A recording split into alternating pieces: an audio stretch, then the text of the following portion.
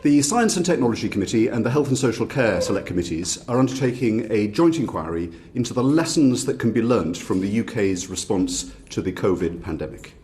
The public inquiry, which the Prime Minister has announced, will most likely take evidence and report well after most of the pandemic is over.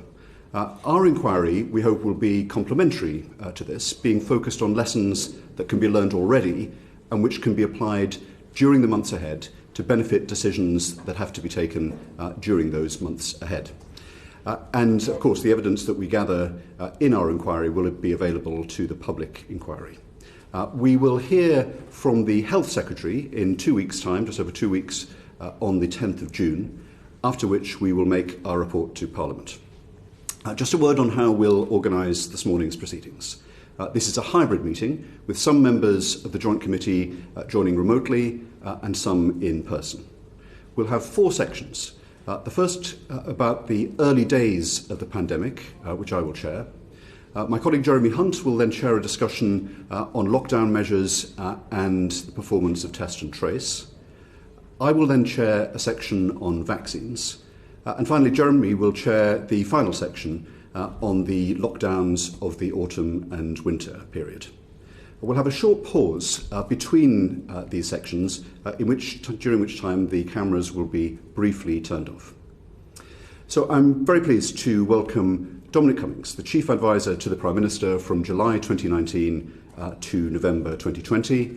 Good morning, Mr. Cummings, and thank you for offering to appear. Perhaps I could start with some general questions about the background to the COVID pandemic before turning to my colleagues. In your Rose Garden statement, you said, "For years I've warned of the dangers of pandemics. Last year I wrote about the possible threat of coronaviruses and the urgent need for planning."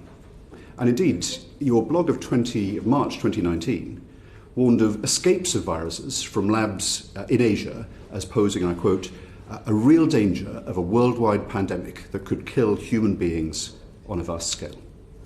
So, given this context, on the 22nd of January, Wuhan, a city the size of London by population, was sealed off from the rest of the world.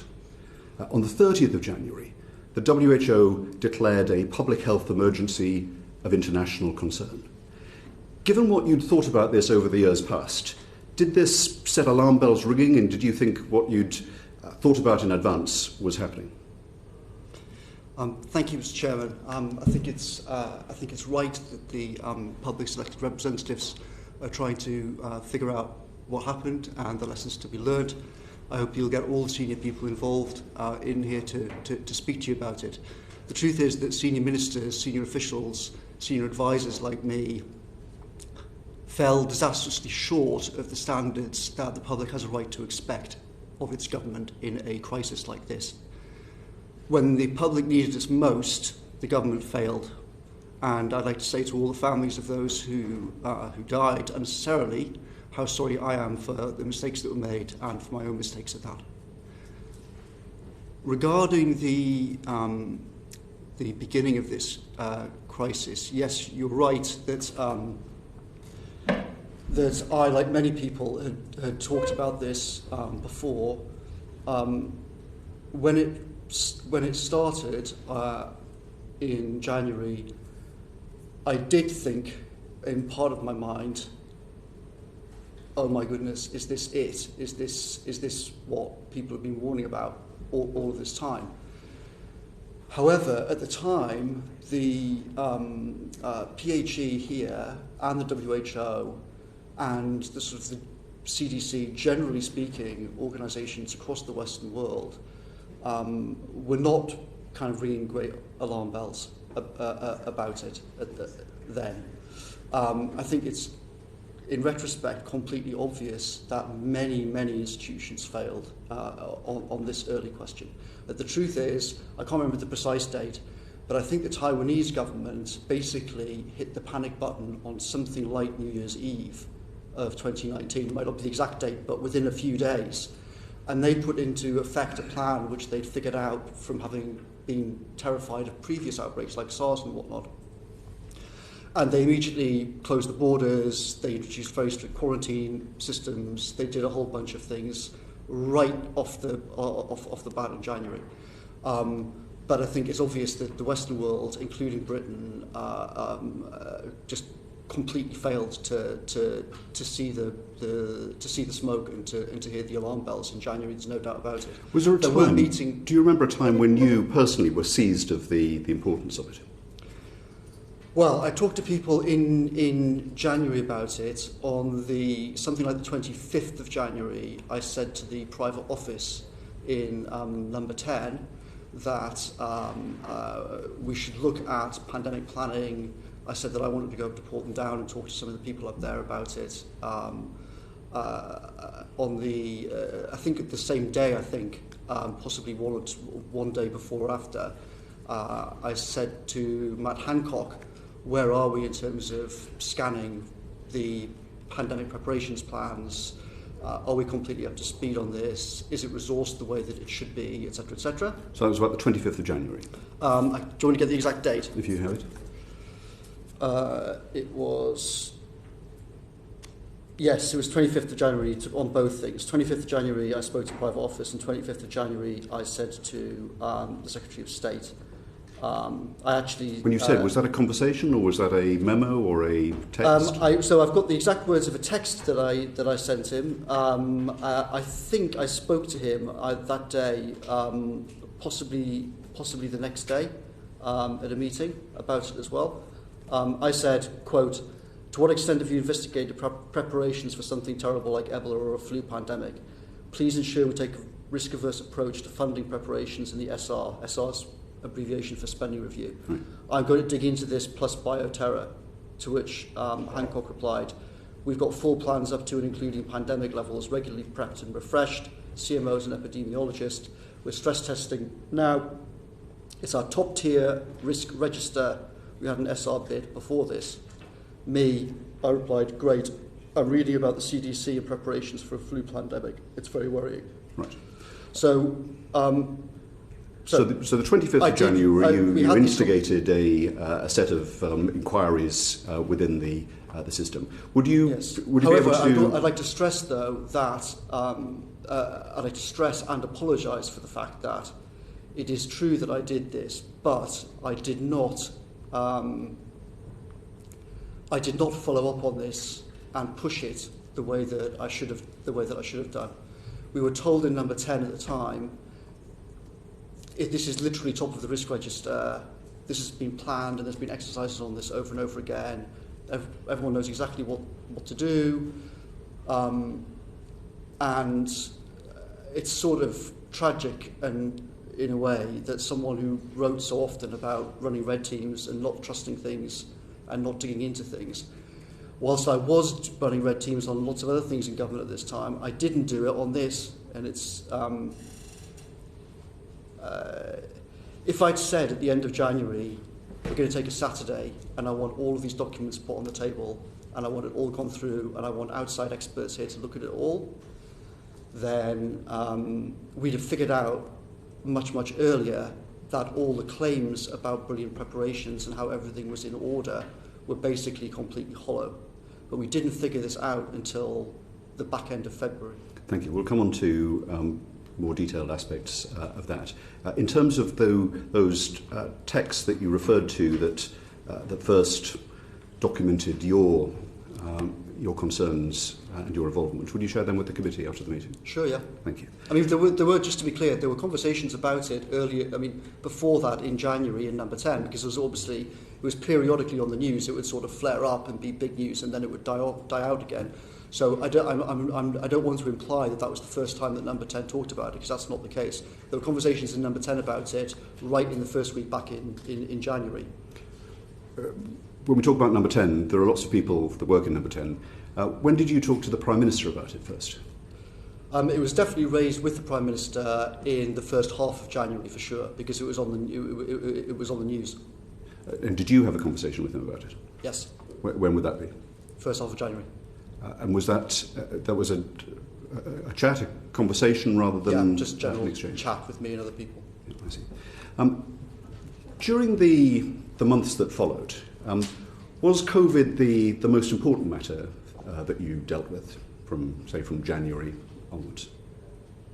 It sort of depends what you mean. I mean, retrospectively, it was the most important issue, obviously, but at the time... How did it feel at the time? The government, in no way, shape or form did the government act like in January like it was the most important thing. It didn't act like it was the most important thing in February, never mind in January. Well, what proportion of your time would you say, perhaps in those early months, February, for example, what proportion of your time was devoted to it in February? In January, not very much. In February, a lot of my personal time, a lot more. More than half, or less than that? I would say the first half of February, probably less than half. After the reshuffle, which I think was the 12th or something like that, more than half. And then that increased, did it, after that? By the last week by roughly the last 10 days of February, it was over 90% of what I was personally spending my time on, though there were other things kind of floating in and out. But it was certainly not, I think this is a really important point to register. The government itself, and Number 10, was not operating on a war footing in February on this in any way, shape or form. Lots of key people were literally skiing in the middle of February. It wasn't until the last week of February that there was really any sort of sense of urgency, I would say, across the in terms of Number 10 in the Cabinet Office. Would you say that you were operating on a war footing in February? As I said before, I think in the first 10 days or so of February, no, because there were all sorts of things going on. There was the HS2 nightmare, there was the reshuffle going on, and then that happened on the 12th, and then the PM went away on holiday for 2 weeks. And then after that, I didn't go on holiday. I was in Downing Street throughout that period, and I spent more and more of my time on it. However, and again, I want to apologise for this. I didn't. Obviously, in retrospect, I should have been hitting the panic button far more than I was in February. I did increasingly hit the panic button as February went on, but I, like most people, I think were wrongly reassured by things like the WHO and about what we were being told internally. Well, the WHO declared a public health emergency of international concern on the 30th of January. So the WHO was not giving reassurance, quite the opposite. They did say that, but it wasn't. After the 30th of January, it was not at all seen in Whitehall that there was going to be a pandemic. I'm talking about Whitehall. I'm talking about what's going on around the world. We had TV pictures of Wuhan being sealed off, reports of people's doors being welded shut. Yeah. Were you not aware of that at that time, Yes. towards the end of January? Right. Yes. And you weren't on a war footing, and you've explained that's something that you regret. Just kind of finally on this, you said that it didn't occupy the majority of your time during February, it increased over time. Just give a brief summary of what were the other things that you were dealing with, what were the principal demands in your time during February? There was, I was working very much on the whole kind of science and technology agenda. I was working on procurement reform. Ironically, in January and early Feb, one of the things that I spent most of my own time on was trying to get to grips with the procurement system. We ended up having to, and I had regular weekly meetings in the cabinet room on procurement in January and February to try and get to grips with the nightmare of that whole thing. Ironically, that was completely overtaken by the COVID. We had to bin the procurement meetings that I was running because of the procurement problems with COVID, if you see what I mean. So there science, was planning, procurement, science and anything technology. else? There were various national security issues that I was dealing with in February. But essentially, there was kind of the first 10 days of February, which were HS2, reshuffle, various things like that. And then the Prime Minister and other people went off on holiday. And then I was dealing with some of those things from the 12th, but then increasingly with COVID in the second half of the last 2 weeks of February. Okay. I also sent So after the election, I hired a guy, a physicist called Ben Warner, and brought him into Number 10 to try and start to build a proper data and analytical office in Number 10, because one of the great problems that Number 10 had in 2019 when I was there was a huge lack of these kind of skills. So that was taking time. So I brought him in. I sent him off to start attending the SAGE meetings.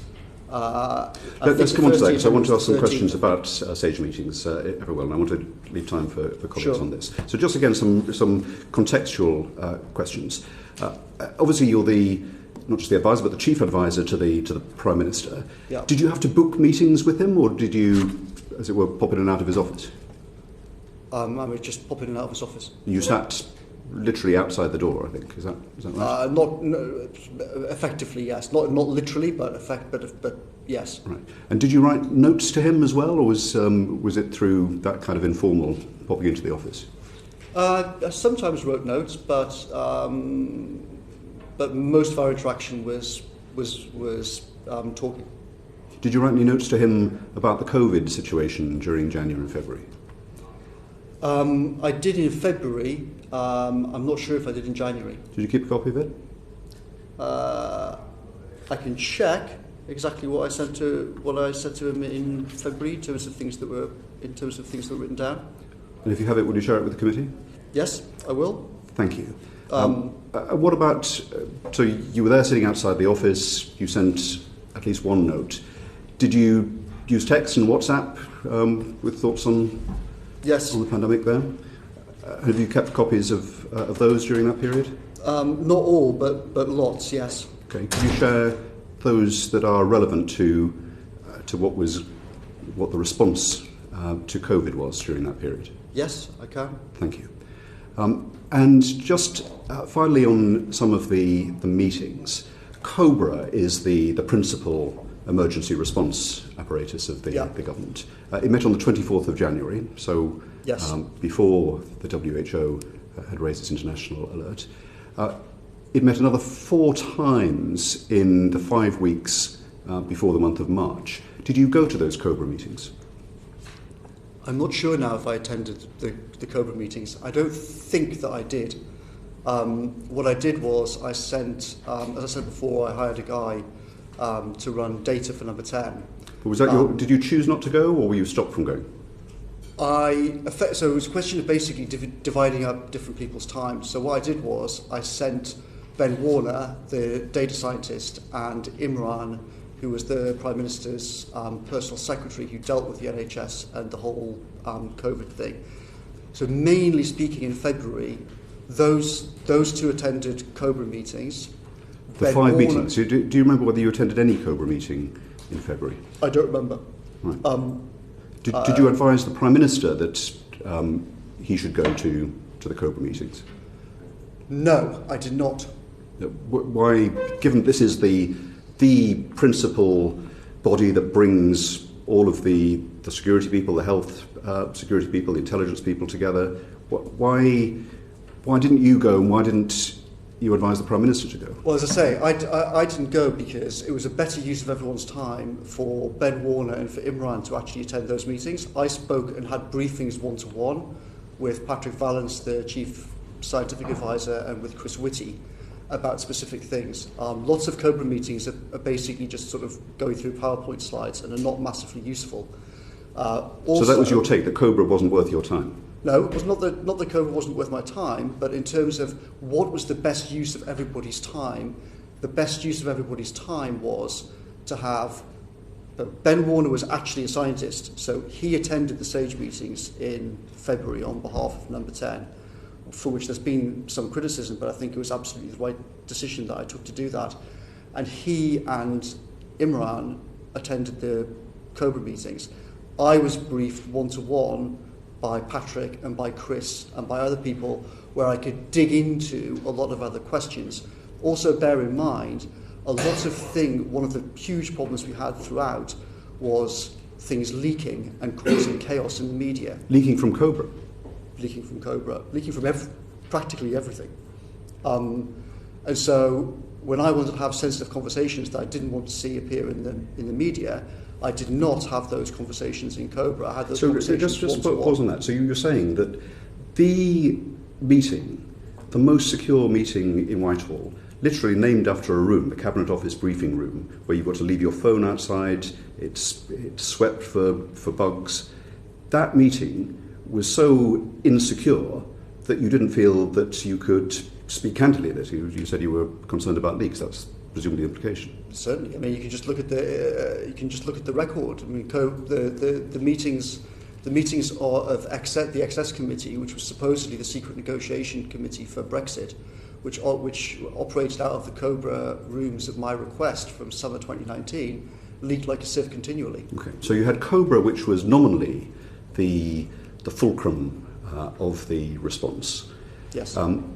But you didn't go, the Prime Minister didn't go. You said on one of your tweets this week that if we'd had competent people in charge, we probably could have avoided lockdown 1. But you and the Prime Minister didn't consider yourself to be relevant to that meeting. Was there another meeting, or were you not the most competent, relevant people? Well, as I said, I was having meetings about it, but I was having meetings with people like Patrick, by myself, or with 2 or 3 other people in a forum where I knew that they wouldn't leak. Lots of the Cobra meetings are quite formulaic. In terms of the Prime Minister, the basic thought was that in February, the Prime Minister regarded this as just a scare story. He described it as the new swine flu. Did you tell him it wasn't? Certainly. But the view of various officials inside Number 10 was, if we have the Prime Minister chairing Cobra meetings and he just tells everyone it's swine flu, don't worry about it, I'm going to get Chris Whitty to inject me live on TV with coronavirus so everyone realises it's nothing to be frightened of, that would not help actually serious planning. Okay, but you talk about people in Number 10 and you described the dysfunctionality of Cobra. You're not just a person in Number 10. You are literally, your title was the chief advisor, Actually, that wasn't, with respect, that actually wasn't my title. My title was assistant to the Prime Minister. Right. So you didn't consider yourself to be the most senior person in Number 10? Well, I mean, I'm not the most senior person in Number 10. The Cabinet Secretary is the most senior person, and the Principal Private Secretary runs his office. I mean, obviously, I had an influential role. You didn't have the authority to be able to. You write and often persuasively about the need to avoid sort of tram lines and groupthink. You talked about a red team that's challenging the consensus. Yeah. When you noted that the Cobra meetings were not useful meetings, didn't you have the authority in Downing Street to be able to point this out and call for change? No. To change it? No, there's lots of my authority to change things in Downing Street is extremely limited. I mean, bear in mind, at the beginning of January, I tried extremely hard to have a huge office reorganisation because, as you guys will know yourselves, the whole Number 10 building is completely hopeless in terms of a working environment. I tried in January to get everybody to move to create a whole new office system so that we could actually be more effective, and I completely lost the argument. So there are all sorts of things I tried to do which, for better or worse, I did not win the argument on. I understand. Just finally, in terms of this background, we talked about Cobra. What about SAGE? SAGE met for the first time on the 22nd of January, then it met very frequently after that. Did you attend routinely the meetings of SAGE? I attended, I wouldn't say routinely, I attended some of them. I sent Ben Warner to attend all of them, and he did. Did you have the right to attend? You delegated to Ben Warner, but could you have gone yourself if you wanted? I could have done, yes. Yeah, I see. But I took the view that, so in a sense it's a slightly opposite problem of Cobra, whereas lots of Cobra meetings are just sort of reading out PowerPoints. The SAGE meetings, quite a lot of those are technical, involving technical questions, and I am not a technical person, I'm not a smart person, I couldn't understand a lot of the models and things like that were being discussed. Ben Warner's anyone reading your blogs technical would say training. that you had a facility with technical terms and discussions. That's wrong. That's not a good description of me at all. I sent Ben precisely because, and I involved and brought in outsiders from the academic world and from business later on, precisely because I couldn't understand a lot of the things that were being discussed, and I couldn't understand the modelling that was being done. So I thought it was far better to have a PhD physicist there who could actually properly look at the documents and really understand what was being said. That he had a lot more to contribute to that than I did. Now, I listened to lots of the conversations in February and March, but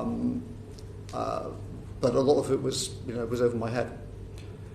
You write a lot about the dangers of groupthink and people going on tram lines, and precisely experts talking to each other and insiders talking to each other. The fact that you consider yourself an outsider on that, didn't it make it more important from your own writings and perspective to be able to be there to make sure that they weren't going onto wrong? That's exactly why I sent Ben from Number 10, and it's exactly why I listened to some of the meetings and attended some of them myself. Okay. We're going to come on. It's also why I brought in outsiders to the process later on. We're going to come on to talk about the question of herd immunity, whether or not that was the policy, and Jeremy's going to ask some questions on that. But finally, I mentioned your blog and the fact that you've been thinking for some time about specifically virus escapes and the consequences of pandemics. Why did you change your 2019 blog between April and May 2020 to refer to coronaviruses? Well, there's been a lot of funny things written about this. There's lots of media stories saying that I changed what I wrote, but those stories are all false. Not a single letter of what I wrote in 2019 was ever changed. In 2019, I wrote a blog that said, here is a huge problem, these gain-of-function experiments being done all over the world. Here is this big piece in the Bulletin of Atomic Scientists explaining it. So I wrote a blog, and then I quoted a big chunk of the Bulletin of Atomic Scientists thing, and then I wrote underneath, here's what I think about it, and this should be taken more seriously in Whitehall. Not a single letter of what I wrote was changed. What happened was in, I think it was May, sometime in the summer, not particularly important, after the first wave had happened, I was extremely confident and turned out to be completely wrong that the whole question about a lab leak would be shortly a massive issue, because I thought that Trump was going to make it a massive issue in the election against Biden, given that Obama's administration had funded some of the gain-of-function experiments in Wuhan itself.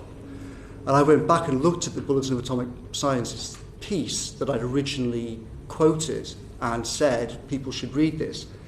And in that piece, it actually has a section on Wuhan itself and the BSL-2, BSL-3, BSL-4 facilities there. And I thought, geez, I sort of half remembered, half forgotten the whole thing. It was about a year before. I'm going to basically go back to the Bulletin of Atomic Science piece and paste a much bigger section than I did originally back on my blog. Because once Trump and everyone starts going on about this, everyone's going to be asking about it and seeing where did this argument come from and whatnot. And I wanted people to realise this isn't some weird thing that's just popped up. People were ringing alarm bells about this a year ago. But that's what you changed. Just to stress, not a single word of what I wrote was changed. All I did was paste over the bulletin, more from the Bulletin of Atomic Scientists. So you changed the blog by adding to it things that you thought were of current interest. Correct. Right. So that's clear. But the time that you did it, it was. Do you remember when you did it? It was between April and May of 2020. We know. Do you remember? It was reasonably shortly after I'd come back to work after being ill. So I came back to work on the 12th, 13th of April. Sometime I think over the next few weeks, because we were discussing the issue was starting to bubble around, and there were meetings about it inside Number 10. So wasn't that a pretty intense period? Did you have the leisure to be adding to your blog posts of a previous year? Well, as I said, I thought wrongly that it was going to become a massive issue, and I knew that everyone would start Googling the whole thing, and I wanted people to realise that people had been hitting the panic button about this a year earlier, and I thought it would be useful. I mean, if you look back at everything that I've written over the last 10 years, I've written over and over again about the problems like pandemics, natural or engineered, about crises, about the number 10 system. It frankly never occurred to me, given that I wrote tens of thousands of words about it, that people would get so head up about the whole thing. I just thought it was very useful for people to realise. And as you've seen in the news recently, there's now all sorts of things starting to come out from classified American sources suggesting that actually there were people ill with COVID in the Wuhan lab back in November. So I was completely wrong about the timing of it, but I do think it's a very important issue that needs to be addressed. Absolutely. It's not to say it's not interesting, but the tens of thousands of words that you wrote were not at a time when you were employed in public service to handle the most important emergency that the country has faced since the war. Sorry, I didn't quite understand. You say that the blog contains your reflections over the years. The tens of thousands of words that you wrote were written at times when you weren't employed in the role that you had during that time. I was perhaps expressing surprise that you had the time to be able to think about adding to or updating your blog when there were, as we'll probably come on to talk about, some pressing operational issues. I went back and reread the bulletin on topic. But also bear in mind, at the time, this was an actual live issue. It's not just a sort of historical thing. When I went back to number 10 after the 12th, there were meetings in there then asking, is this engineered? Is it not engineered? Has it escaped from the lab? Has it not? What are the implications of all of this? So there were meetings with the Prime Minister, the National Security team and whatnot about that question. Then, I obviously can't go into any of the details about that, but it was a live issue. So I went back and reread, not just that piece, but lots of pieces. Pasting over text into a blog takes 90 seconds. It's not like this was something that's lengthy. I mean, it's literally something that takes a minute or so. Okay.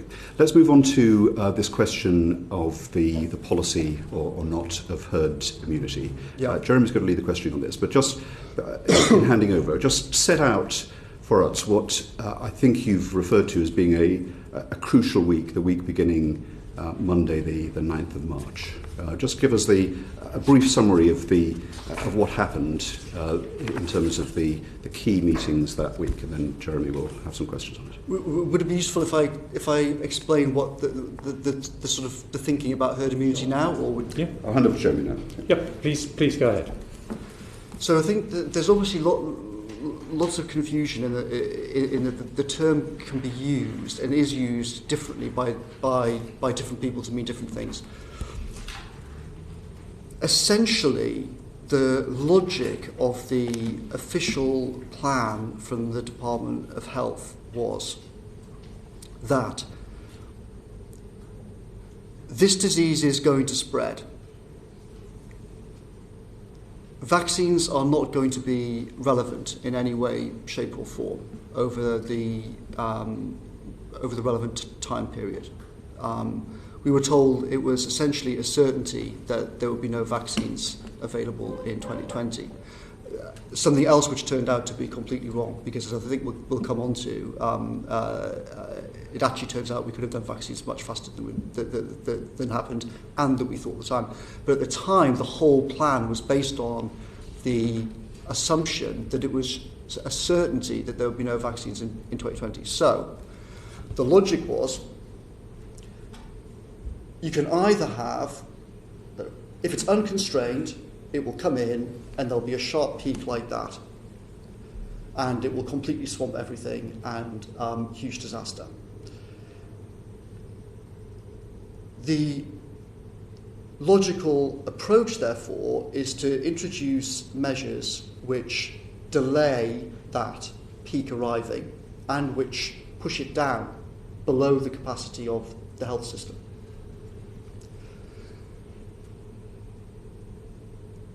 In response to the argument, but hang on a second, look at what they're doing in Wuhan, look at what they're doing in Taiwan, look at what they're doing in Singapore, look at what they're doing in South Korea.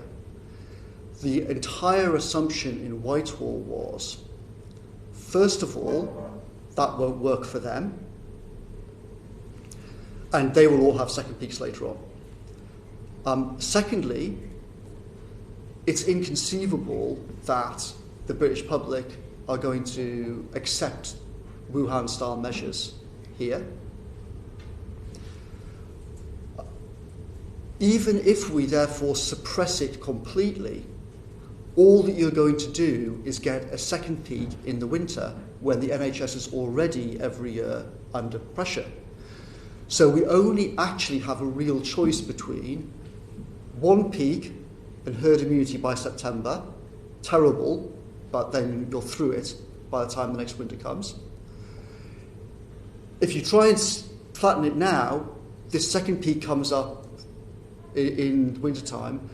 That's even worse than the summer. So horrific as the numbers look in the summer, the numbers will be even worse if this happens in October, November, December time. So it's important to bear in mind this on this whole herd immunity point. Obviously, no one is saying that they want this to happen. The point is, it was seen as an inevitability. You will either have herd immunity by September after a single peak, or you will have herd immunity by January with a second peak. Those are the only two options that we have.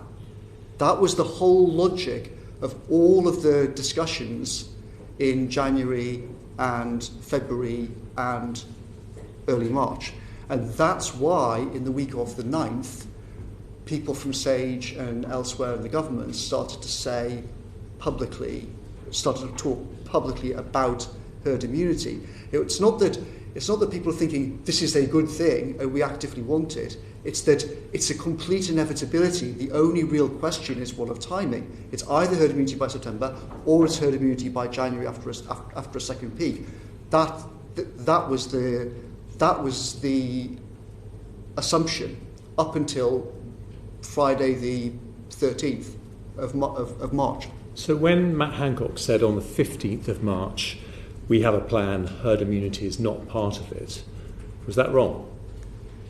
Yes, and saying it's not part of it is completely wrong. And I think there's a sort of semantic problem now that, and I look back through all of our WhatsApps between me and the Prime Minister and Hancock and Chris Vallance and whatnot. Essentially, there's a sort of semantic question about, is the goal herd immunity? Do we want herd immunity? Versus, is that the basic plan? Of course, no one wants this to happen. No one wanted any of it to happen.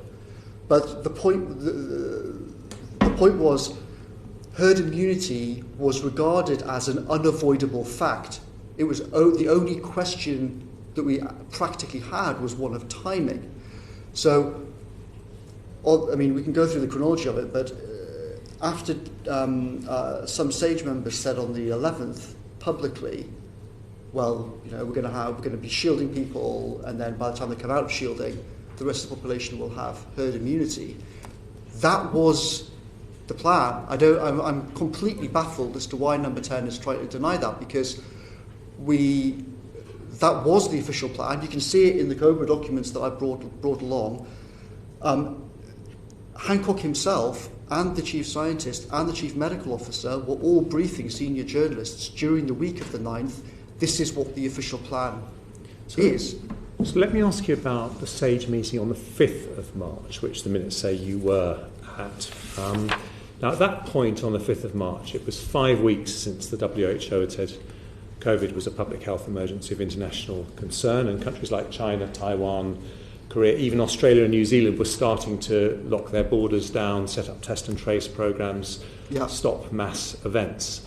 But the minutes of that 5th of March meeting say that the only measures recommended were shielding the vulnerable and elderly.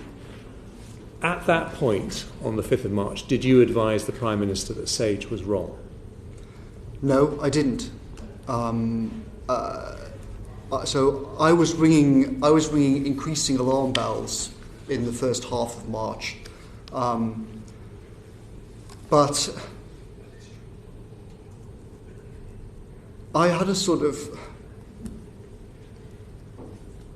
my thought process was, so I started getting people coming to me around about the 25th of February saying, very smart people saying to me, America is completely screwing this up. You should be really aggressive. Don't listen to all these people saying that, you know, there's no alternative to this. I personally am starting to take preparations. I'm buying things. We're going to have to lock down, etc., etc. But the official view all the way through the first half of March and actually into the week of the 16th of March was that that would all be more dangerous. Now, my mindset was, I was really torn about the whole thing because in the first 10 days of March, I was increasingly being told by people, I think this is going wrong.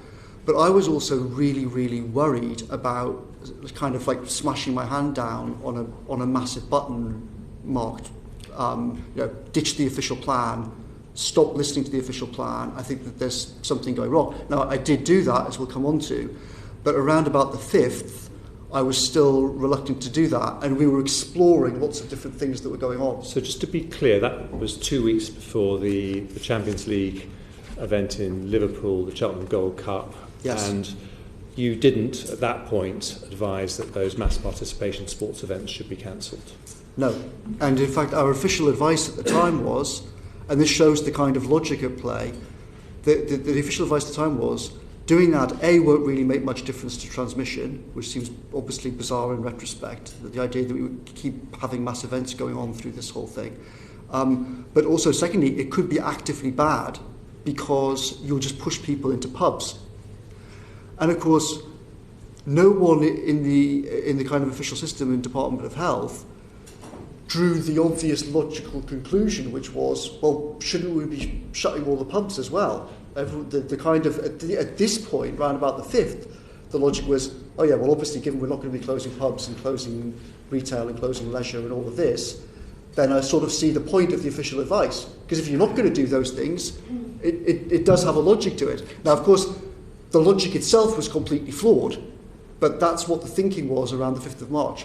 So let's talk about the weekend when the plan did change. So this morning you tweeted a picture of a whiteboard from the Prime Minister's study of what you call Plan B, and you said you showed that to him on the morning of Saturday the 14th of March. Yeah. Was that the moment that you told him for the first time that the scientific consensus, as we saw in those earlier SAGE meetings, was wrong?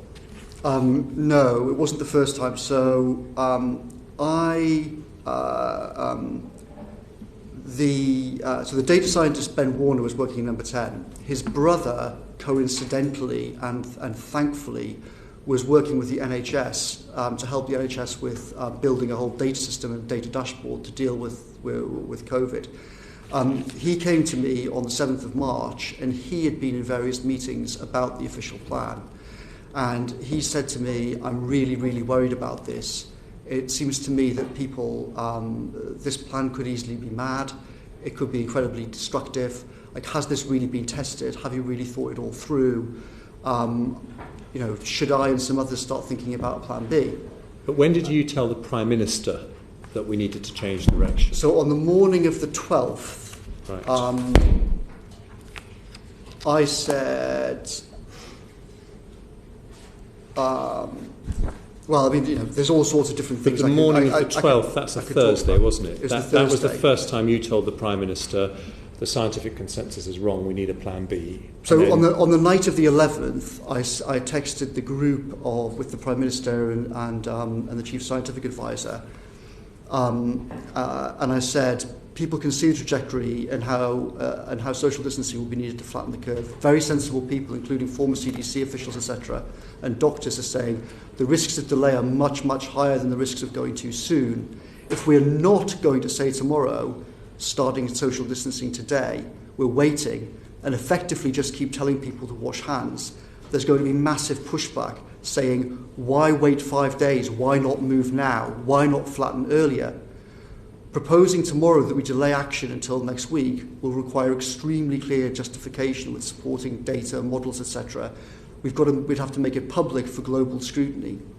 So This is on the night of the 11th. This is because, and this is why I and others had this kind of mounting panic about the whole thing.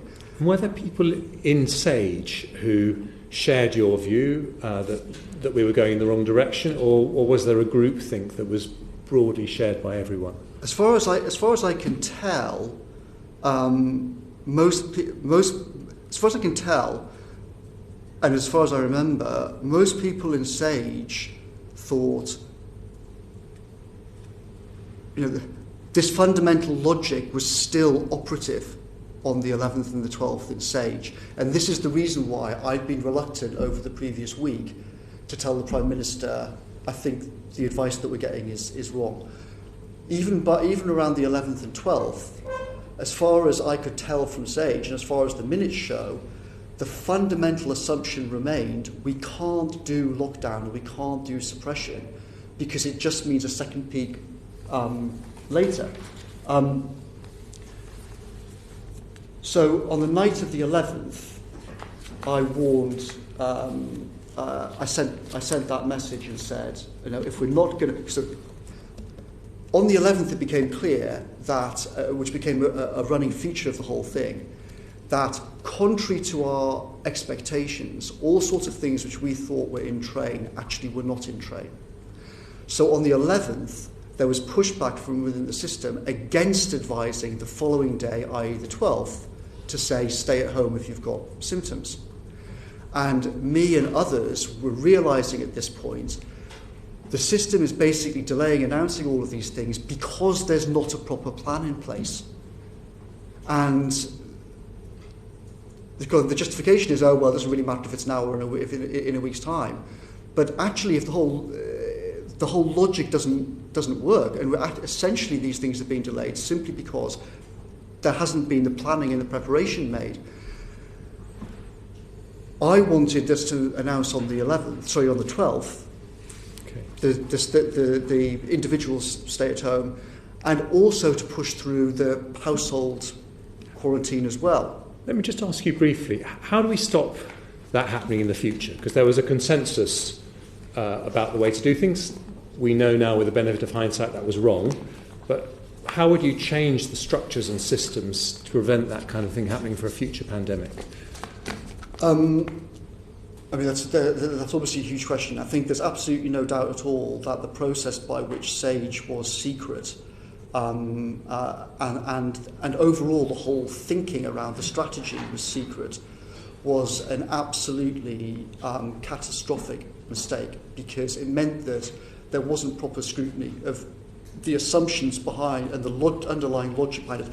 Actually, Sage agreed about this. When I said on the 11th, we're going to have to make all these models public and whatnot, there wasn't pushback from Sage, and there wasn't pushback from Patrick Vallance either. Patrick actually agreed with me. And when I said we should just publish the code for the models so people can actually play with the code themselves and see what the hell these models are, Patrick also agreed and said to Sage that we should do that. The problem is, by the time we were doing this, it was too late. By the 11th to the 12th, we'd already gone terribly wrong. Now, if you see this document here, in terms of your previous question, Jeremy, what is the document? This is from a COBRA document and a dashboard document.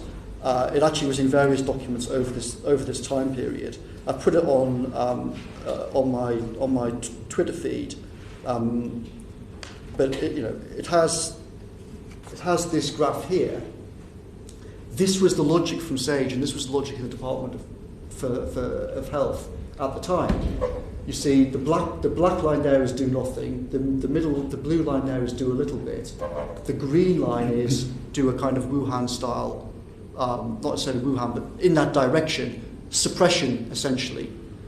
And as it says, very stringent social behavioural interventions, such as those in China, have the potential to prevent major epidemic establishing, but risks large epidemic re-establishing. The advised approach seeks to avoid this possibility. So this is actually after the crucial meetings on the 13th and the 14th. This graph kept appearing 15th, 16th, 17th. This remained the official logic for days. You've described the behavioural scientists who advised Sage on SPI-B, I think it was, as charlatans, and been very critical of the advice they got about how people would react to a lockdown. Did you at the time commission research to challenge that view? So we definitely did challenge it. Just to correct that, I didn't say that everybody involved with Spy B were charlatans, and that's not the case. The problem is that in this field of behavioural science, there are a lot of charlatans, and anybody who's been involved with the political world knows that the whole field is riddled with duff studies, memes that people believe are true but aren't true, and there's no doubt whatsoever that this actually was a critical part of the false groupthink. One of the critical things that was completely wrong in the whole official thinking in SAGE and in the Department of Health in February, March was the British public will not accept a lockdown. Secondly, the British public will not accept what was thought of as a kind of East Asian style track and trace type system and the infringements of liberty around that. Those two assumptions were completely central to the official plan and were both obviously completely wrong. And in the first half of March, this was raised sometimes in the Prime Minister's office, and me and others were literally pointing at the TV screen of Lombardy and saying, "Look at what's happening in Lombardy. We are getting text messages on our own phones from our own family saying what's going on." This assumption that the public won't, basically aren't that frightened and don't want to have a lockdown is false, and we should abandon it. But there's no doubt that was an extremely important thing. Two final questions from me about that period. So on Monday the 16th of March, the Prime Minister did announce a change of tack and people were advised to socially distance, but pubs and restaurants were not closed, mass sports events were not stopped. Did you advise that we should be going further at that point, or did you go along with that softer version of the lockdown? So can I backtrack, because I think we need to understand the crucial period between the Thursday the 12th and the Sunday when things started to change. So on the 12th we started. It was a completely surreal day because. So I sent a message to the Prime Minister at 7:48 that morning, and forgive the language that this is expressed in, but I might as well just say what I actually said. We've got big problems coming. The Cabinet Office is terrifyingly shit. No plans, totally behind the pace. We must announce today, not next week. If you feel ill with cold or flu, stay home. Some around the system want to delay because they haven't done the work. We must force the pace. We're looking at 100 to 500,000 deaths between optimistic and pessimistic scenarios. You've got to chair the daily meetings in the Cabinet room, not COBRA, because the COBRA system just couldn't work. We couldn't get all the data in properly. It didn't work for a kind of open thing. So that's how the day started off, with us thinking, okay, today is going to be all about COVID and whether or not we're going to announce the household quarantine.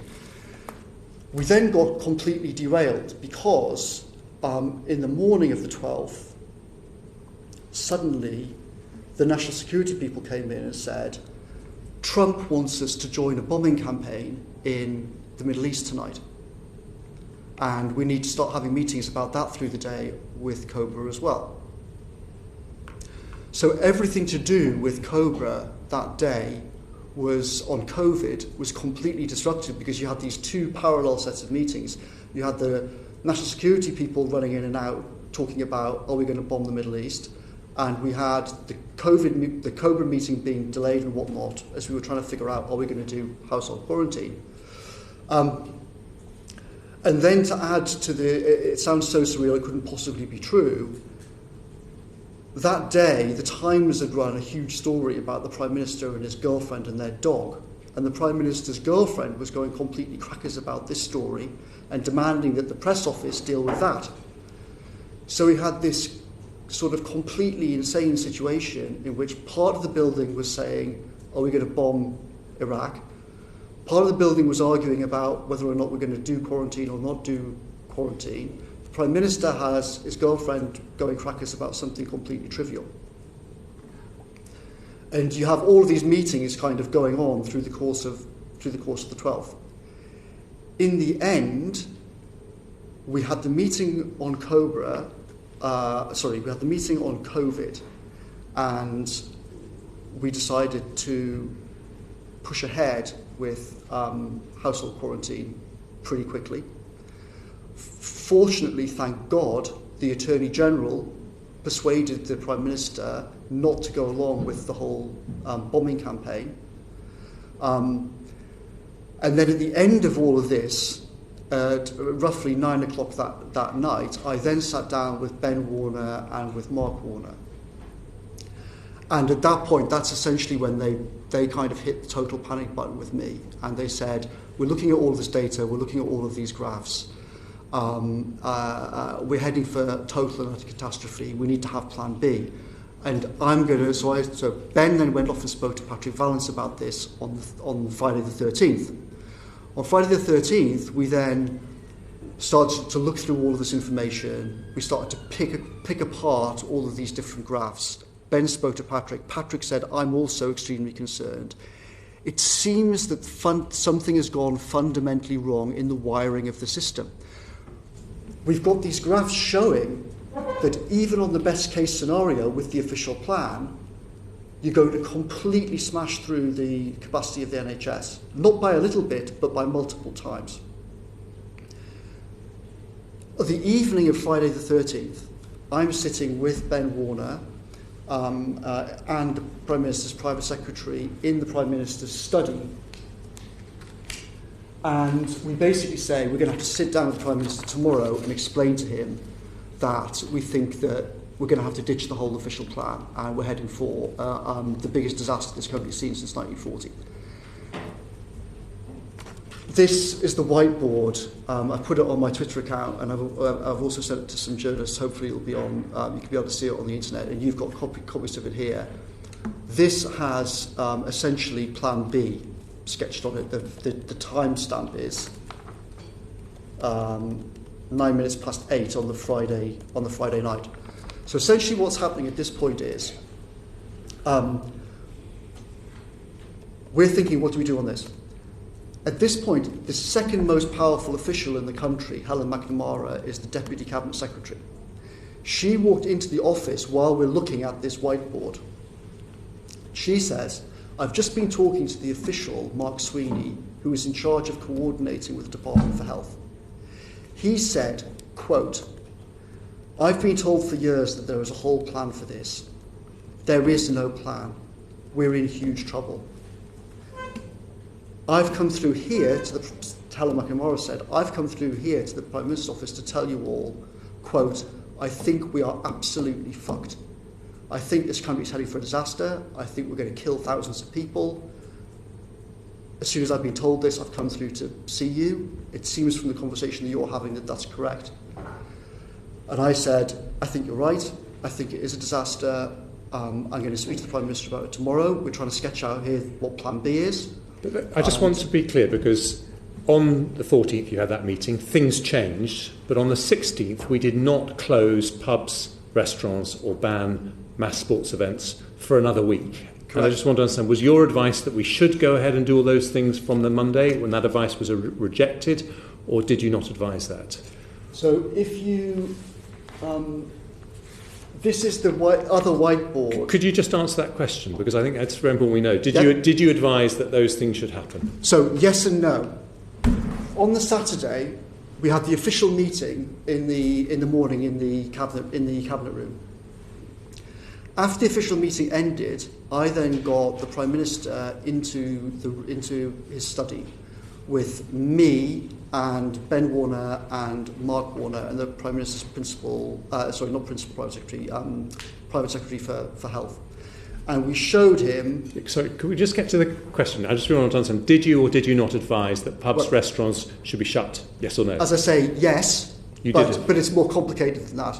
So we showed him this graph, and it has here no mitigation, our plan.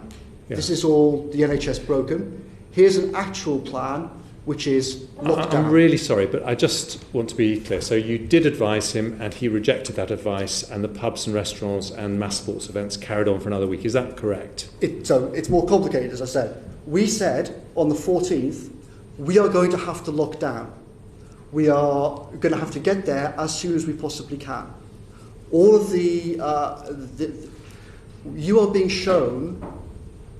So we'll come back to the kind of logic.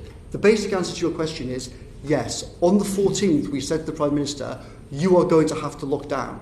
But there is no lockdown plan. It doesn't exist. SAGE haven't modelled it. DH don't have a plan. We are going to have to figure out and hack together a lockdown plan. So it wasn't so much that you rejected your advice, it was just that we weren't physically ready to proceed on that basis, and we needed longer to work up how you would do things like that. Is that the broad picture? Sort of. Essentially, the Prime Minister, quite reasonably, this was like, imagine, this is like a scene from Independence Day with Jeff Goldblum saying the aliens are here and your whole plan is broken and you need a new plan, right? That is what the scene was like that morning with Ben Warner in the Jeff Goldblum role. He took the Prime Minister through all the graphs and through the NHS graphs and showed him the system is thinking that this is all weeks and weeks and weeks away. You're being shown all of these graphs about time to peak of the epidemic in June, but this is all completely wrong. The NHS is going to be smashed in weeks, and we've got days. Thank you. I just want to ask a final question because lots of colleagues want to come in, and it's about your role. So you're correct, your title was Assistant to the Prime Minister, but you were really the most powerful person in Downing Street after the Prime Minister, because everyone knew that he listened to you more than he listened to any civil servant, more than he listened actually to any cabinet minister. But you didn't advise him, in your own words, to change tack until the night of the 11th of March, and you didn't have a meeting to discuss that until the 14th of March, 6 weeks after our first case, 6 weeks after the World Health Organization had raised the alarm. You didn't advise him to cancel the Cheltenham Gold Cup, the Champions League matches, to lock down the borders, the things that could have prevented a lockdown. Now, he would have thought, I've not just got the scientific establishment who are telling me I don't need to lock down. I've actually got Dom, who's really interested in science and even goes along to the SAGE meetings as well. So do you not recognise that that was a massive failure on your part as his chief advisor, that you took so long to come to him with advice to change tack? I think that there's no doubt, in retrospect, that yes, it was a huge failing of mine, and I bitterly regret that I didn't kind of hit the emergency panic button earlier than I did. I think, in retrospect, there's no doubt that I was wrong not to. All I can say is that my worry was, like, my mental sort of state at the time was, on the one hand, you could sort of know from the last week of February that a whole bunch of things are wrong. It was clear in all the meetings with the PHE, everybody, that everything was going wrong. Everything we pushed, everything we probed, everything was wrong, bad, terrible. But I was incredibly frightened, I guess is the word, about the consequences of me kind of pulling a massive emergency string and saying, the official plan is wrong and it's going to kill everyone and you've got to change path. Because what if I'm wrong? What if I persuade him that to change tack, and that's a disaster? Everyone's telling me that if we go down this alternative path, it's going to be 5 times worse in the winter. And what if that's the consequence? So I think in retrospect, it's clear that the official plan was wrong. It's clear that the whole advice was wrong. And I think it's clear that we obviously should have locked down essentially the first week of March at the latest. We certainly should have been doing all of these things weeks earlier than we did. I think it's unarguable that that is the case. I personally bitterly regret that it wasn't until around about the 11th or the 12th that I started to do that. But to be clear, on the 12th, Okay, on this crazy day of the 12th, we're sitting in the Prime Minister's office. The Cabinet, we're talking about the herd immunity plan. The Cabinet Secretary said, Prime Minister, you should go on TV tomorrow and explain to people the herd immunity plan and that it's like the old chickenpox parties. We need people to get this disease because that's how we get herd immunity by September. And I said, Mark, you've got to stop using this chickenpox analogy. It's not right. And he said, why? And Ben Warner said, because chickenpox is not spreading exponentially and killing hundreds of thousands of people. And you could sense in the whole room there was this kind of shock. And it was only really at that moment that we realised, and Mark, now, to stress, this wasn't some weird thing that the Cabinet Secretary came up with. He was saying what the official advice to him from the Department of Health was. So it was a huge big deal for me and for Ben Warner to say, basically, we think that this whole thing is wrong. Now, should we have done it earlier? In retrospect, I think obviously we should, and I'm terribly, deeply sorry that I didn't. But hopefully people can realise why I was also very fearful of doing that, because it did cause absolute carnage. Once we did this on the 14th, and once we then started to push the Prime Minister to change path, lots of people did come to me and say, what on earth are you doing? We're going to lock down, it's going to bounce back up, it's going to be worse, this is all going to be, on you and the people who are trying to change path.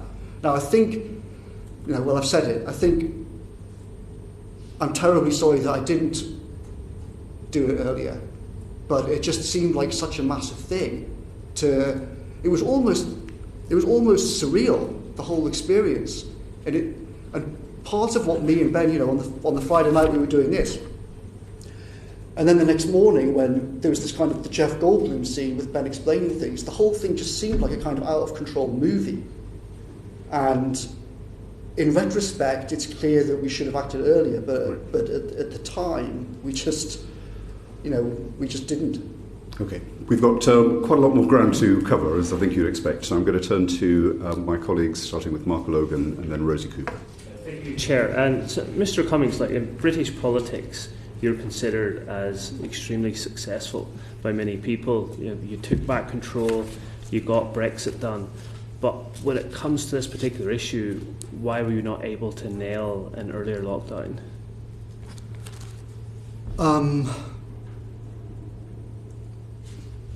I didn't pay enough attention to it early enough, for sure.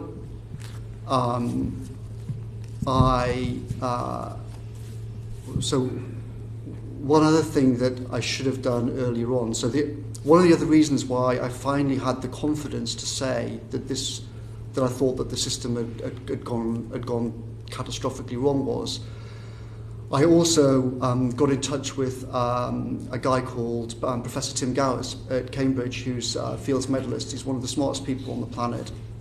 And I got in touch with him, and I started sharing SAGE documents with him in the week of the 9th, I can't remember the exact date. And people like him, and then shortly afterwards, Demis Hassabis at DeepMind, who I also started sharing documents with and talking to, they actually could understand these things. And so the combination of Mark Warner, Hassabis, Tim Gowers, you had three incredibly able people who could understand the technicalities in a way that I couldn't do, saying this to me. And that gave me the kind of confidence to say to the Prime Minister, we should change. But it's obvious in retrospect that I just left this whole thing until far, far, far, far too late, and I'm terribly sorry about that. I should have done this in January, is the reality of it. And I think that was a big part. We just had this closed. It was a classic. You read about these things in history books. It was literally a classic historical example of groupthink in action. And because the process was closed, that's what happens in closed groupthink bubbles. Everyone just reinforced themselves, and the more people from the outside attacked, the more people internally said, "Oh, well, they don't understand, and they haven't got access to all this information and whatnot." So it was this classic groupthink bubble. Now, in the end, I think a lot of people will say I did the wrong thing by trying to bounce the system into a different path, and who knows? But whether that's right or wrong, what is unarguably the case is that part of my job was to say, in situations like this, to challenge things, and I did do it on other things. And although I did do it here, I obviously did not do it early enough, and that is the heart of the thing. If this process had been opened up to outside scientific scrutiny and other smart people's scrutiny, because remember, a lot of people who figured out the answer to this were quantitative people, but who were not epidemiologists and disease specialists. There were people like Hassabis, there were people like Gowers, there were people like Mark Warner. If we'd opened the process up to them in January and put all of these assumptions out on the table, we'd have figured out at least six weeks earlier that there was an alternative plan. And this whole thing of, well, you've only got a choice between that peak or delay and then that peak is complete garbage. In fact, the plan that we put to the PM on the 14th, we could have developed that 6 weeks earlier about suppress and then build and crash programs for drugs and vaccines and everything else. So, I failed and I apologise for that. On your earlier point about inertia, I mean, why do you think that was? And I use a personal example. Mid to end of January last year, my wife and child were sat about 500 miles east of Wuhan, waiting to return to the UK, and they were saying to me, this is very real. We had a meeting in Parliament. It was Chris Whitty chaired it on the 11th of February. 650 MPs were invited. I think about 15 or at the most 20 attended. There was just a sense of inertia, and to your earlier point, a lack of urgency. What explains that? Is it people? Is it the institutions? Is it cultural? Well, we obviously had the wrong people in all sorts of crucial things. I also think it's important to realise that at this time, not just the Prime Minister, but many other people thought that the real danger is not the health danger, but the overreaction to it and the economy. Now, the Prime Minister said all the way through February and through the first half of March, the real danger here isn't this new swine flu thing. It's that the reaction to it is going to cripple the economy. And to be fair to the Prime Minister, although I think he was completely wrong, lots of other senior people in Whitehall had the same view, that the real danger was the economic one. And it was because of this groupthink that people, and also the fact that all of these health graphs about the lack of urgency, I think this is an incredibly important point, which I should have explained before. All of these graphs had time to peak with 12 weeks away, right? So when we're talking about meetings in the week of the 9th, when people like the Warners were saying, panic, panic, advance, everyone was thinking, we've got ages to think about this. The peak is not until June. We've got weeks to potentially make decisions about these things. There was a fundamental misunderstanding about how far this already was in the country, how fast it was spreading in the country. The lack of testing data was an absolutely critical disaster because we didn't realise early enough how far it had already spread. So all these graphs are like this, showing peak in June, whereas the real graph was like that, and we were already much further up it. And we didn't realise that, though, until after we'd even locked down. Even a week after we locked down on the 23rd of March, official graphs were still showing this thing going up and peaking in June, even though we already knew from the numbers inside the ICUs and deaths that the official graphs had to be completely wrong. Do you see what I mean? So this, like, part of the lack of urgency was this, the testing data was wrong, the graphs that we were shown on the models were all wrong because they were all pushed out to the right. And that massively contributed to the whole lack of urgency. Further, another critical thing was this, the reasonable worst case scenario planning system.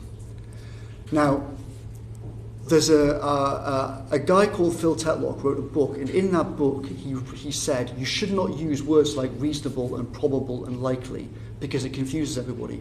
And this was a classic example of how this happened, because the reasonable worst case scenario was originally seen at the end of February was basically, well, this is the worst thing that could possibly happen, but of course it's not going to happen. In the first week of March, I was told, well, there's a 20% chance that it could happen. On the 2nd, I think, of March, I was told, officially, there's a 20% chance that the reasonable worst case scenario could happen, right? That's the 2nd of March. By the time we get to the 13th of March and I'm waving around Plan B, scientists are starting to come to number 10 saying, hang on a second, the reasonable worst case scenario is now our central planning assumption. Right? That's terrible, because the whole thing has suddenly crept up on us from literally 10 days earlier, probably not, definitely, very, very unlikely, to first week of March, 20% chance, to literally a week later, this is now our central planning assumption. And on top of that, as I said, the graphs being all out to the right meant that the truth was even more bad than the reasonable worst case scenario. Do you see what I mean? And just very briefly, and last question is, during January and February and March time, how was the international experiences of the likes of China and Taiwan, how was that being fed into the system, and did we take serious note of? It was essentially completely discarded by the system.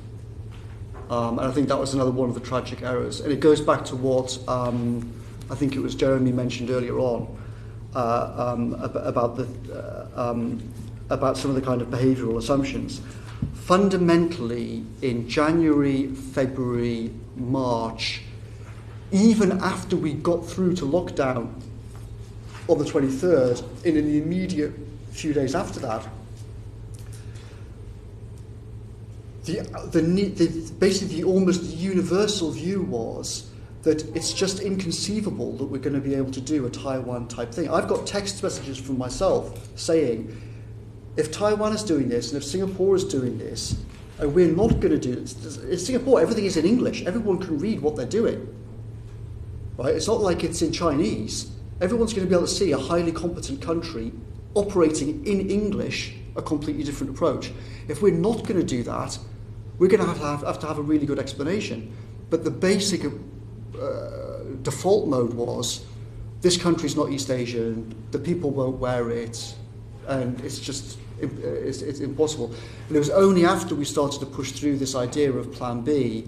This is why, for example, testing stopped. Remember, testing basically stopped, and the government officially said, oh, well, there's no point testing everyone anymore. Now, what obviously should have been happening is that in January we've been ramping up testing massively. In January we should have been saying... Come on to testing in the next session, suppose. But hopefully that explains. Fundamentally, this groupthink, the groupthink about there's no option apart from one peak or the second peak, was completely tied together with the East Asian approach is simply completely politically, technically, in every sense, not viable in this country. And that didn't change until after the kind of weekend of the 14th, 15th, as we tried to kind of push through Plan B. Thank you, Mr. Cummings. Thank you very much indeed. We'll go to Rosie Cooper, then Rebecca Long-Bailey. Thank you. Good morning, Mr. Cummings. The Chair has asked you about the long delays in publishing SAGE papers, and you described even more worryingly COBRA meetings leaking. So why not gain the public trust and publish the papers? Were there political barriers to having those papers published? There were. So as I said, when I talked to Patrick Vance about this, Patrick actually was completely supportive of it, as you would expect from a good scientist. He said, I think that's correct, we should publish all of these things, we should publish the code for the models. So there was no pushback from Patrick at all, or from Chris Whitty. As far as I'm aware, there was no pushback from SAGE either. I think the problem was that by the time we kind of had this conversation, we were sort of into a crisis, if you see what I mean. What should have happened is we had that conversation in January and then published everything then. And that would have saved our bacon. We didn't really have the conversation about publishing things until the week of the 9th, when we were already, sort of dangling over the cliff. Rosie? Well, okay. I think the public will be very, very disturbed to hear the picture you paint, which is a chaotic picture, almost a pick and mix attitude to scientific evidence, talk of sending the virus packing in 12 weeks, chickenpox parties, and there's an alleged comment from the Prime Minister of bodies piling up in the street. You might want to comment on that. But all the while, in its coordinating role, the Department of Health led specifically on PPE procurement and the design and setup of test and trace. So they did that on a largely outsourced business model, no penalty clauses for bad performance. And all we're really hearing here is incompetence, chaos. So how would you rate the performance of the Department of Health, the Secretary of State? Outstanding, good, requires improvement, or inadequate, and why? I think that there was some brilliant, like in much of the government system, there was many brilliant people at relatively junior and middle levels who were terribly let down by senior leadership. I think that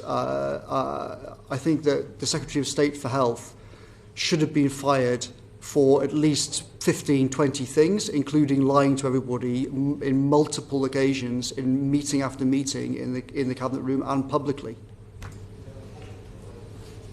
Rosie? Oh dear. In that case, do you think people should be worried about facing corporate manslaughter charges?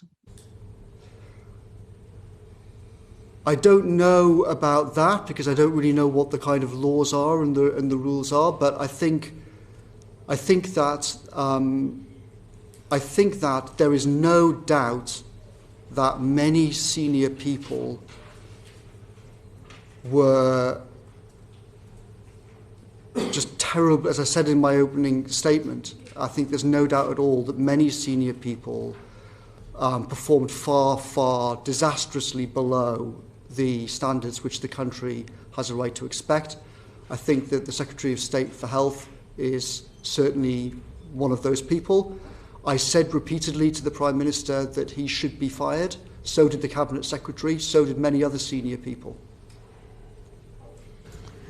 Thank you. In the evidence we've heard so far, and I do understand that we're going to come on to test and trace later, but I wonder if you could comment on why the financial incentives for people with COVID-19 to self-isolate were so fundamentally weak. They were fatally weak, and that is a big problem for the spread of this disease. I think that's right. I think that the Chancellor did an absolutely outstanding job on furlough, but I would point out that him and his team, he had some brilliant people, a guy called Mike Webb, Tim Loynig, Liam Booth-Smith. That team had to basically create the whole furlough scheme completely out of thin air in just a few days. There wasn't any plan for furlough at all. Nothing, zero, nada. They had to completely pull that out of nothing. And the problem that you're describing about the financial incentives on COVID and isolation is, you are obviously completely correct. There should have been a whole plan, but like on testing, like on shielding, there was no plan. When we got to that point and said, right, what are we going to do on financial incentives? There wasn't any plan. Now, if you go back to the 3rd, the government published a document on the 3rd, which was the contain, mitigate, delay thing. When we got that document, right, we'd been told for weeks, we've got all of these plans in place, etc., etc., etc. When we got this document, we leafed through it, and Ben Warner literally said, this is the press release, where's the actual plan? This is the plan. No, this is the press release. Where's the actual plan? Where's the document like that has all the stuff on, things like what you're talking about? Oh, well, we don't know. We haven't got that. We don't know where it is. So on all of these things, it turned out that we in Number 10 were operating on completely false assumptions. This is why I say how I blame myself terribly for not digging into all of this before I did. Like, we started to realise in the last week of February, in the first week of March, that this was the case. On shielding on the 19th, okay, at the 19th of March, I pulled all the officials in on shielding to say, where is the plan on shielding? Not only was there not a plan, lots of people in the Cabinet Office said, we shouldn't have a plan. We shouldn't put out a helpline for people to call because it'll all just be swamped and we haven't got a system. Now, thank God, a brilliant official in the Department for Health worked with a guy called Oliver Lewis and they hacked together a team. But the shielding plan was literally hacked together in 2 all-nighters after the 19th, I think, of the Thursday the 19th. There wasn't any plan for shielding. There wasn't even a helpline for shielding. There wasn't any plan for financial incentives. There wasn't any plan for almost anything in any kind of detail at all. Rosie? Thank you. Final bit from me. The picture you describe is absolutely terrifying. You described the Department of Health as smoking ruins. What did you mean by that? And did you actually hear the Prime Minister say words to the effect, if the bodies pile up, so be it? Why did I describe the Department of Health as a smoking ruin? Well, because, as I said, there were lots of great people in it, but the procurement system with which they were operating was just completely hopeless. It wasn't set up at all there wasn't any system set up to deal with proper emergency procurement. I'll give you an example of this. On the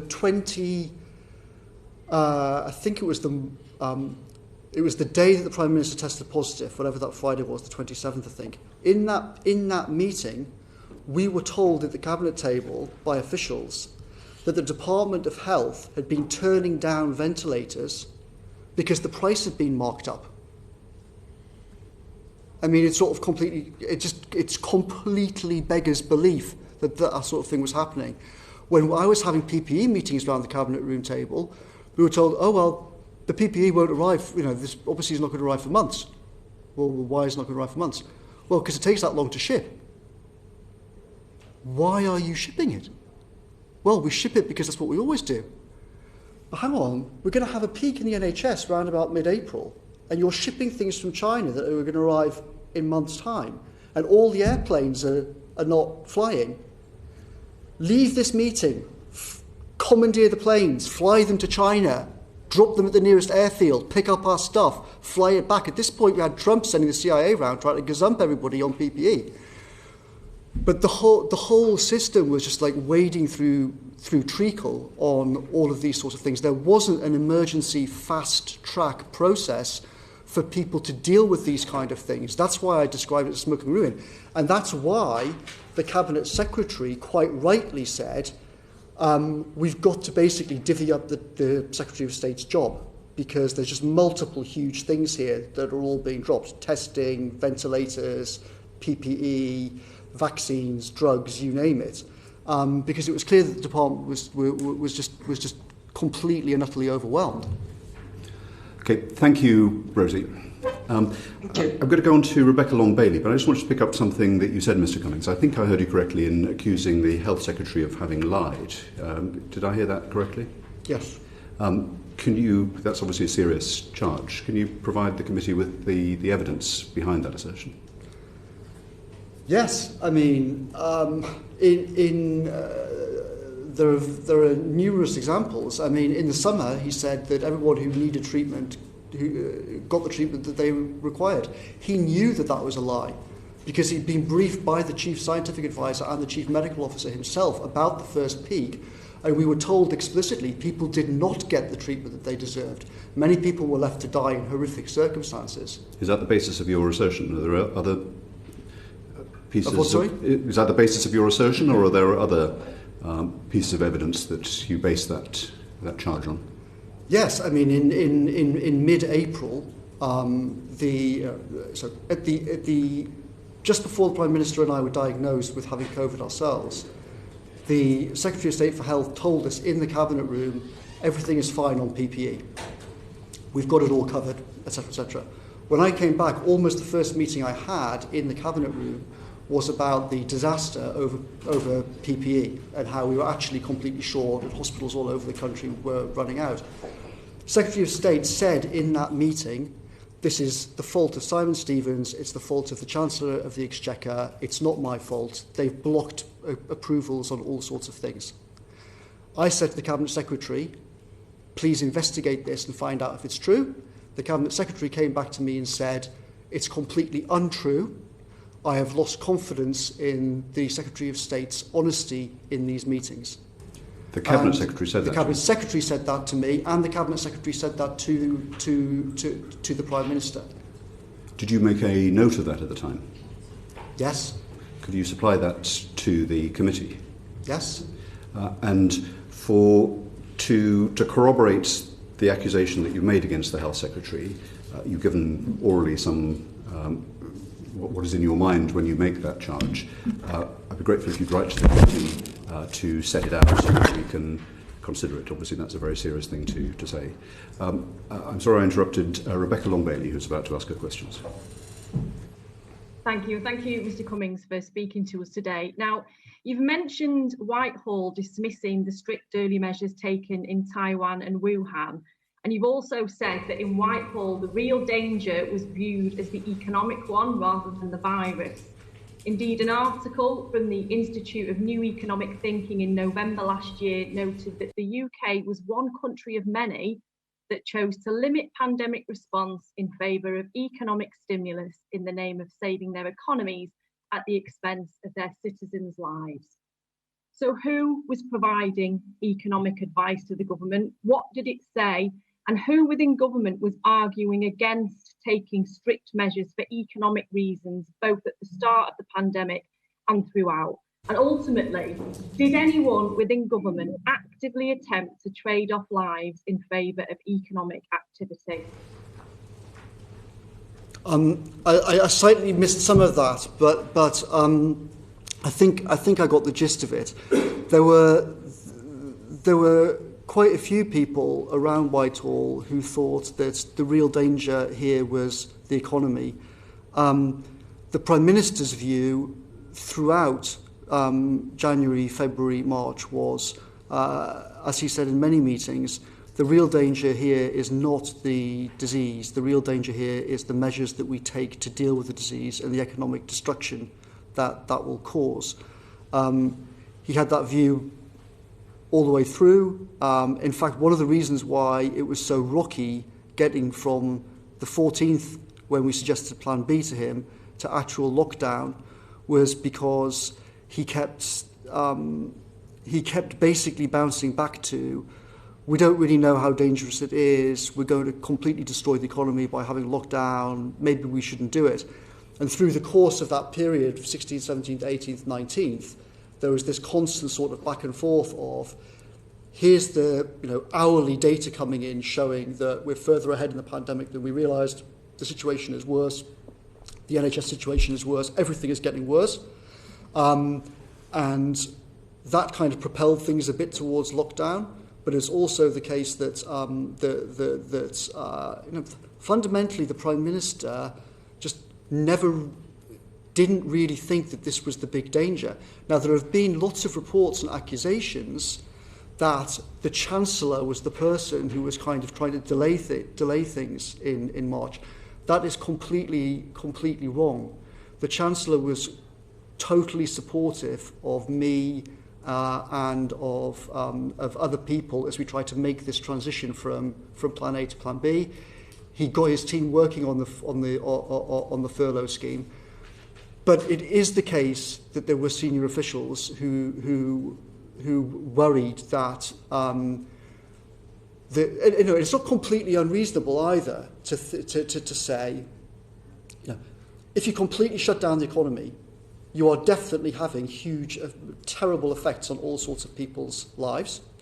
If you have a lockdown, you are definitely consigning some people to all kinds of suffering in various ways, and some of them might die because of the lockdown itself.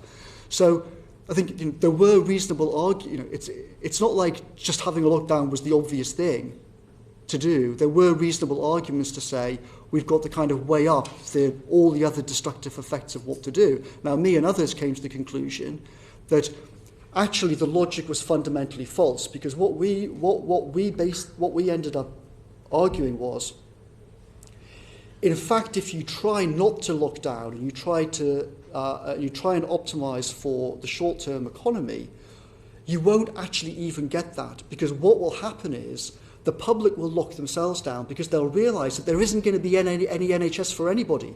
That was the reality, and I think this point is even now is constantly lost. In the scenario that we were heading for, not only would you have had hundreds of thousands of deaths from COVID, you would then have had absolutely no NHS at all for anybody. Your 7-year-old daughter falls over and needs A&E. There is no A&E for her. You got cancer treatment. There is no cancer treatment. Nothing. Nothing at all for anybody for 3 months. That's what we were facing. And part of our argument was, once people realise that that's the situation that we're heading for, they will be so terrified they'll stay at home anyway. There's going to be some kind of lockdown, whatever happens. Either we get ahead of this and we try and do it as intelligently and sensibly as we possibly can, or if we plough into this process where we basically just say, well, there's no alternative and we're just going to have to get through it, you're going to have not only hundreds of thousands of people dead from COVID, not only then hundreds of thousands of people dead because there's no NHS for 3 months, you're then going to have a gigantic economic disaster on top of it all anyway. Do you see what I mean? Let's take some more questions from Rebecca.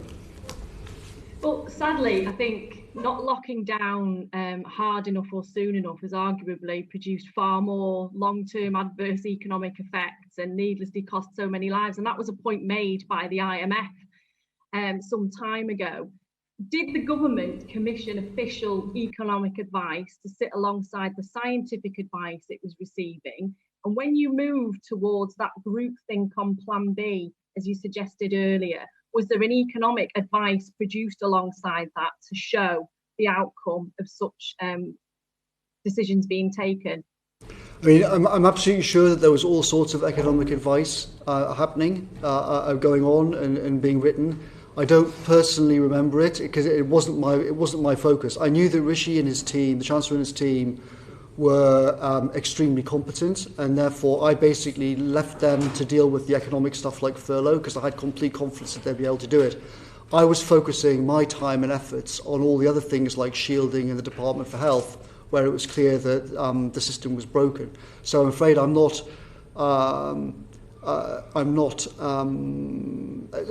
what I can definitely say is there's not some kind of document floating around that says here is the economic costs, and that everyone was looking at that, or the Prime Minister was looking at that and said, oh, well, we're looking at this document, maybe we shouldn't do this. That wasn't the case, and that didn't happen.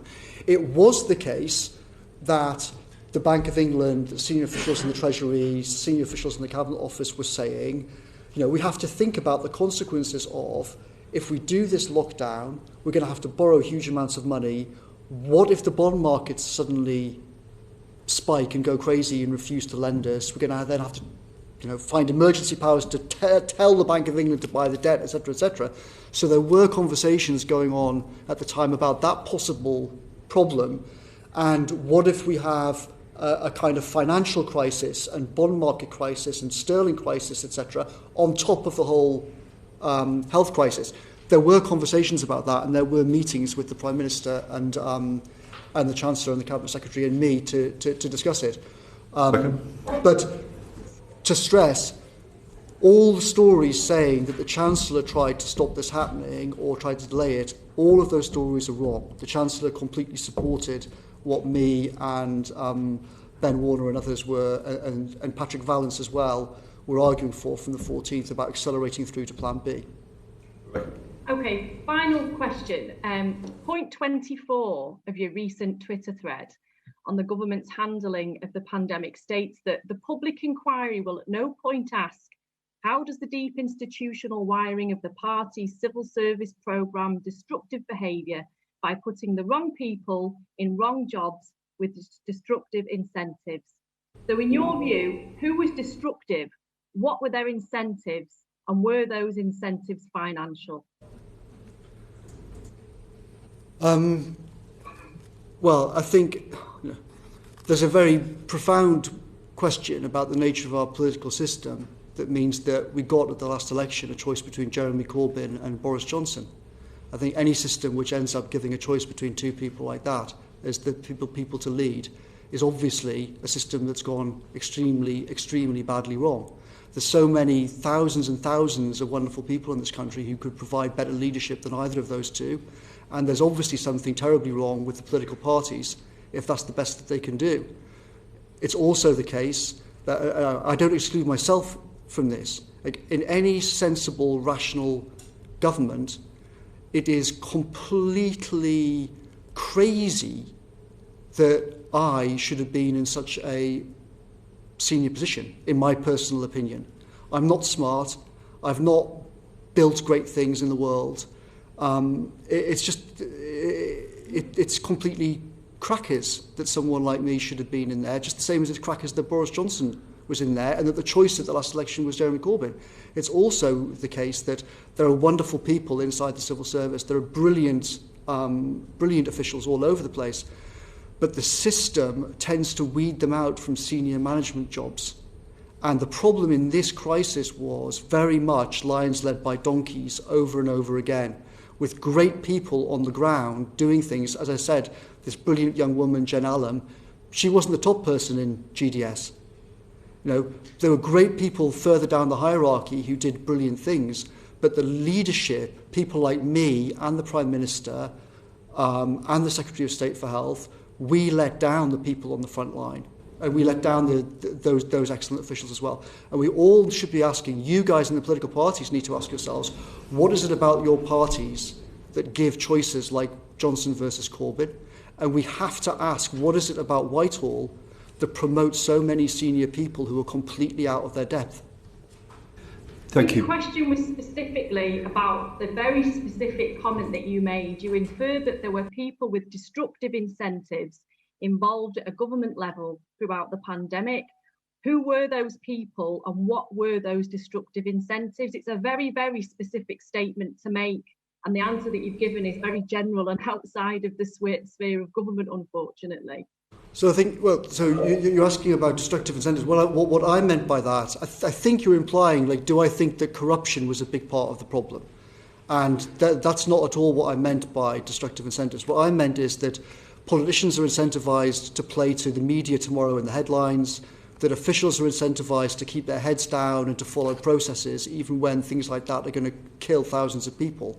The incentives are not programmed to say, how do we get people who understand how to make decisions under uncertainty into key jobs? They are not, how do we get people with brilliant operational capability into key jobs? The incentives are constantly pushing people away from rational behaviour and building what's needed at scale quickly. That's what I meant by destructive incentives. Thank you. Thank you very much, Rebecca. Just before I turn to Laura Trott, Mr. Cummings, you say that you're not smart enough to keep pace with discussions in SAGE and all the rest of things. But you do, I'm sure, have an appreciation of good order in government. And you told us earlier that Cobra was not a place in which you could have candid conversations because it leaked. In other words, there were unauthorised briefings. Did you ever engage in unauthorised briefings? What do you mean by unauthorised briefings? Briefings that weren't authorised by the Prime Minister and those others in senior positions in government. So in general, sort of my engagement with the media was very different before the election and after the election. Before the election, I had quite a lot of engagement with the media. Once the election was called in October 2019, after that, I had actually extremely little dealings with the media. One of the issues that happened is that in January, I essentially stopped talking to almost all journalists almost all the time. And in fact, during the course of 2020, one of the things that you read constantly, this basically drove the media mad because nobody in my position had essentially stopped talking to the media for decades. I was working, say, roughly 100-hour weeks. Of that time, less than an hour a week for sure, less than 1%, much less than 1% was spent talking to the media. I did occasionally talk to people. The main person, really, though, that I spoke to in the whole of 2020 was Laura Koonsberg at the BBC, because the BBC has a special position in the country, obviously during a crisis. And because I was in the room for certain crucial things, I could give guidance to her on certain very big stories. For example, I'll give you an example of the sort of thing I did. On the 18th, the Wednesday, the 18th of March, huge rumours spread that there was going to be a London-only lockdown, and pictures started appearing in some of the media and websites about tanks encircling the M25 and cutting it off and whatnot. Laura Kuenssberg called me and said, this story is happening. Is it true? I said, I can categorically tell you it's definitely not true. You should definitely not report it. I absolutely 100% guarantee it. And that meant that the BBC did not, like some of the media did, run the story. So but that was really very occasional. I spoke to her maybe on average once every 3 or 4 weeks through the course of the year. Okay. But I actually spoke to the media close to zero in the course of 2020. Well, I did, though, your question about unauthorised, yes, I did talk to people unauthorised in the sense of, actually pretty rarely did I speak to the Prime Minister before I spoke to any journalists. I just got on with things because my view was the Prime Minister already is about 1,000 times far too obsessed with the media and in a way which undermined him doing his own job. So the last thing I wanted to do was to involve him in further conversations about the media. And in fact, I did everything I could to limit the conversations the Prime Minister had regarding the media. I understand that. Unauthorised in that sense, yes. In an hour a week, you can convey quite a lot of information, whether it's to Laura Kuenssberg or anyone else. You said that Cobra became dysfunctional because you couldn't rely on its confidentiality. You've also said in the context of Sage that there was too much secrecy, that the things should be much more in the public domain so that people can interrogate it. Yeah. In that spirit, will you publish the texts and emails that you sent to members of the media during the period from January to the summer? So I think there's two different things. The Sage stuff should be published. The scientific advice should be published unless there are very, very specific national security reasons for it. You can imagine some crises where it will be different than COVID. But not your briefings. Sorry? But not your briefings. So I'll come on to that. The Cobra process, I think, is different. The problem there is that the government should be much more transparent. But the answer for that is not ministers, SPADs, officials just leaving the room, picking up the phone and randomly calling whoever they feel like, often to get a favour from someone. That's not proper transparency. It's not good government. What that does is sow absolute chaos through the whole system. What is the case, though, on Cobra is, and I think that the whole workings of the process around Cobra should have been much more open, but done in a kind of orderly way, where it's like, right, here we are on the record. Here is the logic. Here is the workings of how we got to it. And I think if people would have been able to see more of the kind of back and forth and the logic, both in Sage and in Cobra, then it would have enormously helped, because outside experts would have been able to see and go, well, that's not right, or we can contribute to this. But that culture just doesn't exist. In terms of me, but doesn't that apply completely to your briefings of the media to make sure that they are accurate and authoritative? It would be helpful for that to be in the public domain, just in the way that you described the communications from Cobra and the proceedings in Sage. Well, obviously, the things that on the rare occasions when I spoke to the media myself and tried to explain things, I'm trying to explain what's happening with official government policy. They are for good, high-minded reasons. Official I'm sure. briefings. So it's not in any sense normal for everybody just to publish every conversation that they have with the media. I think. But if that was their intended purpose, it's hard to see how that would work. Well, if that's their intended purpose, it's to give an accurate and fair reflection, to correct misapprehensions, and possibly, as you say, you cited a story that would be wrong. What is the problem with publishing that so that people can see it? Well, I'd be happy to talk to you about it further. I think there's huge lessons around the whole. Well, we're talking now. Can you make a commitment? You've committed to publish other messages, for example, with the Prime Minister, with the Health Secretary, and others. Given that these were, as you say, briefings designed to be clear and helpful, in that same spirit, will you share them with the committee? Well, almost all of these things are conversations. First of all, so there's not. So almost all, but some are texts and messages. First of all, there's nothing to share. Secondly, having a system in which all written communication between everybody in government and all journalists is all published is a very, very serious change to how the media operates in this country. I mean, there's all sorts of ways in which you could improve the system. There's all sorts of ways in which you could have greater transparency.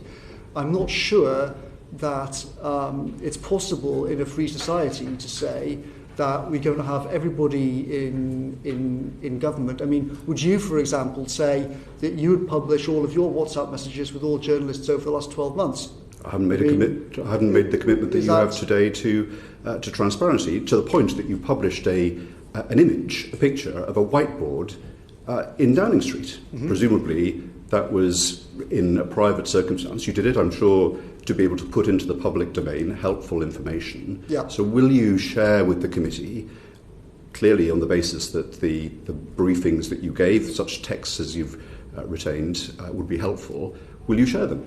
Well, first of all, I think there's almost nothing that I've got like that, which is actually might be very little, which makes it easier. Contribute very much. Secondly, what I certainly would do is look back at my texts with various journalists and see, are there things amongst these that I think have a kind of what I would say is this: anything which I think has a kind of direct bearing on the decisions that were made and the mistakes that were made, I would be happy to share those. Well, can we be the judge of that, so that we can understand what you were briefing to? With great respect, Chairman, I'm not going to say to you that I'm going to hand over my private phone and let you just scroll through everything and decide what it is you think I deserves or does not deserve to be in the public domain. I will certainly look through what I've said to various journalists, and as I said, anything which I think is significant to how decisions were made, in particular mistakes that were made, including by me, then I will share those. But once you get into that sort of thing, you're into difficult territory, because you're also sharing things which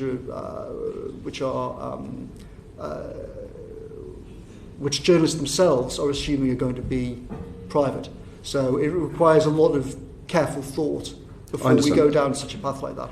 In principle, I'm in favour of maximum transparency on this whole process. Everyone understands that, and there's no one in the committee, least of all me, that wants to have access to your mobile phone, and perhaps we can rely on your candour in selecting those messages. I'll certainly have to look through things anyway for the public inquiry, right? So as I go through the process for the public inquiry, we're keen to learn lessons on the way, and it would help if we had it now. My point is I'm going to have to go through that process anyway for the public inquiry. So as I go through that process, if there are things I think are relevant to this committee, then I will speak to some of the people involved and see what might be done. Laura Trott and then Catherine Fletcher. Thank you, Chair. Hi, Dom. Did anyone mention a pandemic plan or a risk register to you before 2020? Yes. And what circumstance did they do that? I had conversations with various people in the Cabinet Office between July 2019 and the general election in 2019 about the risk register in general. Also some specific kind of national security risk register issues, and also in my time in government I had various specific meetings with people about the question of bioterrorism, which is obviously overlaps with pandemic planning. And did you have any view on the quality of the pandemic plan that you were shown at that point? I thought that many of the plans seemed to me to be to fall very far short of what is actually needed. A lot of things are just kind of PowerPoints, and they lack detail. But most importantly, I think the process around them, as with the pandemic plan, is just not is not open. It hasn't. There is not a culture of talking to outside experts. I'll give you. In a recent example, I was talking to some people who said to me, "Did you ever go and read the plan on solar flares?" And I said no. And they said, "Well, if you get some expert advice on that, you'll see that the current government plan on that is just completely hopeless. If that happens, then we're all going to be in a worse situation than COVID." So I think one thing that I did say to the Cabinet Secretary last year in the summer, and which I ardently hope is actually happening, is there ought to be an absolutely thorough, total review of all such risk register programmes. There ought to be an assumption of making this whole process open. It should be open by default and only closed for specific things. For example, one of the other things very high on the risk register is the anthrax plan. What happens if terrorists attack with anthrax? Personally, I would be extremely concerned that that plan is as robust as it should be. I can't go into any details of it, but I think there's no doubt that everything like that needs the most incredible, careful thought. This country spends tens of billions of pounds on national security issues, but we don't spend anything like the right amount of money or engage the right kind of people involved. Now, bear in mind that on this, as soon as people like Mark Warner and Demis Hassabis and Tim Gowers looked at what was being planned, they could say straight away, this is wrong, the logic's wrong here, the logic's wrong there. I'm absolutely sure that if you opened up this kind of process, not to people like me, who don't, frankly, wouldn't have good questions to ask, but there's definitely a way in which that process could be improved.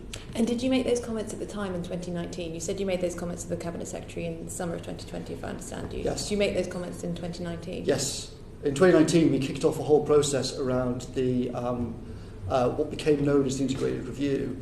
But there were all sorts of conversations in the second half of 2019, which I was involved in, about rethinking the whole way in which we look at national security questions like this. And was anything done on the pandemic plan specifically as a result of the questions that you raised in 2019? Do you know? I don't know, and I can't remember now. I asked Number 10 before I came today if I could go and review my official diary and my official emails from that whole time, so that I could try and help this committee as much as I possibly could do. But they declined to let me do that. So I'm afraid I don't have all the records for that. Who, to your knowledge, is responsible for monitoring future threats? Very much depends what kind of threats you mean. So if we're thinking about pandemic, let's just take that. So who is responsible within government for monitoring those future threats, to your understanding? Is it the Civil Contingency Secretariat? Well, I think a fundamental problem with this whole business, and a fundamental problem that was exposed in COVID, is this kind of multiple responsibilities. No one has an answer to your question. That's part of the problem. In one sense, you could say the Cabinet Secretary is responsible because he's responsible for the whole civil service, but that's only really nominal. He would say, quite reasonably, I'm not a pandemic expert, I'm not a blah blah expert, you have to speak to so-and-so, and the Chief Scientific Advisor signs off this, and so-and-so signs off that. One of the fundamental problems with that you find in this whole thing, it's a general problem in Whitehall, but it was very, very clear and disastrous during COVID, is you have this system where, on the one hand, ministers are nominally responsible in various ways for A, B, C, but ministers cannot actually hire and fire anybody in the department. The officials are actually in charge of hiring and firing A, B, C. So as soon as you have some kind of major problem, you have, that Spider-Man meme with Spider-Man, both the Spider-Mans pointing at each other, but it's like that, but with everybody. So you have Hancock pointing at the Permanent Secretary, and you have the Permanent Secretary pointing at Hancock, and they're both pointing at the Cabinet Office. The Cabinet Office is pointing back at them. And all the different Spider-Mans are all pointing at each other, saying, you're responsible. And the problem is, everyone's right and everyone's unhappy. Everyone kind of has a point about it, but it's not clear. And this was critical. In a well-run entity, what would have happened here is, essentially, in my opinion, you'd have had a kind of dictator in charge of this. If I'd been Prime Minister, the way I would have handled this is, I would have said, Mark Warner is in charge of this whole thing. He speaks with my authority. he has as close to kingly authority as the state has legally to do stuff, and he's pushing the barriers of legality. He is in charge of everyone, and he can fire anybody, and he can move anybody, and he can jiggle the whole thing around. That way you actually have clear responsibility. One of the terrible problems that we had through April, May, June, as we were trying to build Plan B, was we in Number 10 could say, right, we've got to build testing, we've got to do this, we've got to do the other.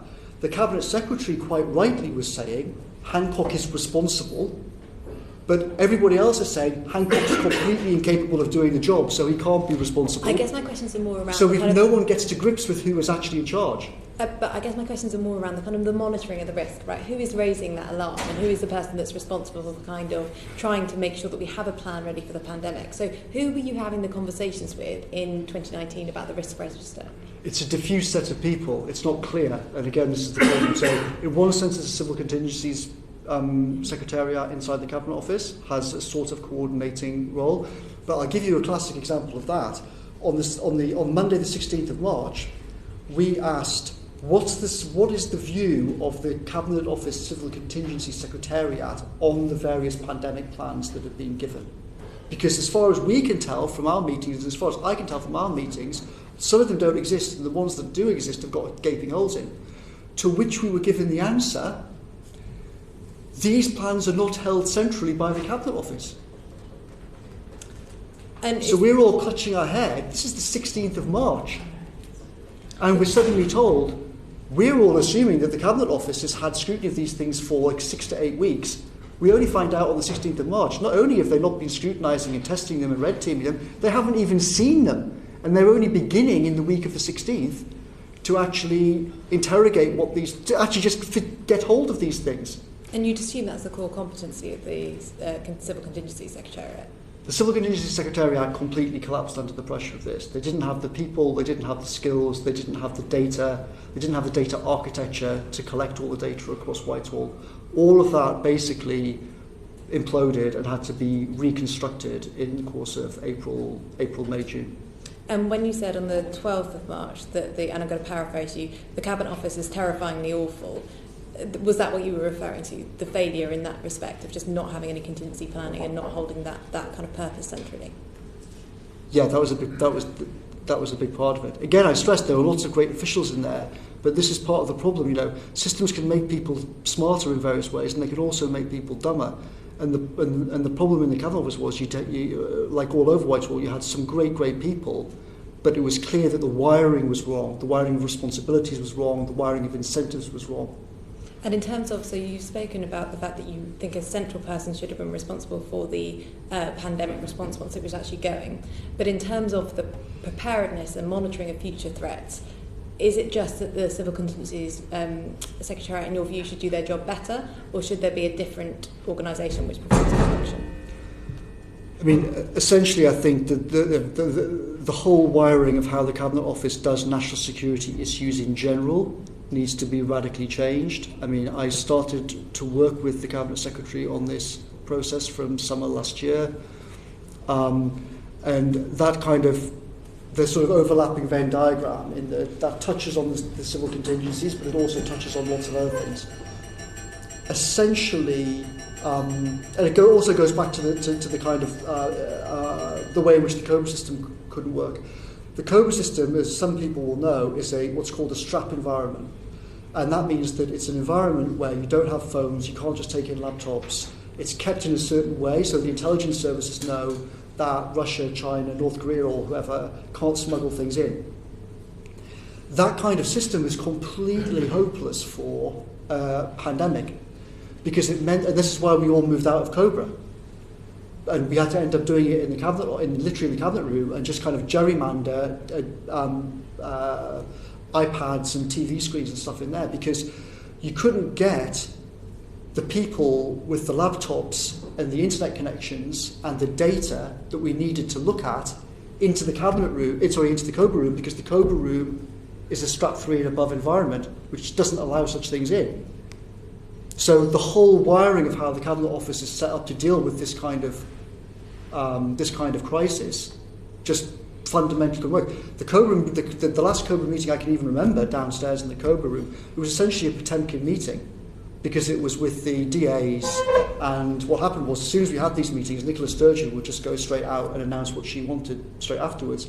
So again, you had these completely Potemkin meetings without anyone actually digging into the reality and the detail, because everybody thought as soon as the meeting's finished, everybody's going to just pop up on TV and start babbling.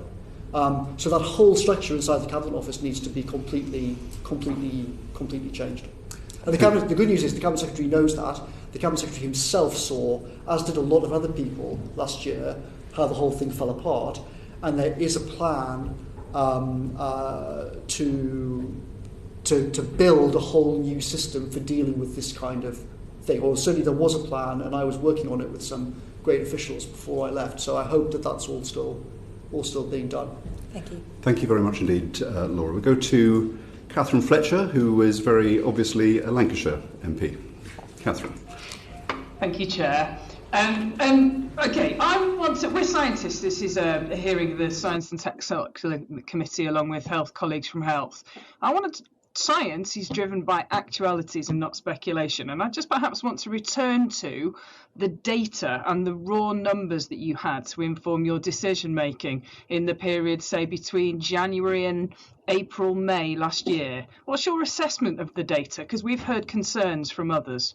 I mean, concerns it's like saying we've got concerns about the situation in May 1940. I mean, the whole thing was just complete. Let's go on. Let's stay on the data. In all sorts of ways, it didn't exist. So the data system on Monday, the 16th of March, was the following.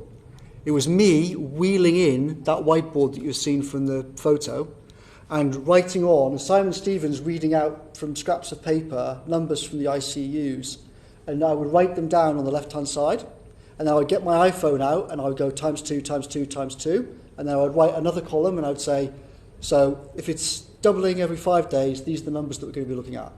And everyone will look at the whiteboard and go, Jesus, can that possibly be correct? There was no functioning data system, and that was connected with there was no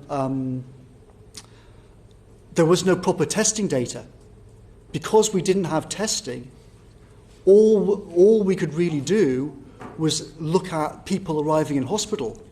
So the whole thing, therefore, is weeks and weeks out of date. Well, once you're looking at ICU numbers as your leading indicator, you know that you're in a world of trouble. Now, fortunately, one of the things that actually worked incredibly well was there's a brilliant official at the NHS called Nin, and she worked with a great British tech startup, and they essentially built, in about 4 or 6 weeks, a whole new NHS dashboard system. So the situation between? That was roughly between they started working on it, I think, in the first week of March. In the week around about the 16th of March, the 24th of March, it was still me scribbling things on a whiteboard and hitting times 2 on my iPhone. But by the time I came back from being ill, which was the Tuesday the 13th of April, they basically then had an absolutely brilliant data system. So then you had all the NHS bed data, ventilator data, ICU data. They were then starting to build models and predictions of where the NHS was going. And that made a huge difference. It actually made a huge difference to the whole data agenda across government, because senior people actually got to see on a massive epic crisis how great data, how the difference between a completely non-existent data system and a world-class, really brilliant data system just completely transformed decision-making over about a 4-week period. Thanks. There's probably two things I want to pursue. Firstly, let's just nail this down. So there was a recognition that the data was poor, and work was commissioned in February to start in March to create an entirely new pandemic data dashboard to support what we were going to need to do to make decisions within the pandemic. Correct. So actually what happened is that's good. No, that's given that really came to emerge. 6 to 8 weeks after the WHO declared the emergency. So that's a reasonably quick response, wouldn't you say?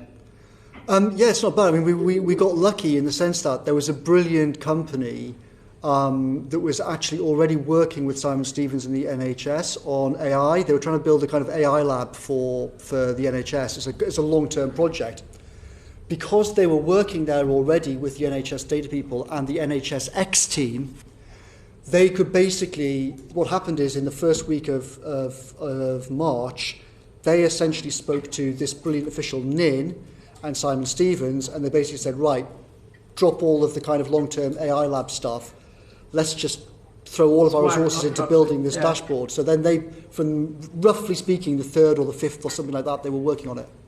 Yeah, that's brilliant. Okay, so this brings me to my second line of questioning. So I was fortunate enough to be starting to talk to colleagues about COVID back at the end of January, and attended the briefing from Professor Quiswitty that my colleague Mark Logue mentioned earlier, early February time. And what was apparent within that was the set ratios, the maths with which this disease travelled. So rough transmissibility rates, a range estimate of likely mortality rate across the whole population. And as a fellow studier of data, you will know that those things are relatively fixed. And whilst they become narrower in their range of certainties, you can make predictions from those things, which I know were available in February. So to what extent were you taking account of this expertise with your whiteboard in mid-March, when these ratios and disease proliferation and kind of disease death rates were known 6 weeks before? So the problem was, so I think what you're saying is kind of half right.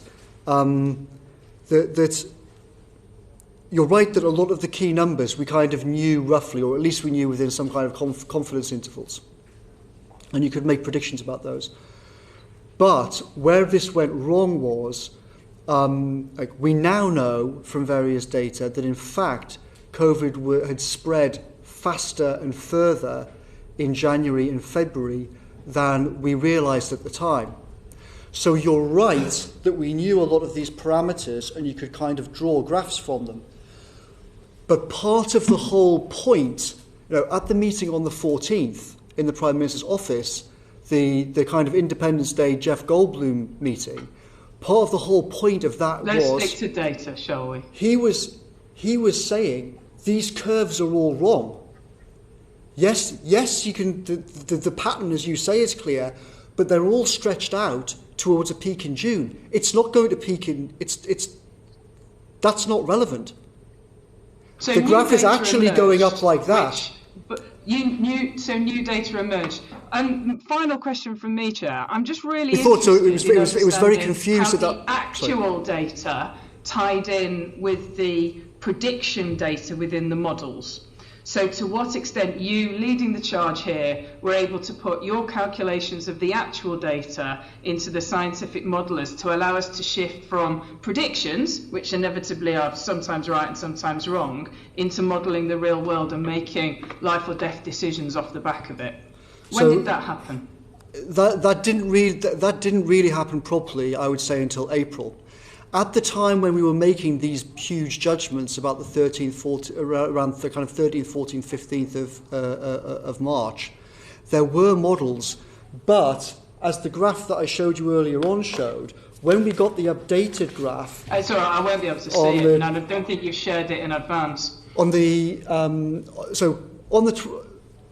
a nutshell, all of these graphs I've shown you, and the SAGE graphs at the time, have these terrifying curves like that, right?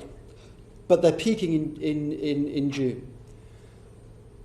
What we realised, what Ben Warner said and what Patrick Vallance and others said around about the 13th, 14th was, actually, we think from patchy data that's coming in, including the ICU data, we're further along this curve. We're not back here at kind of week 2 with 10 weeks to go. We're up at week 6. Understood. So we're up there on the curve. Do you see what I mean? But officially, as scientists, new data emerged and we reframed our hypotheses. Yes, Exactly. Right. We realised in the week of the 16th. I'm dead conscious there's lots of other colleagues that want to come in. Thank you, Chair. Thank you very much, Catherine. And finally in this section, Aaron Bell. Thank you, Chair, and thank you, Mr Cummings, for coming. If I could return to the line of questioning Mr Hunt pursued earlier about the planning and you gave us that quote from Helen McNamara on the 13th of March that there is no plan. But it's reported in late February 2020 that you said, well, I've seen the plan and I'm afraid it's not a plan at all. It's just a plan to have a plan at some stage. So, and in a fortnight or so between those, there were obviously hundreds of seeding events coming into the country. So, and that quote, by the way, was from your wife in The Spectator. So what were you doing in those 2 weeks, given that you already knew that there wasn't a meaningful plan in those first 2 weeks of March? I was having meeting after meeting with people, trying to figure out where are we on the planning system. So that quote was referring to the document I mentioned earlier on, the contain, mitigate, delay thing. That was the document which was officially touted as a plan, but as you can see from it, it's not actually a plan at all. So what I was doing from round about the 25th, when people were hitting the panic button with me, was I was having meeting after meeting with people around Whitehall on issue after issue, shielding, this, that and the other, testing, etc., to try and figure out, okay, who has got a plan around here, who is actually doing what around here. And there were all sorts of people doing all sorts of great things, but it was also clear that overall there was not a coherent plan. And in particular, that reference on the night of the 13th from Helen McNamara and with Mark Sweeney was particularly about the NHS. It was about this mismatch of where is the NHS plan to deal with lockdown. The numbers. No. There isn't one because the NHS capacity is going to be maxed out by a factor of times 10. Like on the night of the 13th, one of the things that Mark Sweeney was talking about was there's not even a plan to bury all the bodies. Yeah. So there was a period when we were saying we were 4 weeks behind Italy, and then very suddenly it became 2 weeks behind Italy when we realised where we were. Yeah. And that was because of the multitude of seeding events that we took place. We now know. Yes. I mean, we got data later about that. Was there any thought given to those seeding events during that early March period? Because obviously quarantine would have potentially delayed it and given us a little bit more time. Was there any thought given to that at all? Essentially, no. And it's connected with what I said earlier on. The official view was it's inevitably going to spread. Mm-hmm. In retrospect, obviously, we should have had individual isolation in February. We should have had household isolation in February. We should have had, obviously in retrospect, we should have had the Taiwan system, right? We should have closed the borders, we should have ramped up testing, we should have had masks compulsory, we should have had compulsory quarantine properly enforced. All of those things should have been happening in January. So that was flawed scientific advice, and our committee heard from Patrick Vallance on the 25th of March last year that basically the government was entirely following scientific advice through this period, more or less. So, and we were ranked second for pandemic preparedness on international comparisons, which are obviously based on utterly flawed criteria. So this is all groupthink again. Yes. But so in your view, were all ministers, from the Prime Minister downwards, badly advised in that period before the first lockdown by the people who should have been looking out for them, the civil servants and scientific advisors? I think all senior people involved with that process, me, the Cabinet Secretary, the CSA, CMO, I think all of us would say we got a lot of things wrong in that period. And I think, I have been critical of the Prime Minister, but there is, if you dropped, Bill Gates or someone like that into that job on the 1st of March, the most competent people in the world that you could possibly find, any of them would have had a complete nightmare. There is no doubt. There is no doubt that the Prime Minister made some very bad misjudgments and got some very serious things wrong. It's also the case that there is no doubt that he was extremely badly led down by the whole system, and it was a system failure, of which I include myself in that as well. I also failed. Understood. I just wanted to close this session by asking about why you're here. Your previous attitude towards select committees of this House has been quite literally contempt. You've decided not to give evidence to select committees. Are you here today to help us learn lessons, or are you here to help settle scores for yourself? I was invited here to come and give, to try and explain the truth about what happened. As I said, I think the families of all the thousands of people who died unnecessarily deserve the truth. That's why that's why I'm here. I mean, the reason I could go into the reasons why I didn't attend meetings about the referendum if you'd like, but I'm not sure if anyone wants to go into that. I don't want to do that now. I guess was trying to get to the bottom of, you've obviously made some fairly major swipes at some fairly major political figures in the last few hours. And that sort of leads me to ask, what was your actual motivation in working for the Prime Minister? Was it to get your ideas into government? Was that your motivation? And is the fact that COVID derailed that, is that a sort of regret to you? I went in because in summer 2019, it seemed to me that the choice that the country faced was either sort out a once-a-century constitutional crisis, respect the referendum and have the country move on with a new agenda, or have Jeremy Corbyn and a second referendum, which I thought would be absolutely catastrophic for the country. That's why I got involved with it in the summer. I thought that I could help solve that problem. And I do think, one way in which this could have been even worse than it was, if you imagine that Parliament of 2019, that hung Parliament, if you imagine that Parliament colliding with this disaster in January 2020, God only knows what would have happened. At least here, this is not a comment at all on Brexit. Reasonable people can agree or disagree about Brexit, and it's perfectly reasonable to have the view that, we should have, Remain should have won and whatnot. I don't want to get into that whole thing. But if that broken Parliament had limped on into 2020 and confronted this crisis, I think we'd now be looking at. Frankly, I think the whole system would have melted down and fallen apart. Sure, but I mean, did COVID essentially stop what you wanted to achieve in number 10 from happening? Is that a fair assessment of? Because you had obviously a lot of designs on reforming Whitehall and reforming number 10 itself. I'd say it's hard to say. In some ways, the COVID stuff accelerated a lot of the things that I wanted to do. One of the big arguments I made was that civil service has got to reform and it doesn't have the right skills in place. I think that's now obvious. I said that science and technology should be the centre of the agenda for the British state in the future. And I think that things like the vaccine task force show both in a defensive and sort of positive building sense what the science and technology agenda could do. So I think, it's a very big question. You're kind of hypothetical about how the world could have worked out differently. I'm not sure to what extent the committee wants me to get into broader comments about the political scene. I'd be happy to come back in the future and talk to you about broader questions. Thank you, Mr. Cummings. Thank you very much indeed, Aaron. Well, it's been a long first section, but I think we've covered a lot of ground, and I think we've learned a lot, and I'm sure the further sections we can be a bit more brisk. I think one of the things we've learned is that, I think as you just said, Mr. Cummings, everyone, wherever you were in the world, was looking through a glass darkly at this phase of the pandemic.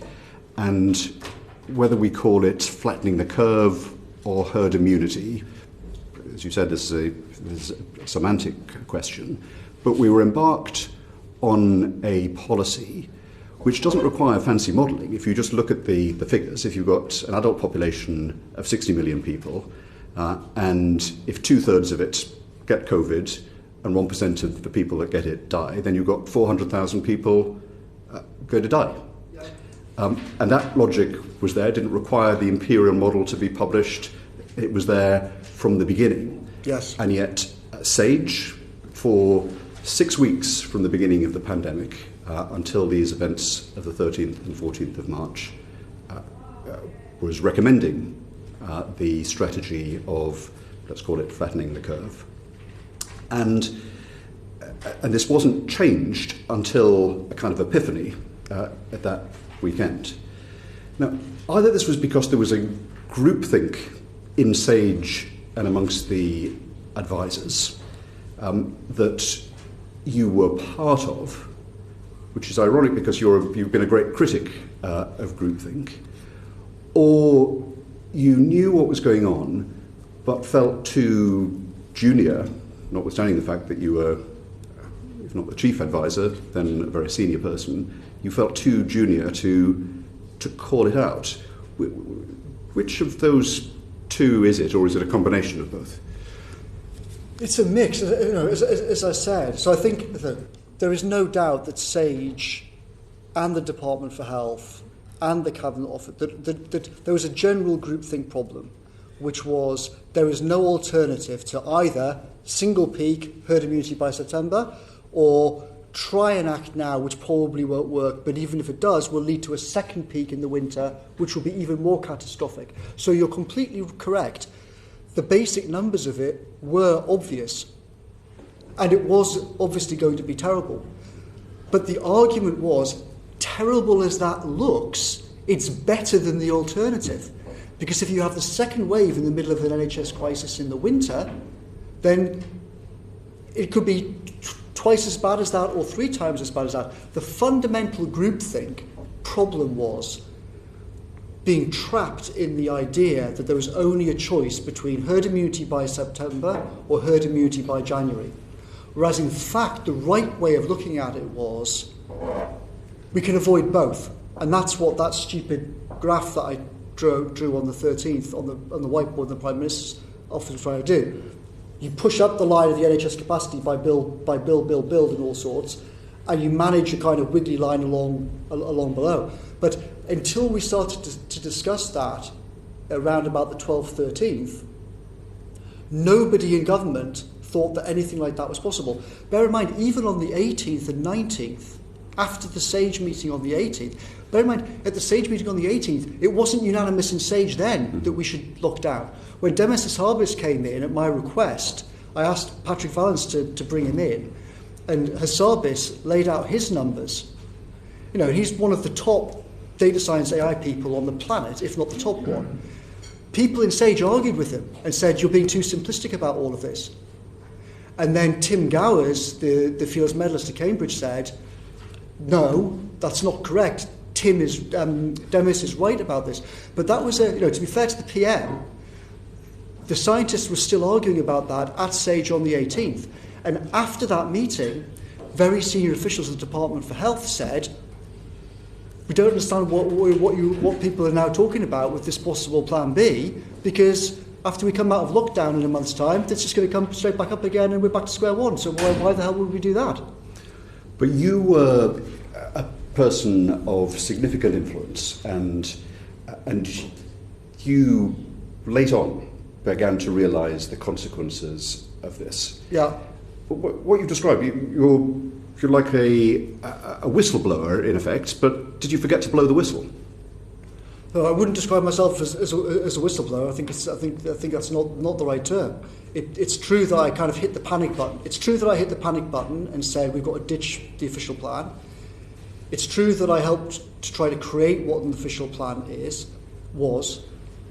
It's also true that in retrospect, I think my own personal view, I mean, the people who think that we should have stuck with the original plan will say that it was a disaster that I interfered with it. I think it's a disaster that I acted too late. The fundamental reason was that I was really frightened of acting. You know, if you've got an official plan, you've got all the SAGE advice, you've got the Cabinet Office, the Cabinet Secretary, everyone saying, we've got to do this, and if we don't do it, and if we try and do something different and stop it now, it's going to be many times worse in the winter. I was asking myself in that kind of 2-week period, if I hit the panic button and persuade the Prime Minister to shift, and then it all goes completely wrong, I'm going to have killed God knows how many hundreds of thousands of people. And that's why essentially, I don't know if I did the right thing or not in the end, but that's essentially why it was the combination of Warner, Gowers, Hassabis, who were each of whom is 1,000 times smarter than me, looking at the official documents and just saying, everyone has completely lost the wood for the trees in this whole thing. It's not complicated, Dominic. Forget all these complicated models. Do everything you can to pull the system to act as soon as possible. It is actually just that simple. That's what you should do. But I only had the confidence to do that once I knew that people who were much smarter than me had looked at it and said, basically the SAGE groupthink is wrong, the DH groupthink is wrong, we've got to change course. And as I say, I apologise for not acting earlier, and if I had acted earlier, then lots of people might still be alive. I don't want to diminish at all the contribution of those people that you listed, who are brilliant people and they performed important public service. But isn't it the case that the person that did summon up the courage to press the emergency stop button was actually a long-serving civil servant, Helen McNamara, and she did what you had shied from? Well, I wouldn't put it quite like that. I mean, it's true that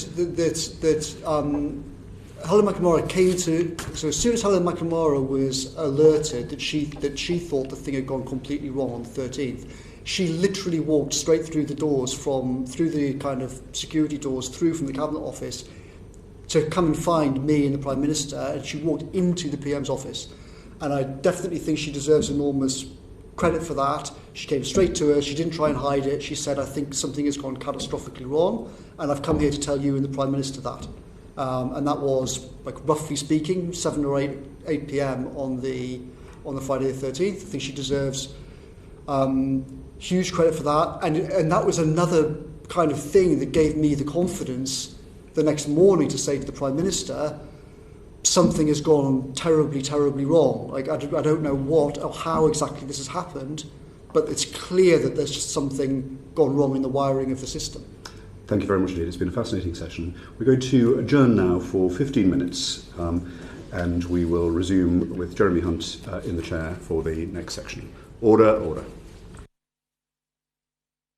Order, order. We're going to resume the session now, and we're going to take 2 sessions together of our 4 sessions. The session where we look at the lockdown measures that we adopted and how we tried to contain the pandemic after March the 16th. And then we're going to look at the vaccine programme. And I want to start, if I may, Mr. Cummings, by looking at the test and trace programme. Now, the WHO, as we all know, is talking about test, test, test. South Korea, Taiwan, as you talked about earlier, were using test and trace to avoid national lockdowns.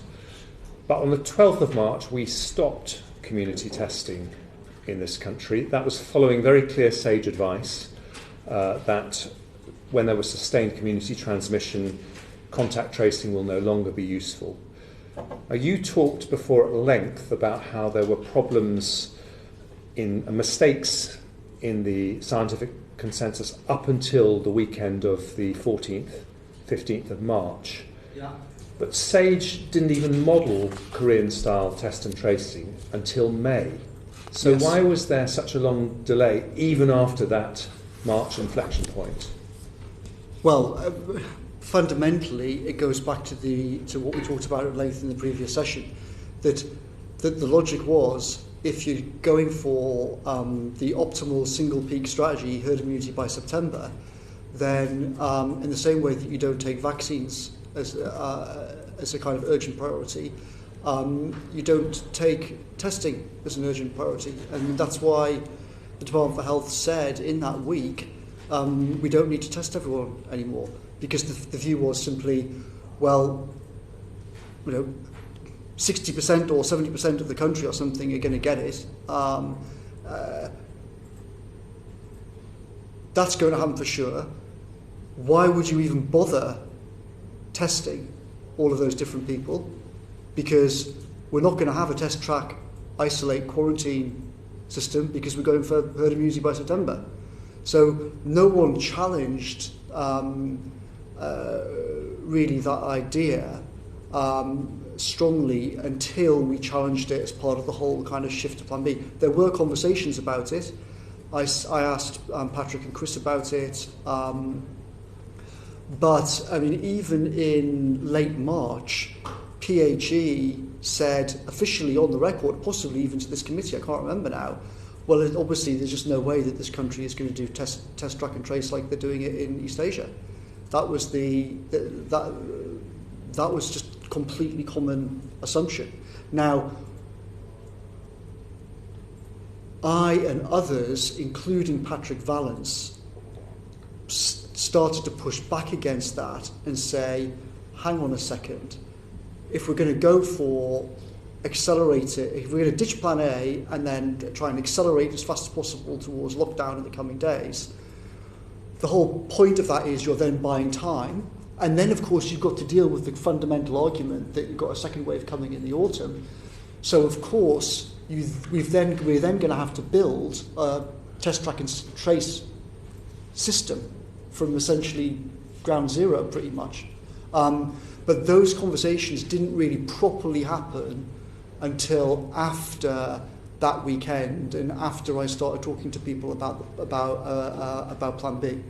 So I'm just curious about why it took so long, because SAGE, as far as I can tell, didn't actually model test and trace as a containment strategy for 2 months after that. And we didn't actually set up test and trace until the end of May. Yes. That's a very long time. So you realise that plan A is wrong. Yes. You change direction. Why did it take another 2 months before we got into gear with South Korean style test and trace? Essentially because, I mean, but remember that, you know, in lots of ways, the whole core of government fundamentally fell apart on the Friday, the 20...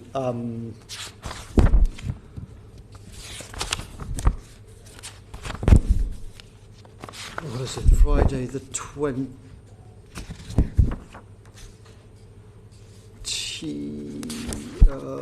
the day that the Prime Minister... So... we have the lockdown on the 23rd.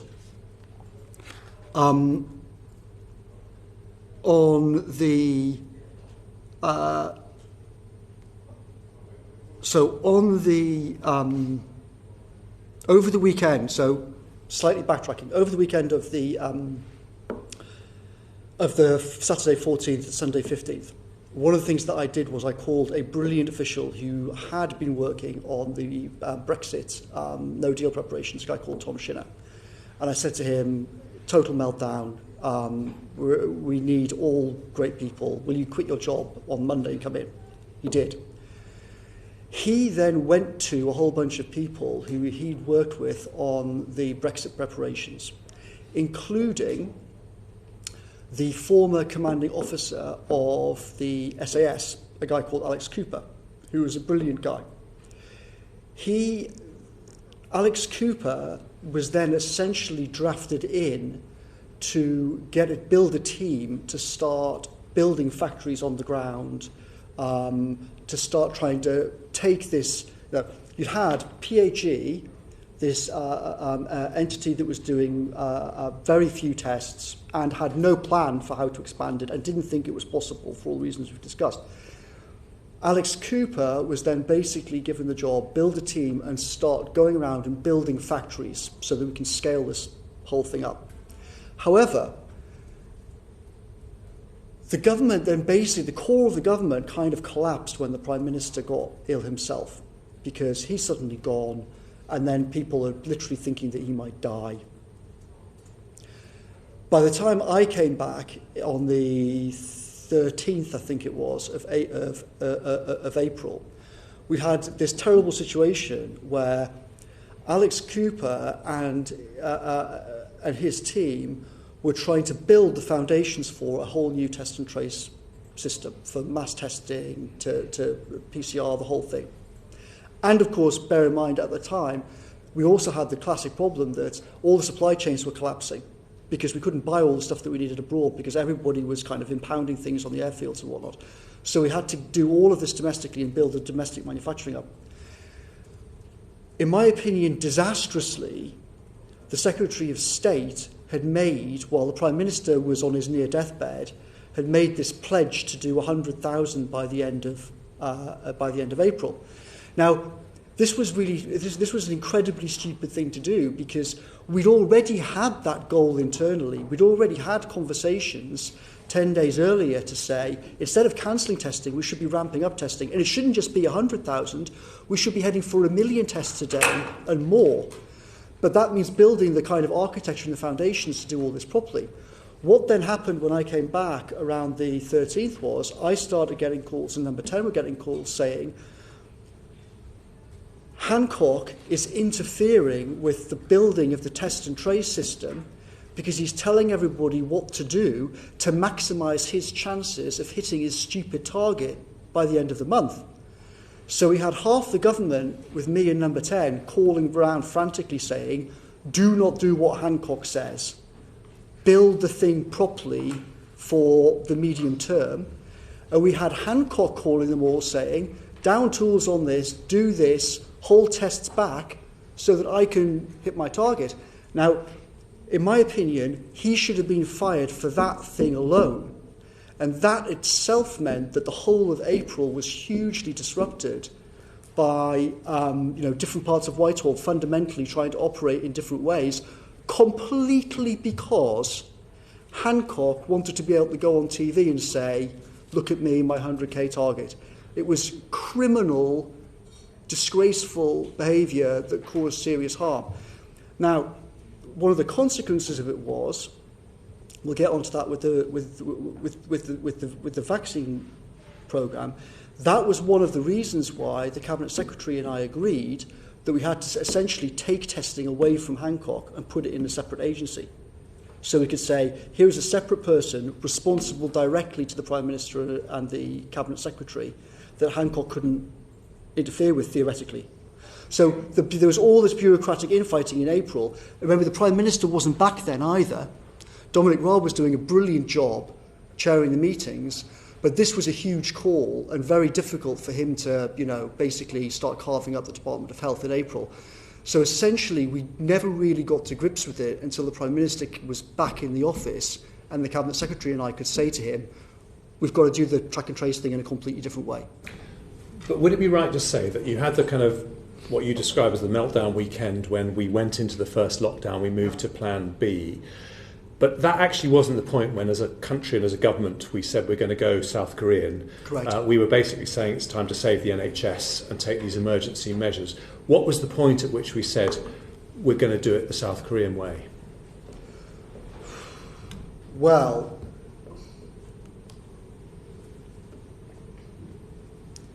I mean, it was an emerging thing. So over the week, after the meltdown weekend, the week of the 16th, you had kind of part of the system still operating, and all the graphs of at the time, which I can share with you, show the system, the kind of official Cabinet Office DH system is still showing all the graphs as if we're going along towards herd immunity in September still.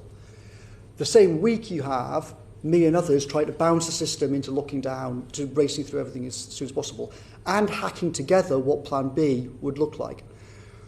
But it was extremely disjointed and confused. There's texts from me to people saying, we've got to have a plan for 100,000, we've got to have a plan for 1 million tests. Instead of closing it down, we should be wrapping it up. But it was, we didn't even have a plan for lockdown. So we were trying to get to lockdown and also get other people working on what would this South Korean thing look like. Then the Prime Minister goes down and nearly dies. So it was really only when I come back in the second half of April, I talked to Tom Shinner, I talked to the Cabinet Secretary. Both of them are tearing their hair out about the situation, about the 100k target, quite completely correctly, say to me, we've got to do something about this and we've got to get a grip of Hancock. But it was really only when the PM came back and then we sat down and said, look, we've got to set up a separate agency. We've got to rejig the whole Whitehall paraphernalia around this, and we've got to build the testing system, but also the whole data system, and potentially another whole set of tools as well. So what I wanted to do was essentially the same as it happened in South Korea and Taiwan and places where you start using bank data, you start using mobile phone data to triangulate where people are, use the data coming off cell phone towers and things like that. So it wasn't just the testing system we had to get built up, it was also the whole data architecture as well.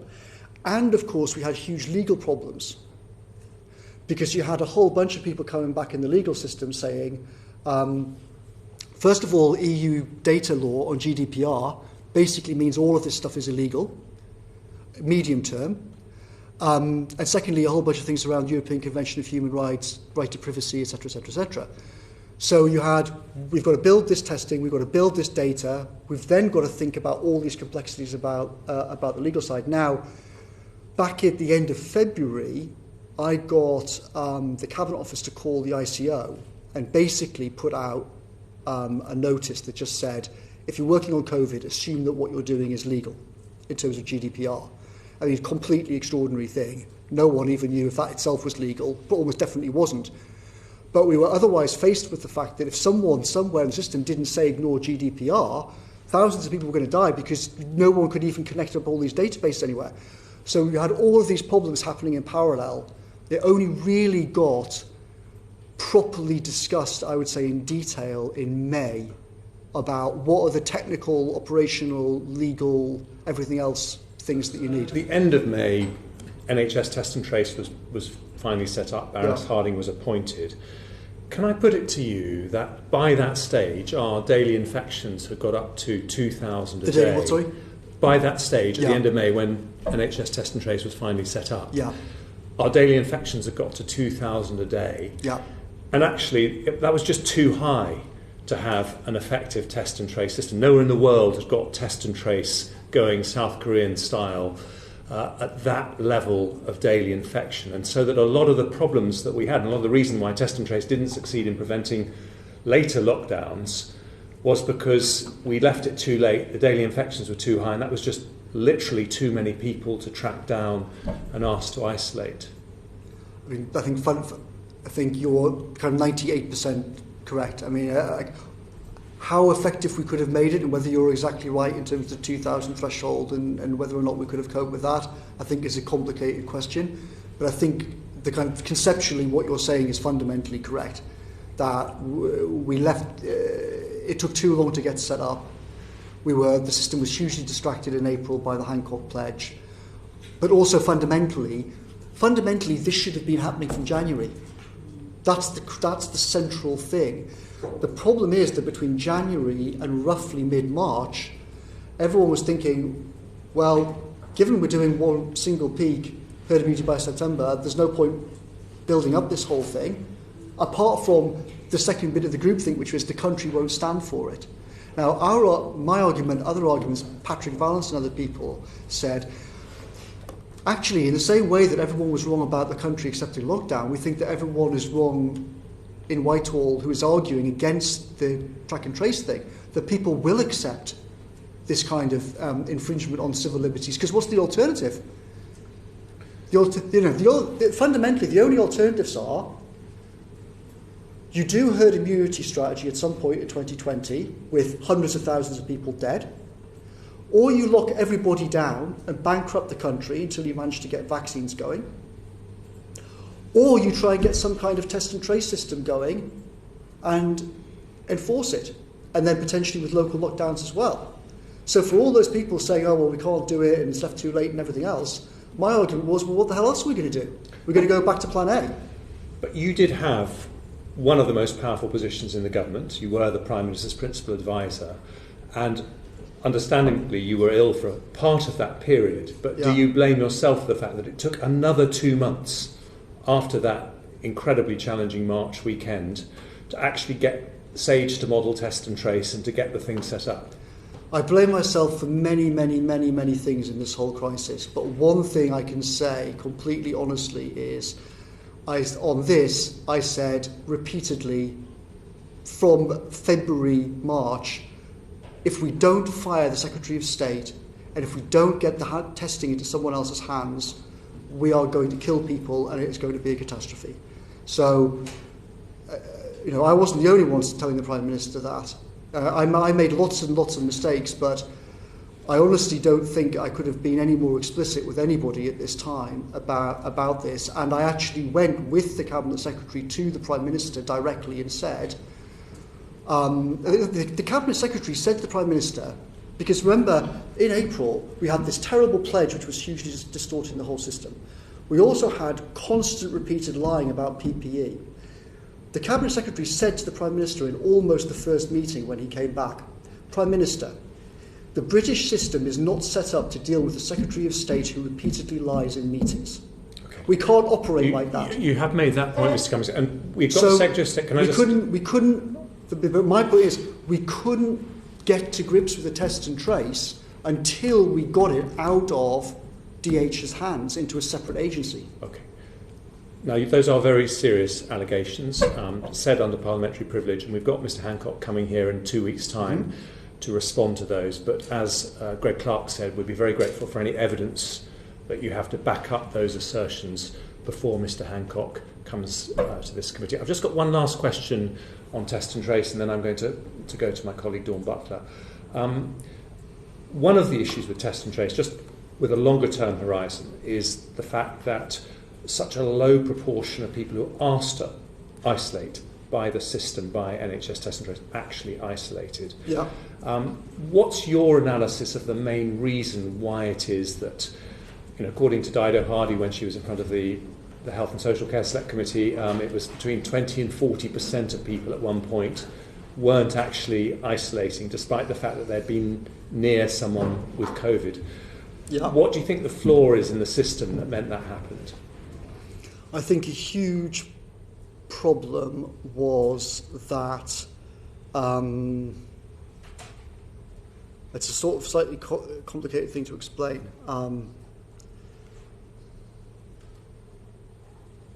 I think that one of the problems that we had from the beginning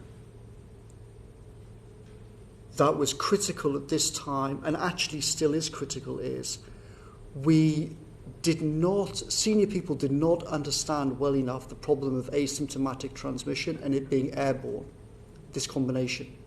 That's why the masks was all wrong as well. And one of the fundamental reasons why people, I think, were not isolating is that we, the government, failed terribly to explain to people that a lot of people are being infected asymptomatically, point one. Point two, it's airborne. And even now, even today, the government communications is still overstressing wash your hands and understressing airborne. And I think that was a big problem. So lots of people were not isolating because they didn't understand this basic point. It wasn't their fault. It was our failure to explain to people. I think just much more practical, which is we never made a straightforward promise that any salary you lose from not being able to go to work because you've been asked to isolate, we will make up. That was going to be my second point. Correct. So I think it was, we didn't explain both sides, right? We didn't explain the danger properly, and then we didn't provide the incentive properly. And this was discussed at the time. I think there is no. I mean, I had meetings where I got people to literally print out the documents from South Korea and places that said, "Here's the South Korean system." That just it's a combination of stick and carrot. That it's much stricter in terms of legal things, like you'll be put in jail if you break the quarantine. But we also will provide food to your door. We will pay you so that you're not financially disadvantaged, etc., etc. Like lots of things, essentially, if we just cut and pasted what they were doing in Singapore or Taiwan or whatever, and just said that's our policy, everything would have been better. I think there's just no doubt about that at all. Thank you. Dawn Butler. Thank you very much, Chair.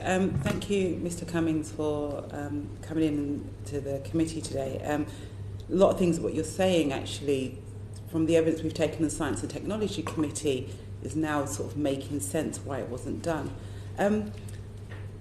After the election, it seems like your job and went through the roof. The amount of work that you had to do went through the roof. Did you have time to prepare for that, or did you just jump straight in? In terms of, you mean sort of January? No, yeah, I mean after the election, because I basically didn't have a day off between. I had sort of Christmas Day 2019 was a partial day off. I basically didn't have a day off between 24th of July 2019 and the day that I left Downing Street in November 2020. Okay, and you were talking about data and GDPR and track and trace. Faculty AI is like the article, Faculty AI very well, and Palantir, is the data harvesting company. Was that your brainchild to get them working in the NHS? No. So the NHS had hired, as I referred to earlier on, the NHS hired faculty, I'm not sure when, sometime in 2019. I'm 95% sure that it was in 2019, before the election, that Simon Stevens hired faculty to do. But that wasn't really to do with core NHS data stuff. That was to do with very specifically building an AI lab for the future. It was kind of how can we use data science and AI techniques over the next 10 years on things like genomic data or on all kinds of NHS data. What then happened was, it was complete fluke, just good luck. They were already working in the NHS with NHSX, the particular division of NHS. So then when we started to really hit the crisis on COVID, Simon Stevens spoke to Mark Warner and said, look, ditch the kind of long-term AI stuff. Can you help us with the immediate data problems?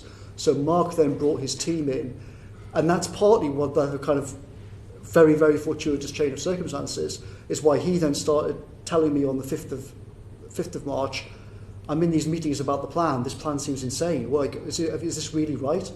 So we kind of got lucky. Palantir were brought in after that, essentially because Mark Warner and faculty talked to, as I said, referred to earlier, this outstanding official, Nin, who was working in the NHS. They essentially were kind of looking through all the things they needed to do, and they agreed, right, I can't remember now, but it was basically Microsoft will do this part of it, Palantir will do this part of it, some cloud service will do this part of it, faculty will do the kind of very sophisticated AI stuff. So and Mark and Nin basically work with a team of people to kind of combine the best of the official system with getting help from companies. Because some of these companies essentially had stuff that you could just use off the shelf. That was the thing, because by the 5th of March, we didn't have time to go around and start building a whole bunch of things from scratch. So what Mark and Nin did was they basically went around different tech companies and said, right, can we pinch that from you, that from you, that from you, that from you, and then kind of hack it together in the NHS. And do you have any concerns around Faculty AI and Palantir at all? And so I don't really know very much about Palantir. I know that Mark Warner is one of the smartest and most ethical people that I've ever met in my life. I think without him, thousands of people would be dead. And I know that his involvement in it has come at a lot of personal cost for himself and for his company. You know, him and his company have actually suffered in various ways from having got involved with the government and having helped. So, in what way have they suffered? Well, just sort of huge conspiracy theories everywhere. All kinds of claims about, he was getting blamed for the app. Faculty were getting blamed, which they had absolutely nothing to do with whatsoever. And it was all, it all became part of this conspiracy of Cummings, Facebook, the referendum, data. Cummings is building the app. Were they involved with that? You mean they were getting blamed for the app that got scrapped? Exactly. Yeah. All sorts of things like that, which were reputationally damaging, which they had literally zero to do with. Yeah. Was that because of the, within the data protection within the app that got scrapped, there was something in there that said that people's data would be kept for 20 years? Was it because of that why they were being blamed? Because obviously their job is genome sequencing, so that would really help having data for 20 years. No, so first of all, faculty doesn't do genome sequencing. Secondly, they had literally zero involvement, as far as I'm aware, in anything to do with the app. Why exactly the first app failed, I understand. I mean, I was not greatly involved with this. My understanding is that it failed because fundamentally Apple and Google insisted on certain kinds of certain kinds of controls about how the data would be used. We knew that in the beginning before it even started, right, that the Bluetooth wasn't going to work. But with respect, I think it was actually really complicated. I mean, there were all kinds of complicated discussions about technically what was possible. And I think there was only one other country that was trying to use the same sort of technology using Bluetooth, and they had to scrap it. But I don't want to get into that. Sure. Can I read you what Amnesty has said? Amnesty has said that Palantir is a data mining company, and over the course of the coronavirus pandemic, the UK government has quietly granted access to millions of UK health data records to Amazon, Microsoft, Google and Palantir to build a COVID-19 database. So Amnesty has expressed some concerns around who has the data and what they're going to do with it. Yeah. And they stress that the public needs transparency. Yes. Do you agree with Amnesty? I completely agree that the public needs transparency, but I think, from what you've read out, I think that there's a fundamental misunderstanding in what Amnesty is saying. I'd be gobsmacked if non-anonymised data, patient data, is being shared with companies like that.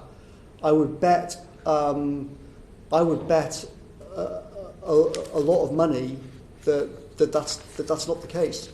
Well, I think that data is anonymised. Well, online, when you sign up, so I went to order lateral flow tests to my home, and it actually says that your information may be used for different purposes and may not directly relate to your healthcare and may not be anonymised. And so it actually says that when you sign up. In the end, I didn't sign up, and I just went and picked it up from the local. So you're talking about the NHS test and trace system. So this is the NHS when you're ordering. So you say it's very unlikely that any of these companies would be given data that's not anonymised. And I'm saying to you that actually it's not that unlikely, because it actually says it in black and white. But your data may be given to companies and it may not be anonymised. Well, I mean, I'm not an expert on all of this and exactly which companies. I know that it's incredibly complicated. What I am sure of is that faculty does not have personalised data at all. They don't operate like that. Any data which they use is all anonymised. Personal data is no use to faculty.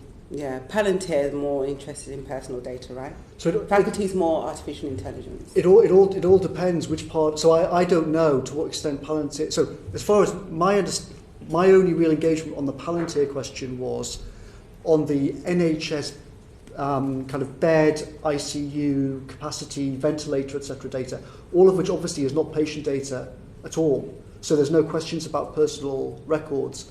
That was my only engagement with the stuff, because I was building the dashboard. My engagement with the whole project was the data dashboard that Palantir was working with the NHS on for decision making.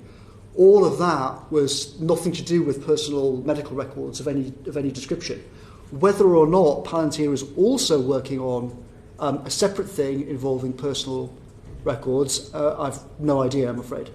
Don't know. Move on for this, but did you have any more questions? Yes, just can I just a quick couple of questions? Just Joint Biosecurity Centre. Yes. Can you just tell us a little bit about that? Because we don't know much about it. Like who attends? Have you ever attended a meeting? Who's on it? Yes. It was essentially it was created partly as an attempt to,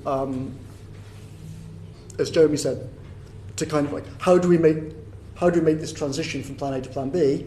A big part of it is test and trace and the whole data side, and obviously PHE had just the senior management of PHE had been, the whole thing had just not worked, just putting it politely. Everybody in April came to me, including the CSA and the CMO, and said, you cannot trust PHE with what needs to be built. So the new JBC was essentially part of the kind of Whitehall rejigging of the machinery. Right, we've got to strip test and trace out of DH. We've got to create a new surveillance function that can integrate all of this different data. Because we also had, at this point, I was getting the analytical private office number 10 built up, and they were looking at all these different things across the world. So there were things like sewage data. Right. You could start having all this different kinds of stuff coming in. Who else was on it? You needed to have an entity that could look at all of this different stuff and then... I understand. Can I quickly just ask who else was on it? On it in what sense? Who else attended the meetings?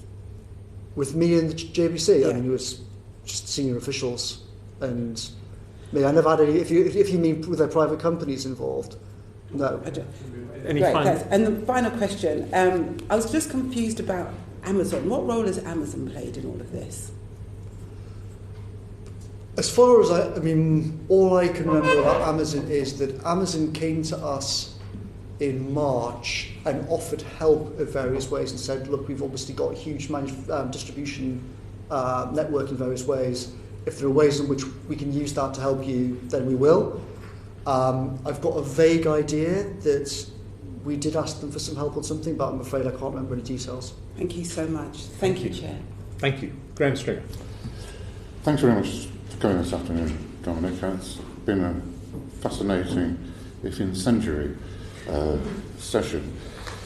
I think you've described the Secretary of State as a serial liar, stupid, criminal, disgraceful. Can you give us any insight into why he's still the Secretary of State? Why the Prime Minister didn't take your advice?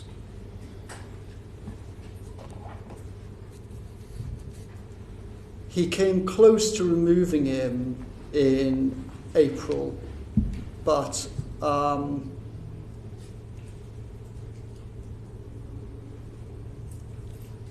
just fundamentally wouldn't do it. I mean, it wasn't just me saying this. Lots of people said it to him. The Cabinet Secretary said it to him. I mean, pretty much every senior person around Number 10 said to him that we can't go into the autumn with the same system in place, otherwise we're going to have another catastrophe on our hands. But can you give us any reasons that the Prime Minister gave for keeping him in position? That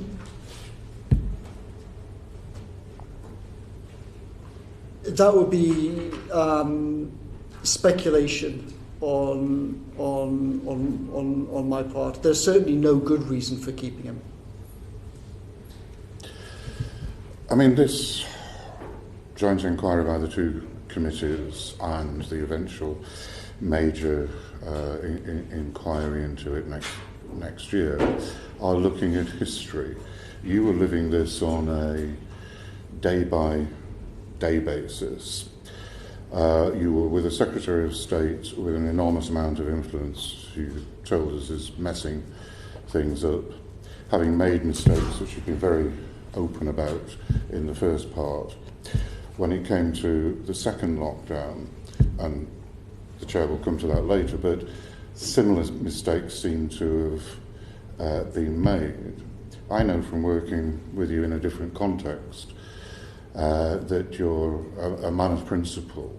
Could you not have changed things by either threatening or actually resigning in order to stop some of this bad practice? Yes, I could have done. And I thought about it. I thought about it in March.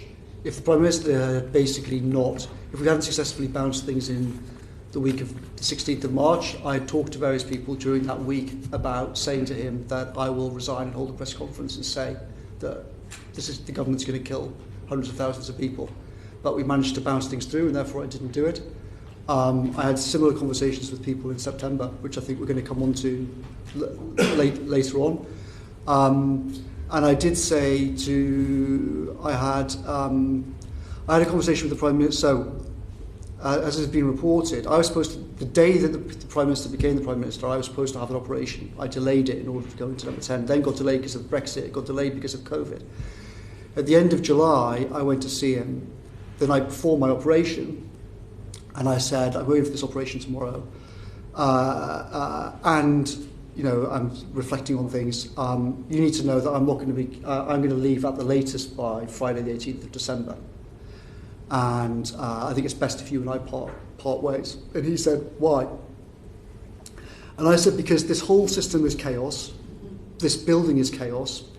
You know perfectly well that, from having worked with me, that I can get great teams together and manage them. But you are more frightened of me having the power to stop the chaos than you are of the chaos. And this is a completely unsustainable position for us both to be in. And I'm not prepared to work with people like Hancock anymore. I've told you umpteen times you've got to remove him. You won't. It's going to be a disaster in the autumn, and therefore it's time that I should go. And the Prime Minister said, which I think says a lot, he laughed and he said, you're right, I am more frightened of you having the power to stop the chaos than I am of the chaos. Chaos isn't that bad. Chaos means that everyone has to look to me to see who's in charge. And I think that was just a fundamental problem. It was a fundamental problem in our relationship. And it was a fundamental problem in how Number 10 was governed, and it was one of the reasons why I said in July that I was going to leave. In all sorts of ways, I probably should have left then in the summer. The only reason why I didn't was because people said to me, we're going to have another disaster in the autumn, and you should stay because maybe you can persuade the Prime Minister of what to do, and maybe he'll listen to you. But from a personal point of view, it would have been far better for me to go, and arguably it would have been better for the country as well. That's very good. Claire, can I just move on to test and trace? You've explained that Alex Cooper was brought in to set up the test and trace system, and you had to get it out of the clutches of the Department of Health to set up a South Korean system. The South Korean system, I can't remember the figure off the top of my head, but it was pretty decentralised. I think there are probably about 155 laboratories set up, a lot more than were set up in this country. Were you involved with Alex Cooper in deciding it would be much more centralised than the South Korean system, or was that his decision? Why was the decision taken to centralise it? So I think there's sort of two separate things in there. There's centralisation in the sense of labs, but then there's centralisation in the sense of the actual contact tracing. I don't know what the logic is about I don't know how the trade-offs operate in terms of centralising a lot of the lab capability. It could well be that actually was the sensible thing to do in various ways, at least in the short term. Because if you've got to ramp up this huge capability, arguably what you do is you build a few really big labs that can kind of take the bulk of stuff, while simultaneously. So what also should have happened, and one huge problem that we had all the way through, was that we couldn't open up Whitehall to say, here are contracts for all kinds of relatively smaller companies that can contribute. So back in the days of February, March, when PHE was massively short of tests, we had companies banging on the door saying, we can help, we can help, we can help. And because of the whole procurement fiasco, we couldn't quickly integrate them and bring them in. So I think, when you've got a kind of national crisis like that, what should have happened is the government says, right, we're going to build a bunch of things, but we're also going to open up the system so that whoever can contribute and build, smaller companies can. Secondly, though, your point about decentralisation on the tracing, I think my understanding is that you're correct, that in places like South Korea and Taiwan, one of the things they do is they have very strong local forces that are actually on the ground. And one of the problems with how things worked here in the summer was a system that was built that in terms of the contract tracing was too centralised, and too much of it was trying to be done from kind of very big hubs. I stress I'm not an expert on this, and I didn't go into the kind of a lot of the details, but I did hear that criticism from a lot of people at the time. I stress that Alex Cooper himself and the people who got involved did an outstanding job within the remit that they had, but remember that they were not, senior officials in charge of this. They were people taking orders. When the National Audit Office did a report on tests and trace, how many billion had been spent on it, they said it was of only marginal benefit. One of the reasons was that the communication between the central laboratories and the local public health teams was either too slow or non-existent. People in the the second level of testing weren't being given they weren't passing the information on to local people. And I understand what you're saying about smaller laboratories and the contracts, but there were people like Paul Nurse, a man of huge distinction, university laboratories, public health laboratories, all offering to do it within their remit. Do you understand, can you tell us why those were turned down, and why the system between the central laboratories and the local public health teams didn't work, so that there's only a marginal benefit from all that expenditure? Well, as I said, I think it was part of the general procurement horror in DH that people like Paul Nurse, we had companies beating our doors down in number 10 saying, we can't get people on the phone, we've got these tests, we can have them verified at Porton Down, etc., etc. That was that was certainly a huge problem. But also bear in mind, like another whole part of this, which I think hasn't really been appreciated so far, is that it turned out that actually there was a brilliant young woman whose name now escapes me, who basically proved in March that this technology called LAMP could work for fast tests. And there was also other work done in March showing that lateral flow tests would work. And various people put together a plan for how to scale up all of this stuff in March. Now, in retrospect, the whole of autumn could have been completely different if this had been absorbed properly by the system on testing. We could definitely, without any shadow of a doubt, we should have been able to have tests on the order of 1 million or 2 million or 5 million a day available by the first week of September. Absolutely zero doubt about it. The problem on that was, for reasons which I never really quite understood, the first I was made aware of this was just a couple of days before my operation, so it must be roughly speaking, I think July the 20th, where a special advisor inside Number 10 who I brought in, who was a scientist himself called James Phillips, he came to me and said, I've been talking to a whole bunch of scientists who have been working on this testing stuff. They're basically being blocked by every part of the system on doing mass testing. They haven't been able to get the money, they haven't been able to get the manufacturing and distribution, everything set up. But this could be a huge game changer while we wait for the vaccines. Now, we in Number 10 then got to grips with it. I organised a meeting with Patrick Vallance, people like John Bell at Oxford, and they both said straight away, yes, we should be doing this. Yes, it could be a game changer. Yes, we have dropped another massive ball by not working on this for the last 3 months. So essentially, I mean, in one sense, all of this should have happened from January. But then once we made the decision in kind of late March to go with Plan B and say Plan B involves testing, Plan B involves all of these different things, Plan B involves vaccine task force, Plan B involves blah. At that point, we should have been putting money into this whole lateral flow and LAMP stuff in March, April. And if we'd done that, then September would have been completely different. Because we'd have been able to have literally millions of tests and fast results, immediately like 10 minutes, 20-minute results. Because we only realised that DH and other parts of the system had completely dropped the ball again in July, late July, essentially, and I only had the first meeting on it, roughly speaking, 20th, 25th of July, all of that time again was wasted. So then we were massively playing catch-up, August, September, October, to try and build all these things that should have already been in place before September. Thank you. If I may, one last question. Go please, last one. One of the reasons the English death figures were very high at the start of this epidemic was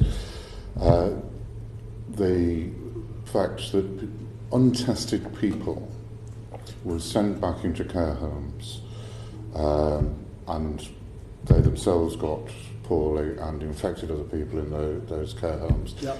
And very large numbers of people died. Do you have any insight into how that decision was taken? And was Number 10 involved in that decision, or was it entirely a health department decision? So that was one of the other things that that we found shocking. That when we realised in April that this had happened, the Prime Minister said, a less polite version of, what on earth are you telling me? When he came back after being ill, what on earth has happened with all of these people in care homes? Hancock told us in the cabinet room that people were going to be tested before they went back to care homes. What the hell happened?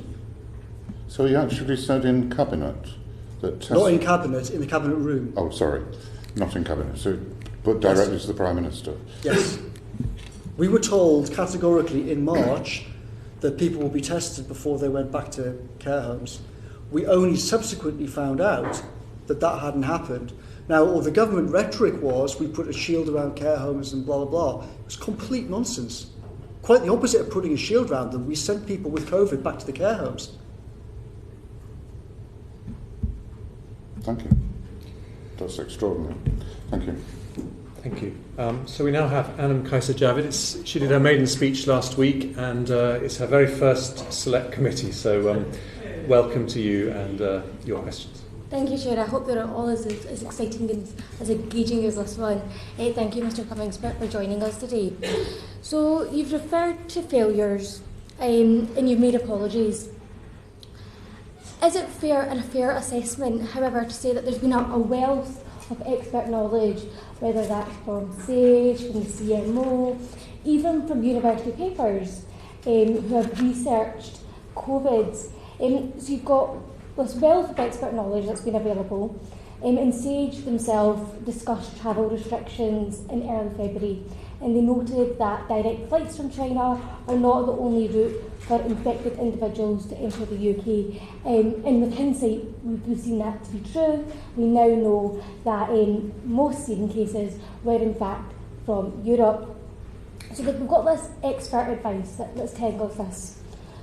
Quarantine measures for overseas travellers, however, as you'll be aware, weren't introduced till June time. And of course, there were still exempted countries, there was exempted people as well. Who was advising the Prime Minister and government to not close the borders, and on what basis? So essentially there are two phases to this. I'd say kind of before April and then from April. Before April, the advice was completely to the... I mean, I heard this discussed several times with the Prime Minister in Number 10. He was told, we were all told repeatedly, the advice is not to close the borders, that essentially it would have no effect. At this point, at this time, I think another kind of sort of groupthink thing was it's basically racist to call for closing the borders and blaming China and the whole China New Year thing and everything else.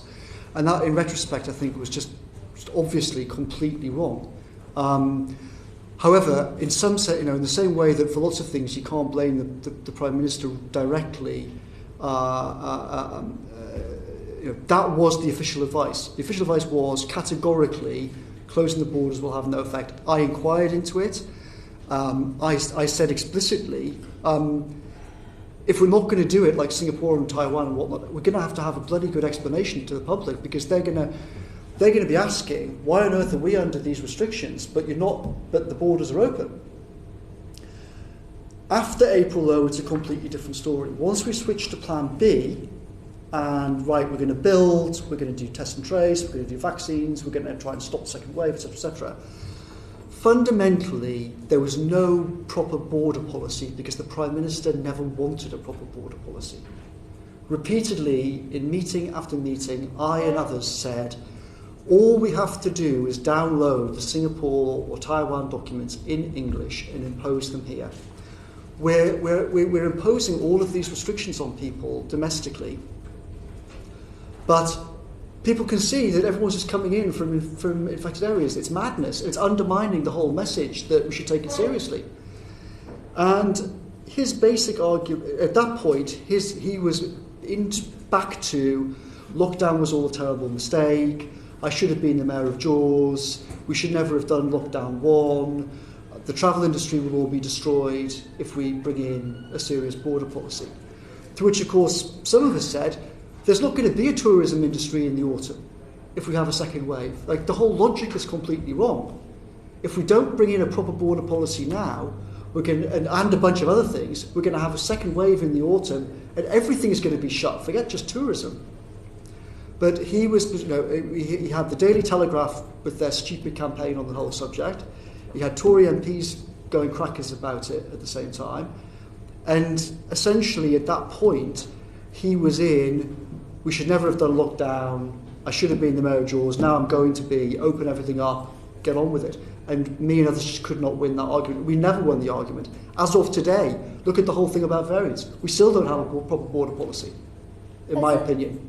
Sorry. Is it a fair assessment to say that the economy and finance was prioritised over people's lives when you think about a border policy to encourage people to travel into this country, to spend money, to rejuvenate the economy? Was that prioritised? Again, I would say you have to distinguish. It would not be fair to blame the Prime Minister for what happened before March, because all the scientific advice from SAGE and the DH was to do that. So I think you can't. He definitely was not prioritising tourism over the economy in January and February. I heard him say explicitly myself to the science advisors and to the Department of Health, hang on, aren't a lot of people going to think we're mad not closing the borders? So the Prime Minister did push on that in January and February, and it would be wrong and unfair to say that he prioritised the economy at that point. However, after April, it's a different story, and at that point, yes, he was prioritising the economy. Okay. So I just find this really interesting. So prior to my election, I was at a secondary school teacher.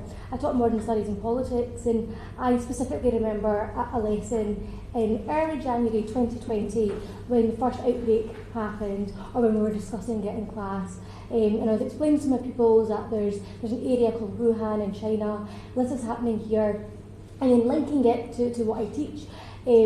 We spoke about if you were the Prime Minister or if you were a government advisor, what steps would you be doing to develop those critical thinking skills? Yeah.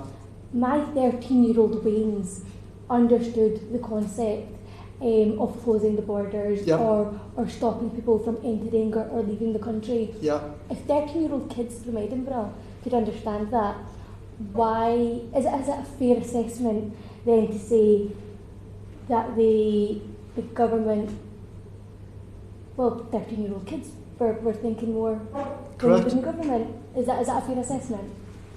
I think there's no... My perspective on it is that huge parts of the public health, if you just look at, this is sort of part of a general issue, huge parts of the public health administrations in Britain and America were captured by memes which were obviously ludicrous. They said, don't wear masks, masks could be dangerous. Turned out to be complete nonsense. They said, don't close the borders. It's, as you say, common sense, obvious nonsense. It's just, in my opinion, it's unarguable that obviously we should have shut the borders in January. We should have done exactly what Taiwan did on whatever it was, New Year's Eve or whatever. We should have said, right, dunk, that's it. Yes, that has some disruption, but the kind of cost-benefit ratio is just massively out of whack. And at least it's worth a try. Like lots of things, at least you try it. If it doesn't, what's the worst that's going to happen? If it doesn't work, okay, well, you've still got the whole nightmare to deal with anyway. But as it was, we were dealing with the whole nightmare. So there was just no fundamentally good logic to not shutting the borders in January, in my opinion. And there was never any logic to it after April. To begin with, the Prime Minister was confused, everyone was, everything was, as I described, was a nightmare. But from the summer, fundamentally, the view was, well, we're past it now, COVID's in history, etc., which was obviously just a terrible, terrible mistake. So leading on from that, leading on from that, during this point, the devolved nations were calling for tighter restrictions. The devolved nations were calling for tighter restrictions in terms of border control. Yeah. Who in the government had that responsibility of achieving a four nations agreement on this? I mean, essentially, the Prime Minister had responsibility for it, and there were numerous meetings in the cabinet room where it kind of percolated up through the system. Department for Transport was not keen on doing it either because they were all worried about the effects of tourism. Okay. But fundamentally, that decision was made repeatedly in the cabinet room in Number 10. And would you, or are you of the opinion that the views of the leaders of the devolved nations were listened to during this, specifically thinking about the border policy? I can't really say if they were well listened to or not, to be honest. I mean, I can't really remember what they were saying, and I can't really remember much of the discussion around that question. Okay. I'm afraid. Okay, one last question, if that's okay. So as I said, I'm a teacher, and you obviously have school inspections that happen. In England, it's Ofsted that run it. You've got 4 grades. So you've got grade 1 is outstanding, grade 2 is good, grade 3 is required improvement, and grade 4 is inadequate. How would you rate the government response on those 4 grades? I would say some individual brilliant performances, overall system total failure. Okay, so you give it a grade 4, inadequate. Yeah, okay, thank you. Barbara Keeley. Thank you. Mr Cummings, I think what you've told us so far about social care is astonishing, but I'd like to ask some more questions about it, because clearly what we're talking about is hundreds of thousands of vulnerable people in care homes, 1.5 million care staff who, we're talking at the February-March time into April, were without PPE and testing. Now, you've said on social media that one of the worst failings was the almost total absence of a serious plan for shielding or social care last March. And there was a widespread delusion we had a great plan, it turned out barely to exist. Why didn't Number 10 move quickly to protect care homes, which everyone knew would be vulnerable in an infectious outbreak? So it was discussed, and we were told that people would be sent back to care homes after they'd been tested for COVID, and we were told that there was a plan for shielding. It turned out that neither of those things were correct. We didn't really understand the catastrophe around people being sent back to care homes who were already COVID infected until April. We realised the lack of a shielding plan in, roughly speaking, the week of the 9th. I organised a meeting on it in Downing Street on Thursday the 19th. And we looked at it then, and essentially we realised that yet again, as soon as you poked holes in things, there was nothing there. And essentially what happened then was that some officials said, there's basically nothing we can do. We haven't built the tools in advance. We can't get all these databases to communicate and whatnot. And this is where we're in this ludicrous situation of we're going to send out these shielding letters without putting in the helpline number, because the helpline number was basically not set up and they hadn't got a call centre to answer and everything else. And I said, and others said, well, what the hell are all these people going to do? I mean, we're telling them they've got to stay at home and that someone's going to help them, and they've got to stay at home, otherwise they're going to die. But we're not giving them even a number to call to say that we need food, we need medicines, we need other help. Like, what's going to happen to all these people? And essentially there was a lot of shrugging. And thank goodness, a group of officials led by this great woman called Jen Allen, who worked at the government digital service. She worked with a guy called Oliver Lewis, and they basically got a team together between the Cabinet Office and the digital service and CLG. And there was a brilliant SPAD in CLG called Olivia. She kind of got some people from CLG together and said, and they kind of jiggled together a team and said, right.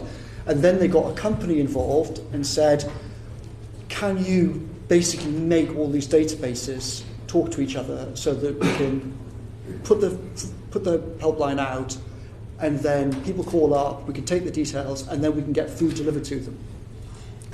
And it was a bit of a similar kind of thing to the data between faculty and the NHS.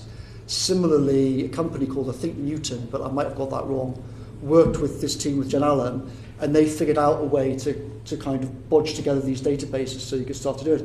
But it was all done essentially in literal all-nighters over the night of Thursday the 19th, over the next few days, to try and get this ready. Okay, that's shielding, but I think the comment I read out to you that you've made was about social care as well. It doesn't appear there was any plan for social care. There might have been no plan for shielding. There was no plan for social care. Fundamentally, yes. In fact, it was reported in the media in March that you outlined the government's strategy in February, and it was said to be herd immunity, protect the economy, and if that means some pensioners die, too bad. That's in February. Was that the view held in government about the deaths of older people from COVID?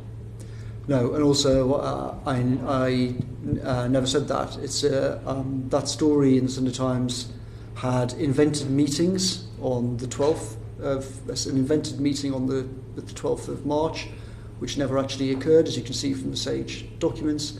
It had an invented story about me in general and why I changed my mind and when I changed my mind and everything else. And I had this fake quote in. It actually caused huge trouble. I had people at my house threatening to kill me as a consequence of it. The journalist involved said afterwards it was the worst professional mistake of his career, but the damage was done, and it created this terrible impression that essentially we didn't care about people, but it was not. It wasn't true. But we didn't care enough to have a plan for all those people needing care. We didn't care enough to have a plan for people in care homes or for people receiving care at home, who necessarily had to have people coming into their homes or necessarily had to live in homes which are not generally suited for infection control. This is an infectious outbreak, and care homes, people coming in and out, they're working there.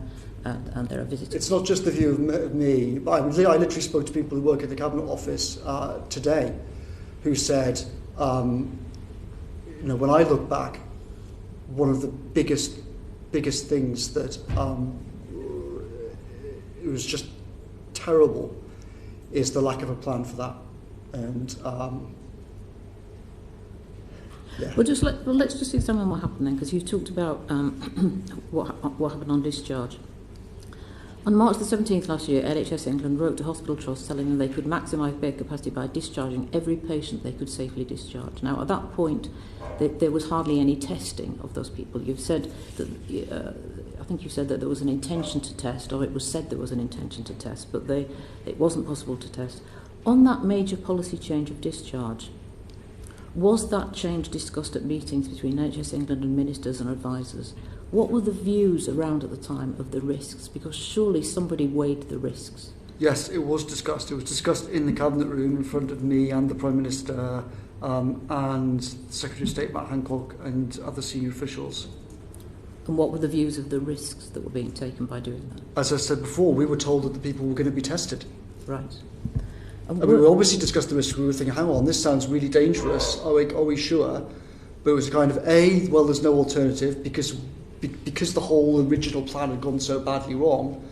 The view was, we've got to try and free up beds in the NHS to deal with the wave that was coming. So the view was, there's no alternative, but secondly, we were assured that the people who were being sent out would be tested. And as I said, it was only in April, after the Prime Minister and I had both ourselves been ill, that we realised that what we were told would happen never did happen, or only happened very partially and sporadically. At least, I'm sure some people were tested, right? But obviously, many people who should have been tested were not tested, and then went back to care homes and then infected people, and then it spread like wildfire inside the care homes. And also, the care homes didn't have the PPE that they needed to deal with it, and they didn't have the testing for the staff. So you had this kind of cascading series of crises, like domino effect, rippling out through the system. I think that probably wasn't seen until September, was it, that it would be staffed too. So in those discussions between the NHS England and ministers or advisors, you said it was discussed in the Cabinet room. What estimates were made of the impact of discharging positive cases? There must have been some estimates given, because clearly in a hospital setting, I think it's understood that NHS staff were infecting each other in hospitals, so there's going to be a level of infection. What estimates were given as to the risks of that discharge? I never saw any estimates about it. I think that in the conversations I saw, essentially the issue was just never properly it was never properly analysed or discussed in front of the Prime Minister, me, the Cabinet Secretary. So that major change on discharge from hospital was made without evidence of the potential risks and of the potential numbers that may already be infected? Well, it was made without a serious plan or capability to cope with the consequences, for sure. Yeah. Why do you think nobody commissioned evidence on that topic? I mean, you've said various things about the Secretary of State and about the state of the department. Is that the cause? That's my assumption. Would you have expected them to have commissioned evidence on that before they took that decision, before they put that decision out there? Yeah, I mean, it kind of goes, but everything's connected. It goes back to the whole disaster over testing. We didn't have enough testing, we didn't have enough PPE. Because we didn't have enough testing, enough PPE, then it wasn't provided to care homes. My impression looking back was that in the same way no one thought about how to produce the details of what to do on shielding, and therefore I had this terrible meeting on the 19th on shielding. I just think that the whole thing around care homes was the same, that just fundamentally it had never been properly dug into. And what happened was, in the crisis environment of complete chaos in that week of around the 16th, as we were heading towards lockdown, people just said, well, we've got no alternative than do this. And why on earth Hancock told us that everyone was going to be tested, I've absolutely no idea. But we all now know that it definitely didn't happen. Who was there when he told you that?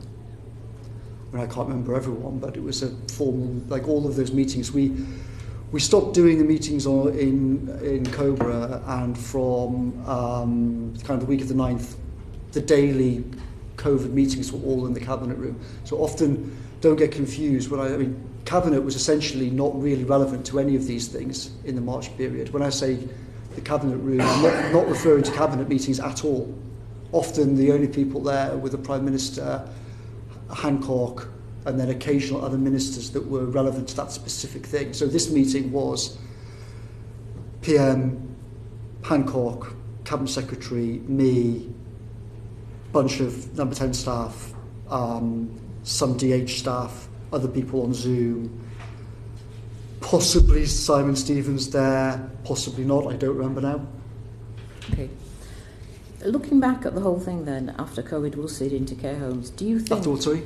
Looking back now at what we're just discussing, after COVID was seeded into care homes, do you think the government, including SAGE, was taking that risk of transmission into care home settings as seriously as they should? And I want to look at this in the context of what you've said since. Was it the start of the thinking by the Prime Minister that has been reported as COVID is only killing 80-year-olds? Was there a sense that it kind of didn't matter because it's people at the end of their lives and it just didn't matter? So it's two different questions there. Your first question, I think, was essentially, was this taken seriously, properly, and everything else by Number 10, etc., etc.? The answer is obviously no. It wasn't. It was not thought through properly. There wasn't any kind of proper plan. It's clear in retrospect that it was just completely catastrophic situation happened with these people being sent back untested and then seeding it in care homes. I think there's no other way to describe it than that. Like all of these things, it wasn't deliberate. It was just it was a function of the overall fact that the system was just completely overwhelmed. The Prime Minister's views on COVID and who it had killed was relevant, but that was relevant in September, October. It wasn't relevant to this point, no. Okay, thank you. Dean Russell. Oh, I'm happy to go. I do apologise. It's Luke Evans next. Apologies, Luke. Thank you, Chair. One thing we do have control over in an emergency is the way in which we communicate. Arguably, that's your strongest suit, given your track record with Brexit. What would you score the government out of 10 on its communication, both to the NHS and to the public? 10 being this is gold standard, or 0 being the lesson learned, we should never do this again? I think that so some of the people working on the communications were some of the best people in the world, and one of the great myths about the whole thing is that the reason for all of these problems was bad communications. Fundamentally, the reason for all these problems was bad policy, bad decisions, bad planning, bad operational capability. It doesn't matter if you've got great people doing communications if the Prime Minister changes his mind 10 times a day and then calls up the media and contradicts his own policy day after day after day. You're going to have a communications disaster zone. So a few things are discussed more inaccurately than communications. So inevitably, there were certainly mistakes made on communications for sure. But all the big things that people think, why did that go wrong? Why did that go wrong? Like for example, the whole thing with Rashford. The Director of Communications said to the Prime Minister twice, do not pick a fight with Rashford. Obviously, we should do this instead. The Prime Minister decided to pick a fight and then surrendered twice. After that, everyone says, oh, your communications are stupid. No. What's stupid is picking a fight with Rashford over school meals, and what should have happened is just getting the school meals policy right. So it's easy to blame communications for bad policy and bad decision-making. Let me pick you up on that, because no plan, stands the test of time when it hits the enemy. This was a novel virus. But the benefit you have in communications is we went into a second lockdown. So what were the lessons learned from communicating in the first lockdown that came out to play in the second lockdown? And looking at that, there was a third one which you weren't involved in, but I'd be interested in your lessons learned, because that's what the essence of this inquiry is about. I think the same thing happened in the autumn as happened in January. It was bad policy and bad decisions. The problems in the autumn were not fundamentally communications problems. They were that the Prime Minister made some terrible decisions and got things wrong and then constantly U-turned on everything. That's not a communications failure. You see it, everyone in the outside world sees it as a communications failure, but the reality is it's much more fundamental than that. The autumn disasters were fundamentally not communications problems. The communications problems were a consequence of bad decisions and bad management. So were you in charge of the communications at this point? Are you saying this isn't my problem, Gov, it's what I was given? No, I mean, as I said earlier on, I had the only time between the election and leaving Number 10 that I was really engaged with communications at all was the period kind of late February until me and the Prime Minister becoming ill being tested positive on the Friday, that kind of 3 to 4 week period. Both before that and after that, I was very little involved with communications because I fundamentally disagreed with the Prime Minister on what is good communications, how to do communications, how it should be structured, how we should approach the media. On pretty much every single major thing, he and I completely disagreed. So I tried to use my time where I thought it could be better spent. For example, in the autumn, I spent, literally near zero time on communications and huge amounts of time on mass testing and on the defence review and on the economy and other things like that, procurement reform, etc., etc. How well were you involved in the lockdown measures draw up, and what was your understanding of the lockdown measures? Which one are you talking about? In March or? First one. I was heavily involved in the period between, if you're talking about the communication of the lockdown measures kind of between trying to formulate Plan B on the 13th and then actually doing lockdown 10 days later, do you mean then? Well, the understanding for the public when the measures came out over what's involved in what you can do, why we keep 2 meters apart, who can go to what, when we can go to school, what understanding did you have that of where we can travel? Yeah, I was heavily involved with that, but again, the problem there was not. I had all the communications people were screaming. We haven't got anything to explain to the public properly, or what we have got is all contradictory because we haven't got an actual plan. That was the problem. The problem wasn't in the communications team. The problem was what they were being given. Okay. Moving on to a second point, and it's to pick you up on your evidence you gave at the start. At 11:09, you said to the member for Salford and Eccles, "It's completely crazy that I should be in such a senior position." You also then said you realised this was a massive problem, and yet you didn't take action. Why didn't you resign straight away? Or why you had the power to hire? Why didn't you hire your replacement? And did you say to the PM that you didn't feel you were competent? So I did hire various people into Number 10 to try and raise the quality of the team there, including myself. For example, bringing in people like Tom Shinner, we built the analytical private office in there.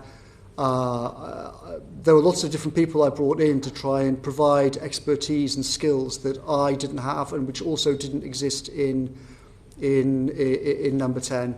And that did actually help. So in January, when I did that blog saying, Number 10 doesn't have these skills, we need to hire people, by September, we had built that team, and it did make a huge difference. And I think we'll come on to in terms of the September decisions.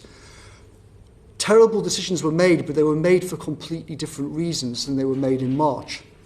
By then, there was a different set of skills and a different set of people.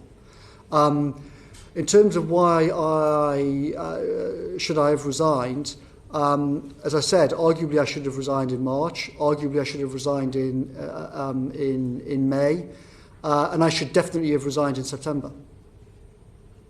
So in answer to that question, I'm just wondering where you draw the line on your personal responsibility and the decisions that are made. You said you didn't speak up because you were worried about the fact that you might be getting it wrong and people may die. There was a certain infamous trip, and that had huge influence on how people perceived the lockdown. Again, you said it was the problem of the policy, not in the way in which it was messaged across. Where do you draw the line for you having personal responsibility for the decisions both in government and about the way you conduct yourself? So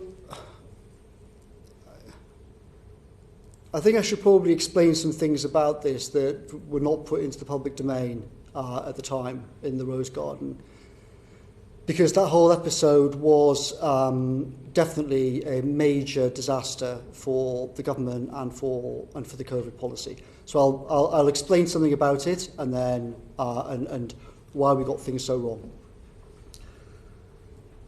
In the autumn 2019, I had to move out of my house because of security threats for about 6 weeks. On the 28th of February, when I was dealing with the COVID problem, on the Friday night, I was down in Westminster, and my wife called saying there's a gang of people outside saying they're going to break into the house and kill everybody inside. She was alone at the house at the time with our then 3-year-old. After that, I spoke to the PM and the Deputy Cabinet Secretary, Helen McNamara, about the situation, and it was suggested that possibly I either move my family into a government accommodation or move them off to family. On the 22nd of March, the story happened, which the lady mentioned earlier, about that fake quote from me, basically implying that I was happy for everyone to die, which led to further problems.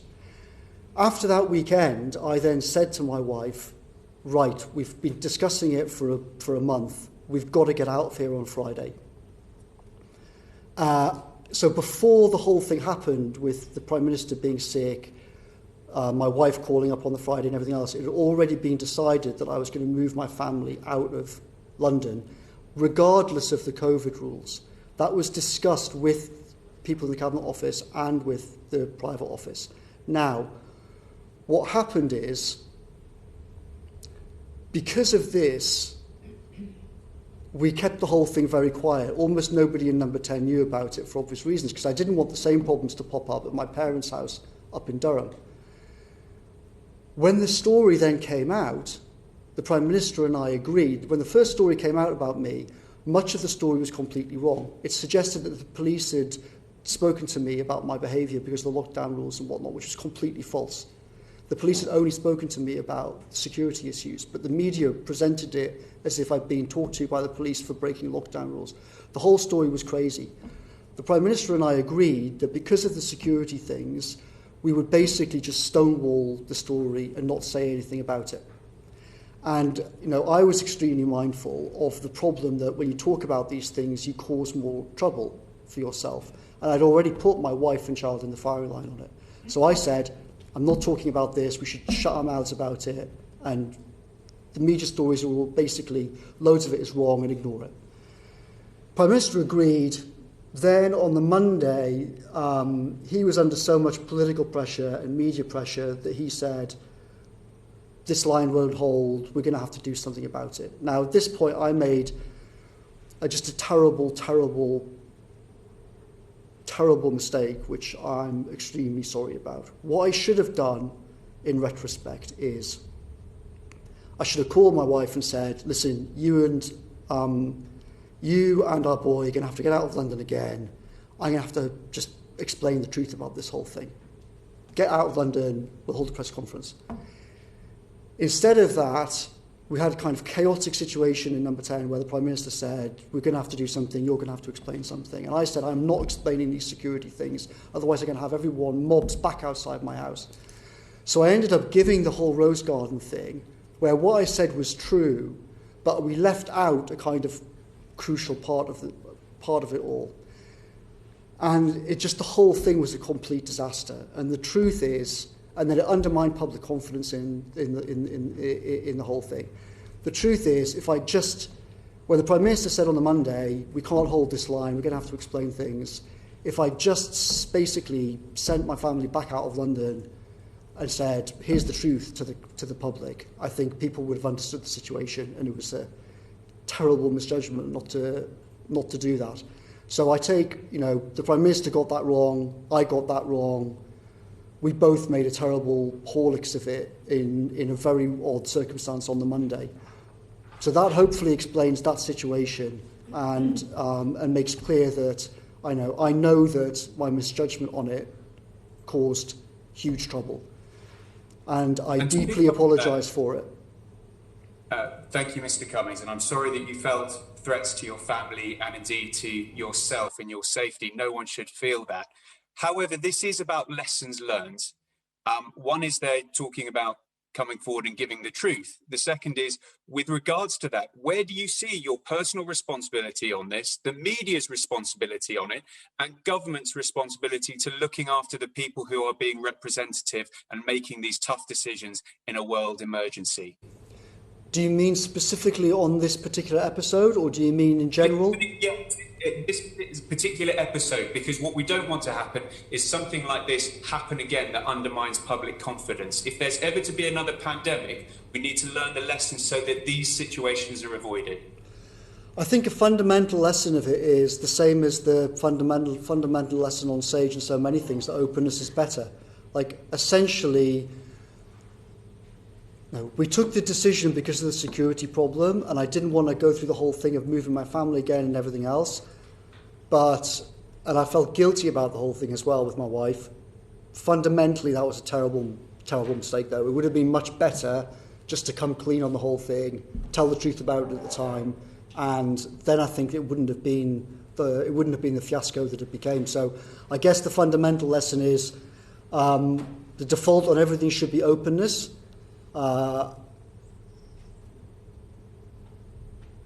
If we defaulted to that on this, it would have been harder for me in some ways, but it would have been better for the country, and that's what we should have done. Thank you. Thank you, Luke. Thank you very much, sir. Obviously, it is totally and utterly unacceptable that you or your family should face threats, but there's just one thing I didn't quite understand in your narrative. If you were moving your family out of London for security reasons, why did you move them back? Because essentially, I've been on, during that time in that next 2 weeks, I've been lying there thinking that I might die. I was extremely ill. On the 12th, the day before we came back to London, I could still, I could really still hardly walk 50 metres. And if it had been up to me, I would have left my wife and child behind. But she was extremely worried about me. She was worried that, what happens if I just collapse at home? I'm by myself. Who knows what state you're in? The medical advice was that I shouldn't be basically rushing back to work. I should stay and rest. But the Prime Minister had literally nearly just died. I was getting all these messages from everybody saying that the government's in free fall. If you can get back, you should go back. So I went back. She was worried about me, and therefore she made the decision, I'm going to come back with you. We all had to make very difficult decisions at this time. If I could have done, I would have left them in. I would have left them in Durham, frankly. Thank you, Dean Russell. Thank you, Chair. if you don't mind, I'd like to explore this a little bit more, but with the Durham trip, and I also echo the comments about the awfulness of having security risks to your family. That's just never acceptable. But a lot of the issues around that, around messaging, was about trust in the messaging from government, the trust in you and in officials, and in particular around behaviour change. And most of the messaging during that time were 3-word statements. There was stay at home, there was protect the NHS, more recently hands, face, space. And I think the nation just wanted to hear one statement from you, which was a 3-word statement, which was I am sorry. And I just want to understand, Mr Cummings, why you just didn't apologise when you were in that rose garden. Because, well, as I think I've tried to explain, there were sort of multiple things going on in my head about it all. I couldn't really tell the whole story about it. Or I felt I couldn't. I should have done at the time, but felt like I just didn't. For the reasons I've described, I think that my behaviour in leaving London at the time was perfectly reasonable. And other people in the Cabinet Office and the Prime Minister and everyone agreed with me that it was reasonable for me to move my family out of Durham. So I was caught in this thing of, well, are you going to apologise and say it was a terrible mistake? The truth at the time was, no, I wasn't sorry about moving them out of London. And I didn't think it was a terrible mistake. I thought it was completely the right thing to do. But the problem was we were trapped in a situation where I was only telling part of the story. So the whole thing was just a complete disaster. And with regards to that, though, what was Obviously, I am extremely sorry about the whole thing, the way that the whole thing worked out, because the reality is I had all the security problems again afterwards. Twice further, I had to move my family out of the house again because of problems at the house, despite the COVID rules. I stress, for all the journalists watching, the further stories about me going back are false. It is true that I moved my wife and child back out of London, despite the COVID rules, but that was in discussion with the police. I did not leave London. And all of these stories about me being elsewhere and me going off whatever, those stories are all categorically false. But it is true that I moved my family out again. So the truth is I had all these problems again anyway. I didn't dodge them, and that's why it would have been better just to explain it all at the time, and I'm extremely sorry that I didn't. Why is it taken till today, though, to make that? And I can really sympathise with the issues for your family and so on, and appreciate that. But why is it taken to this committee to hear you actually apologise in hindsight, given the fact that I think an apology at that time would have lifted a lot of the pressure? Because I think the nation's back was up over it because they felt that, rightly or wrongly, that you'd sort of done it and you sort of said, look, that was the right thing to do, move on, whilst everyone else in the country was following the guidance and not getting to go to funerals, not going to see their families, not hugging their family and friends, and worried about their lives. And the presumption, especially in the press, was that you'd sort of done it and didn't really have an apology to give. Well, I mean, I did understand at the time, and I do understand at the time, people talking about, people being very upset and their relatives. My own uncle died, while I was in bed with COVID, my own uncle died in hospital of COVID because of this whole problem about hospitals and infection in hospitals and whatnot. So I very much did understand people's anger about it. All I can say is, after the complete debacle around the whole thing, it just didn't seem like coming out and then trying to explain it all while I was still in government was a sensible thing to do. And then after I'd left, it's kind of, the last thing I wanted to do was draw attention to the whole thing and to my house and everything else. Again, as it is, I've had to move, I've moved my family out of our house now for this whole public thing. I've got the whole street has got cameras and everything else around it. But I figured that today is today's the day for just getting the whole terrible story on everything out so everyone knows the reality. And hopefully this is a case study of how not to handle something like this. As I said, it's clear in retrospect that once it was clear that the Prime Minister wasn't prepared to hold the line, I should just have said, right, family out, I'll explain the whole facts, and that's it. And I think most of the country would have understood it. But we kind of just did the worst of all possible worlds. And with regards to that, did everyone in government and Number 10 appreciate the real sheer emotion of the country at the time? I mean, in my constituency email box, we had 1,000 emails from people really angry about this. Was there a realisation of that disconnect? Yes, we knew as soon as the whole thing had happened, we knew that I knew that the whole thing was a complete disaster. And do you feel that you were unfairly targeted by the media? It felt to me that during that time there were quite a few cases of high-profile individuals breaking the rules in various forms, whether it be the blurry edge of it or completely. Why do you think you were targeted so much by the media over a very sustained period of time? I mean, I've never complained about the media, and I've never threatened to sue the media.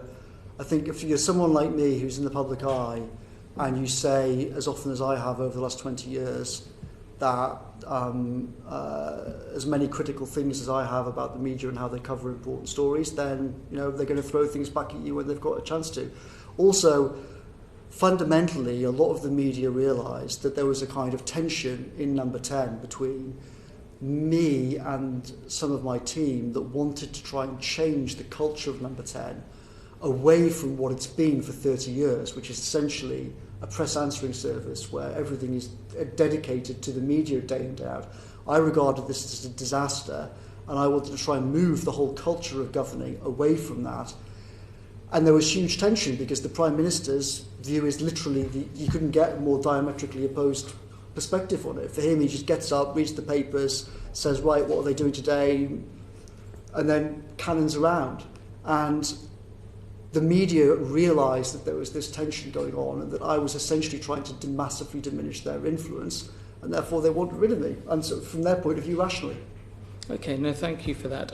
Just in relation to the Rose Garden, Downing Street, the press conference there, you've made some very, very big allegations today, and we're yet to see the evidence in the emails and so on. And you've raised on several occasions that around that time, prior to that time, actually, March, February, you had very serious concerns. You had the UK's media in front of you, in fact, some of the world's media.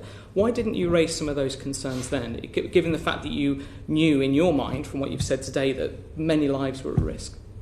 Do you mean, why didn't I speak to the media and say, I think the government's plan might be disastrous? Yes, or variations of that, because you're making those suggestions now, a year later, again, after the horse has bolted, if that's the case. Why didn't you use that platform at that time to say, look, I've got grave concerns, we need to change direction? Because I thought the right thing to do was to try and make the arguments internally and change the Prime Minister's mind and change the official plan and kind of shift it from plan A to plan B. I think if I'd suddenly started calling the media in the week of the 9th, so as I started having meetings with people in the 9th on plan A is a disaster, we've got to shift plan B, if I'd then started calling everyone in the media and saying... Sorry, not calling, but you were in the Downing Street garden, you had what I felt was a bit of a witch hunt approach of one journalist after the other asking you a question after a question, but there was a platform there for you to say, I'm really concerned that lives are at risk, that we should be changing things. What was your decision to not raise that in public at that time, given you're now saying that you had major concerns? Well, it's a kind of constant problem that people like me have to wrestle with all the time. That other people in this room will have wrestled with. It's the tension between, if you threaten to resign, you've got to be serious about it. Otherwise, your bluff is called. If you leave, then you lose basically all control, unless you're going to put a gun to someone's head publicly. If you stay, then you've got a chance to try and influence things. I thought at the time, as I said, I thought very, very seriously about resigning in the summer. I was dissuaded from doing so by the Cabinet Secretary and by other senior people who said, please stay, don't do it. You have that tension, and I don't know quite what... So I think in retrospect, I was probably right not to resign in March. I think in retrospect, I was definitely wrong not to resign in September. Whether or not I should have gone in the summer or not is, I don't know. But you mentioned there about tensions between decisions, and what we've heard this morning is that you've said that you had no real power, yet you took the test and vaccination programme off the Secretary of State. You had major concerns a year ago but didn't raise them in front of the media when you had an opportunity. You were concerned about making decisions that would put people's lives at risk, yet you took a trip to Durham, which I appreciate you've explained in more detail now.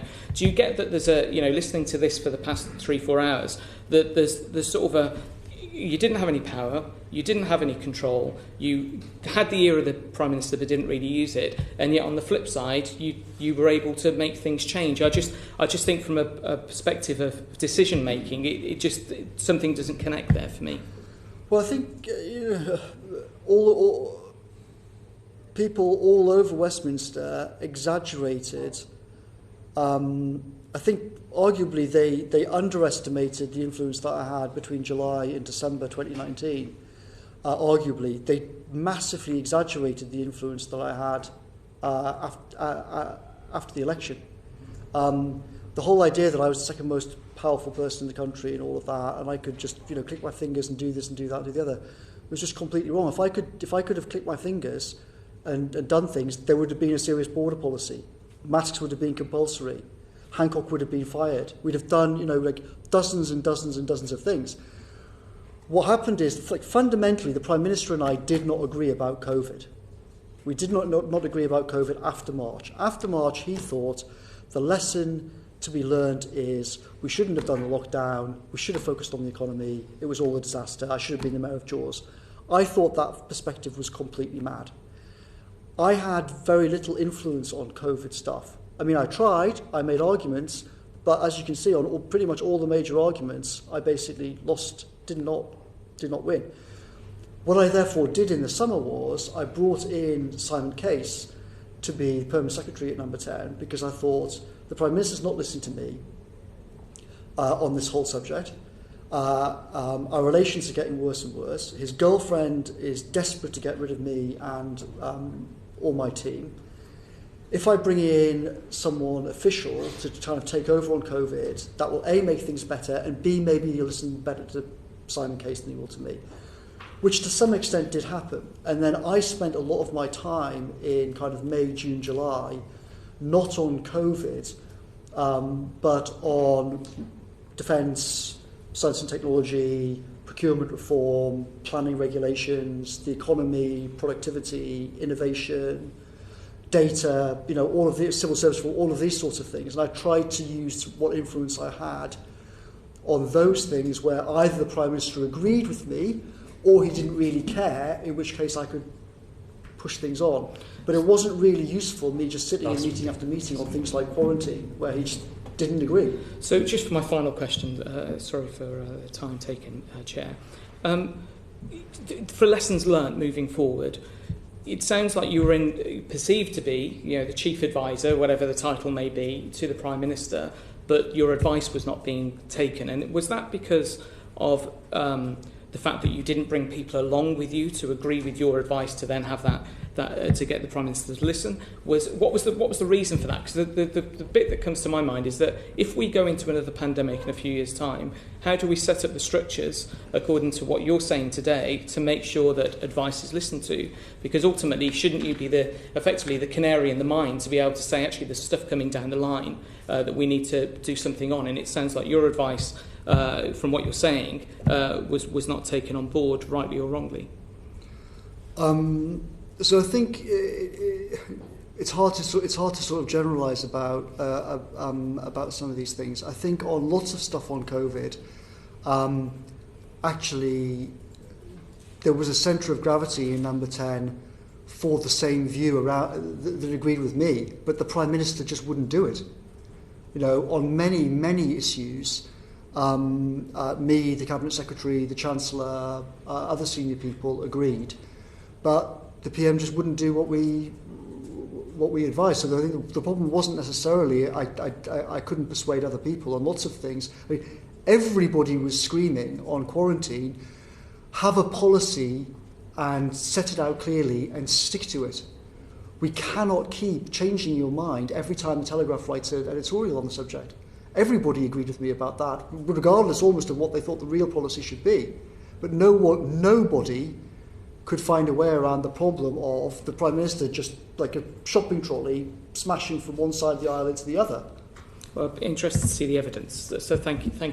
Thank you. Just before we move on from this, with respect to Barnard Castle, one of the things that really upset people wasn't taking your family out of London.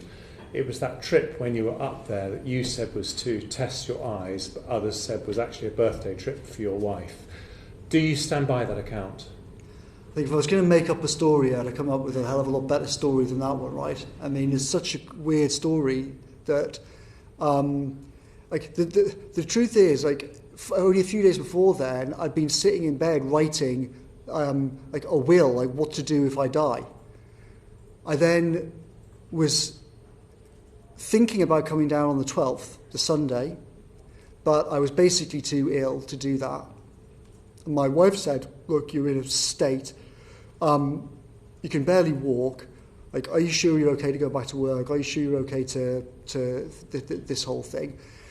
And I don't know, I mean, I try to explain this all the time. It seemed to me like, okay, if you're going to drive 300 miles to go back to work the next day, then pottering down the road for 30 miles and back to see how you feel after you've just come off what you thought might be your deathbed didn't seem crazy to me at the time. Did it not seem crazy to do that test with your wife and child in the car with you? No, it didn't. Didn't seem crazy. Does it's it like, not okay, seem a bit crazy now? Let's get in the... That you are testing your eyesight with your wife and child in the car with you? It didn't seem crazy at the time. It seemed just like, okay, let's get in the car, drive up and down the road. If I feel bad, come home, see how I feel as I get going. Okay. But I can completely understand that. I can completely understand why people think the whole thing was weird. And obviously, I wish I'd never heard of Barnard Castle, and I wish I'd never gone, and I wish the whole nightmare had never happened. But hopefully, people can even if they don't agree, hopefully they can understand. As I say, I can only apologise for the whole debacle. Okay, we have talked a lot so far about things that went wrong, but I think we should spend some time on the big thing that went right, which was the vaccine programme, and I've got three colleagues who want to ask you about that. But just let me open by saying, what is it that you think we got right on the vaccine that was so different to some of the other things that we've been talking about today? I think fundamentally on vaccines there was clear responsibility. There was someone who was actually in charge of it, Kate Bingham, and she was working with Patrick Vallance. She built a team of people that actually understood what they were doing, and she had the kind of strength of character not to be pushed around by... So we had a kind of formal thing which was, you're in charge of it, you report basically directly to the PM, you don't report to the Department of Health. So she knew kind of who her boss was on it. Built a great team, and we also said to her, treat this like a wartime thing, ignore rules. If lawyers get in your way, come to us, we'll find ways of bulldozing them out of your way. And it just, clear accountability, people that really understood what they were doing, relative to almost everything else in Whitehall, extremely low friction. And some great kind of technical help. I think those things, when you put them together, meant that it worked better than pretty much anything else. I think this is not in any sense a comment on Kate. I think the fact that it worked out relatively well to the rest of the world, though, shouldn't blind us to the fact that we only really got that going. So I think my first conversations about the idea of it with anybody were in March. Patrick Vallance texted me on roughly the 24th, I think it was, of March. Something like that. I've got the exact date. Like lots of other things, though, there's no doubt that we could actually have done this faster than we did. The conventional wisdom was we're not going to be able to have any vaccines in 2020. Now, in March, I started getting calls from various people saying these new mRNA vaccines could well smash the conventional wisdom, don't necessarily stick to it. People like Bill Gates and that kind of network were saying. So essentially what happened is there's a network of people, Bill Gates type people, who are saying completely rethink the whole paradigm of how you do this. Build in parallel. Here is the science thing, here is the manufacturing thing, here's the distribution, here's the supply, here's logistics, here's the data. The normal thing is you kind of do those sequentially. What Bill Gates and people like that were saying to me and to others in number 10 was, you need to think of this much more like some of the classic programs of the past, the Manhattan Project in World War II, the Apollo program, build it all in parallel.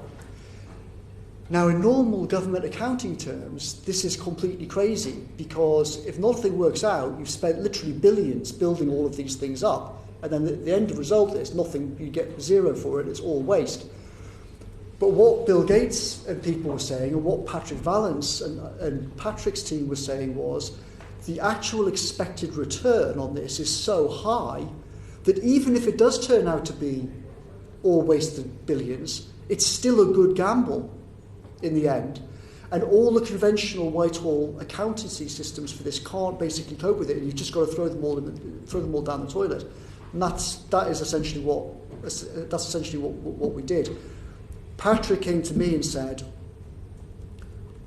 I want to do this. I think we must take it out of Department of Health. Bear in mind, this was at the time we were having all these conversations about PPE, about testing, about shielding, about all the things we've gone through today already, with all of these different things being wrong. Patrick said, take it out of the Department of Health. Will you support me on that with the PM? I said, absolutely damn sure I will. I spoke to the Cabinet Secretary. The Cabinet Secretary completely agreed, because also he was watching all of these meetings in April about all the problems the DH had. So weirdly, this was one of the things that actually had almost no real formal meetings and actually very little discussion. Patrick, me, and Cabinet Secretary all basically went to the Prime Minister when he came back from being ill and said, there's just no alternative. We've got to do it like this. It's inconceivable we can leave it in DH. Here's the structure. And the Prime Minister just decided in 90 seconds, fine, do it. And that was it. And there was basically not really any formal structure. There was a little bit of whinging here and there there was a little bit of pushback in some quarters saying, this is extremely risky. If you don't go down the EU approach and that works and we do it ourselves and it doesn't work, you guys are all going to be in a huge political hole.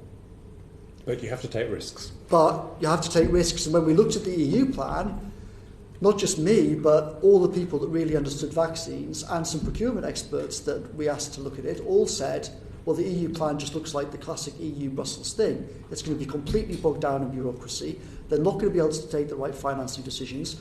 They're not going to do this parallelism approach of building everything and subsidising everything as you go along. So it seemed at the time like that was just clearly the right thing to do. And thank goodness that was one of the few things I think that we got right. Thank you. Let me bring in my colleague Zara Sultana. Thank you, Chair. I was meant to come in earlier, but I had a PMQ, so I'm not going to go entirely on vaccines at the beginning. I just want to pick up on some points, Mr. Cummings, that you made earlier regarding herd immunity. You said that it was an unavoidable fact and it was the official plan of the government. Did the Prime Minister specifically acknowledge that pursuing this would result in an excess of 500,000 deaths? And was he okay with that death toll or a death toll of that margin? So the Prime Minister was definitely aware that as I said earlier on, that herd immunity by September in a single wave was the official plan A. That's on the COBRA document that I shared with you as it's described, the optimal single peak strategy. On the 12th, the Prime Minister, like me, heard in the conversation about chickenpox parties and the interviews that a few people gave about herd immunity, And the Prime Minister, like me, started to think, hang on a second, this sounds at best extremely frightening. Is this really what we're going to do? But as I said, up until when we had the meeting on the 14th, the whole point of that meeting was, here is the real numbers on what the herd immunity by September strategy really means. It's on the best case 260,000 people dead on the DH's own thing. We can't do that. We just can't do it. We've got to gamble on an alternative plan. But at that point, remember, the conventional wisdom was, if you do gamble on an alternative plan, it's not going to be 260,000 people dead. It might be 2 or 3 or 4 times worse than that in the autumn.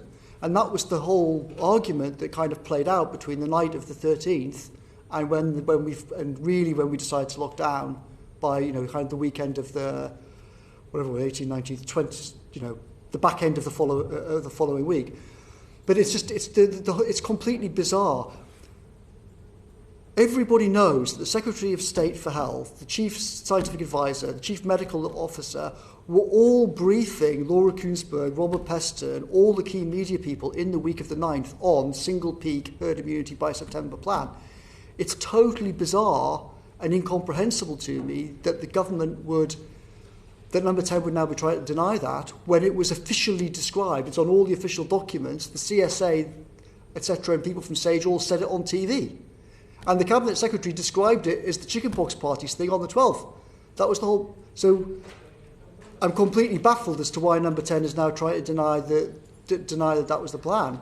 The whole point is that was the original plan, but we realised what the consequences of it were going to be, and we decided that it was intolerable and we had to try something else.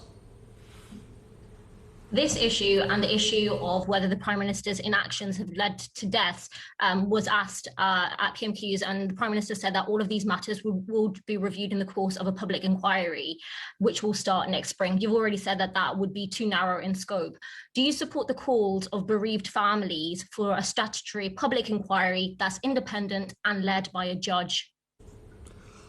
I don't know about being led by a judge, because often these judge-led things actually don't, the history is they often don't really get to the bottom of it. But the principle of it, yes. I think the idea that any kind of serious inquiry and lessons learned doesn't start till next year is completely terrible. The families of all, tens of thousands of people died who didn't need to die. There's absolutely no excuse for delaying that, because a lot of the reasons for why that happened are still in place now. Look at the whole debate about variants and whatnot.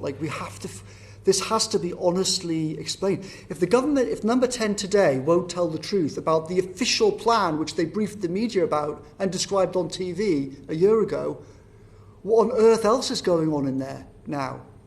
So yes, I do. And I also think, if you go back, and this is not about dragging Brexit into anything, but if you go back 2 years, if MPs could seize control of the legislative programme and say, we are in charge, not Number 10, when it came to Brexit and the second referendum, why on earth can MPs now not take control and say, it's intolerable that this can be delayed? The elected representatives of the families of people who died who didn't need to die must get to grips with this now. There is absolutely no excuse for delaying it. And the longer it's delayed, the more people will rewrite memories, the more documents will go astray, the more the whole thing will just become cancerous. One of the issues has been the Prime Minister's reluctance to actually meet the COVID family group, the bereaved families. Why is the Prime Minister running away from meeting with them, do you think? I can't imagine why. Okay, I'll move on to my question about contracts. So Byline Times and the Citizens Overview of Contract Awards reveals that a year after the first COVID lockdown, almost £1 billion in government contracts has been awarded to 15 firms that are linked to Conservative donors, and they've had more research that continues showing this trend. During your time at Downing Street, was there concern about the contracts process, that it wasn't fair or transparent, and was anything really done to address this? Initially, there wasn't initially in kind of February, March, no. Like, all of our concern was just this disaster coming at us, and my concern was all the kind of blocks in the procurement system and us not being able to do things like sign fast contracts with testing companies to get testing ramped up when PHE didn't have the capability and stuff like that, and PPE.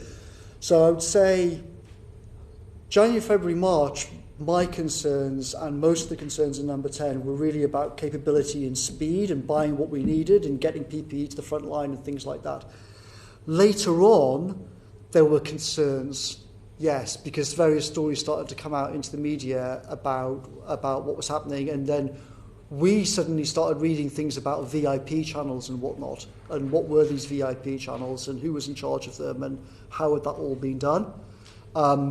But that didn't really cross my radar until, I can't really remember, but I would guess probably something like May or something. Not in the first phase for sure. In terms of some of the contracts, a contract with a jeweller worth £70 million for sterile gowns, almost all of them couldn't be used because the contract didn't request double packaging. Another contract for face masks, completely unusable because they had the wrong type of fitting. In terms of some of these mistakes, the government have said, we were in a panic situation, we just had to order things. In hindsight and going forward, what kind of processes do we need to make sure that we're not throwing millions, if not billions of pounds, essentially down the toilet for wrong items? So I think I won't bore everybody with going back through the history of this, but I said many times before, including actually, well, I won't go into that. Many times before, that the procurement system is completely unfit for its purposes in Whitehall.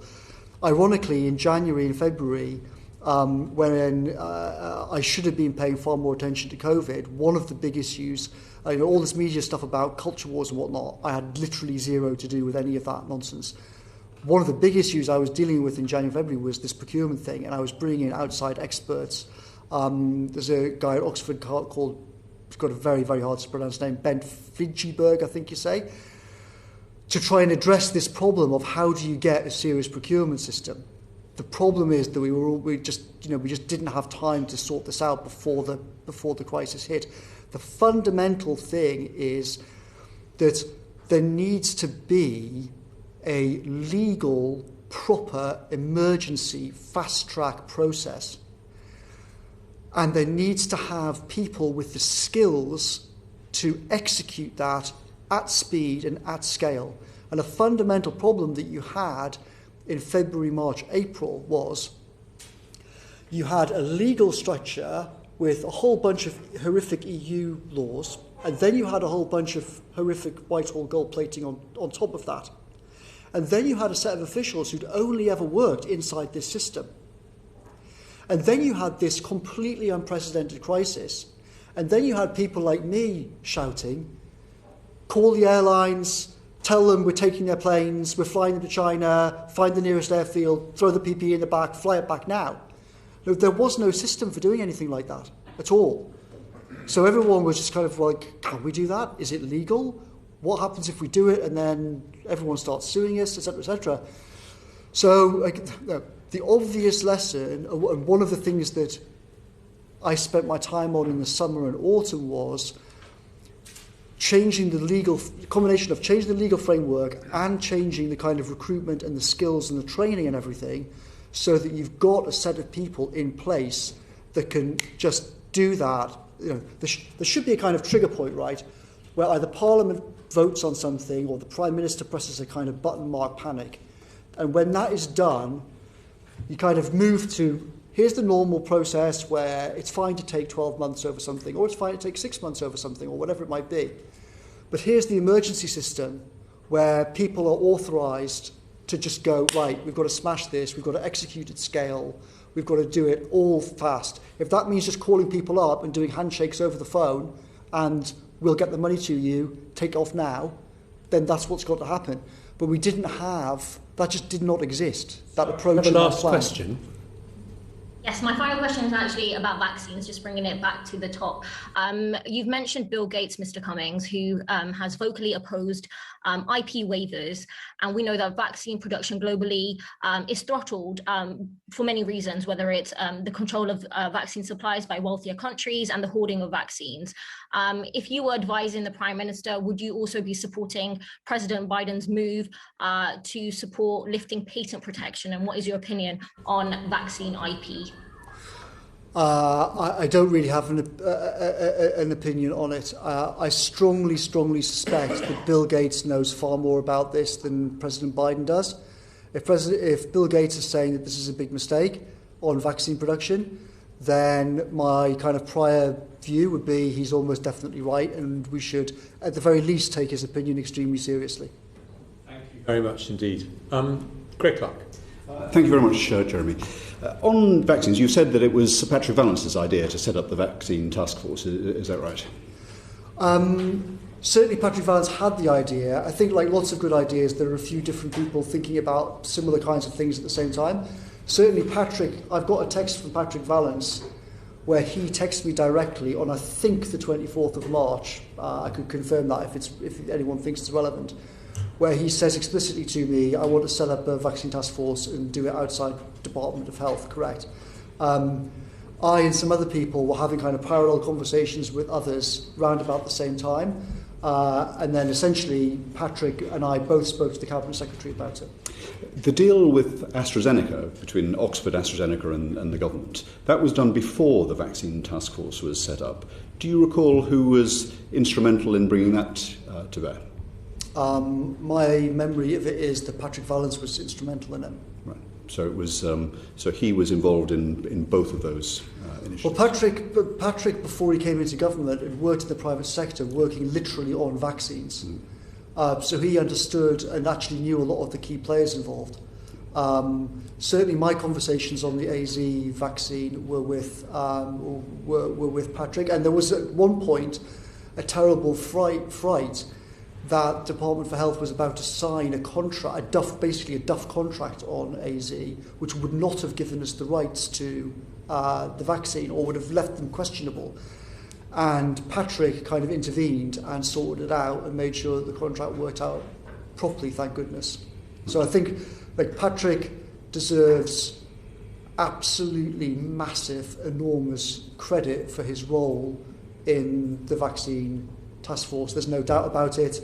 I think, as far as I'm aware, he's the first senior official who came up with the idea. The other people who I know were talking about it were kind of people outside of government.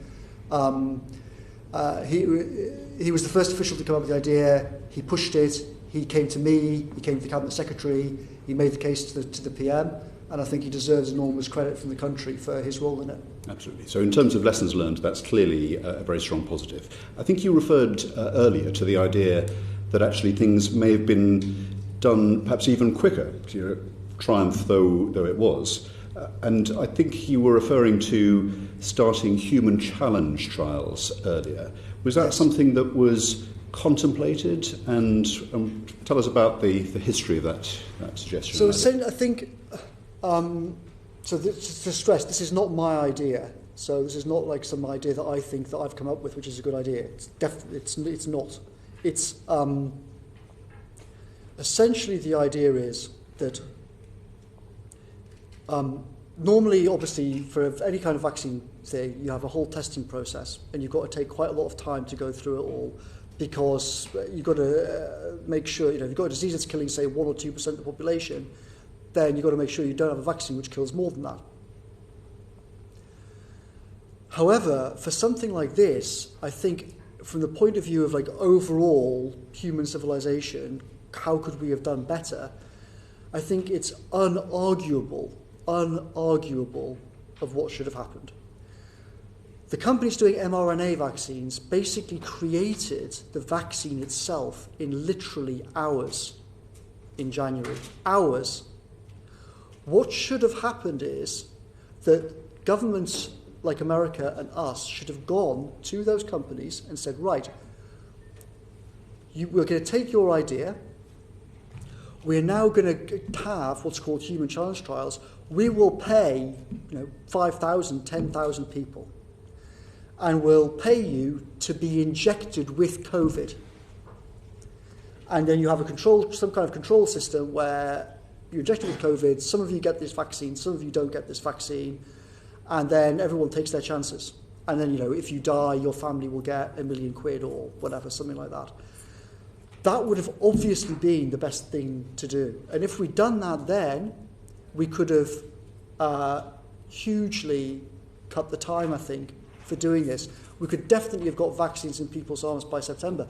And the reason why I think this is an important thing is, imagine if we suddenly have another thing like this, but it's not like COVID, it's something like smallpox or Ebola, which kills 1 in 3 people, right? We have to be able to have a system that doesn't just go, oh, well, tens of millions of people are going to die, nothing we can really do, we've got to go through this safety challenge process. We've got to think now, and this is why I'm so aggressive, I suppose is the word, about having this lessons learned thing now. We've got to have a system in place where we go, holy Lord, new Ebola thing, right, mRNA companies, Pfizer, where's the vaccine? Right, 10,000 people, what's the price that it pays? So this is one of the reasons we're conducting this inquiry, so we can get on with lessons that can be learnt. But just to understand it, was the fact that we didn't do that, and as I say, there's no criticism of the fact that this was done at remarkable pace, were we constrained by regulation or by a kind of distaste for the risk involved in injecting healthy people with COVID? I think there's definitely regulatory issues that need to be sorted out, but I think, fundamentally, like lots of things, a kind of groupthink mentality meant that just in general, it was never properly explored. I mean, a few people did suggest it, and it was talked about. Who suggested it? But I actually can't remember now who suggested it. I know that there were conversations around about it. I got emails from some people saying you should be doing this. It was one of the many things that I should have pushed harder and tried to force a conversation about and didn't do enough on. But it was just, as far as I'm aware, it was just never really properly discussed, but obviously should have been. Just a couple more areas. You've raised concerns that the plan for vaccination or the adjustment of vaccines to new variants. I think I sensed from some of your recent tweets that you think that's not as sound as you think it should be. Have I got that right?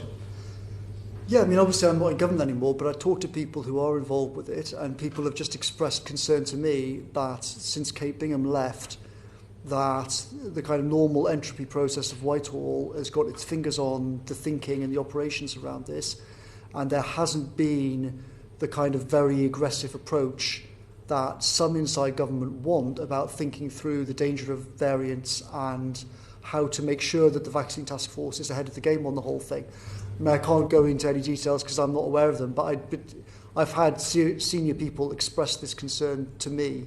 Yes.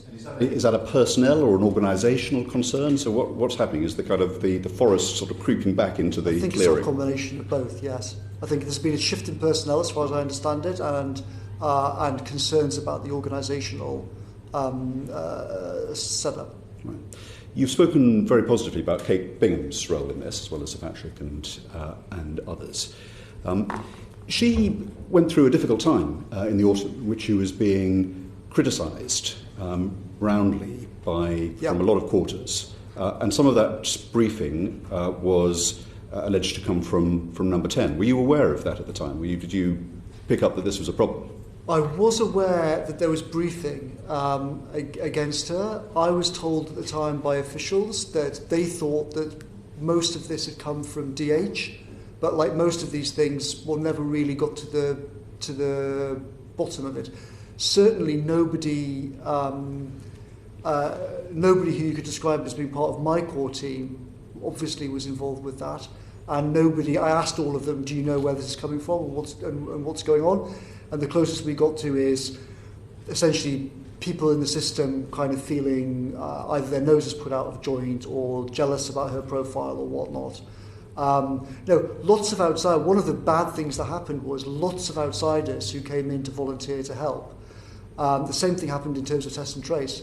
People who dropped massively lucrative careers to come and help test and trace also got trashed in the press by parts of Whitehall, which I thought was terrible. And Kate, I think, got caught in that sort of crossfire.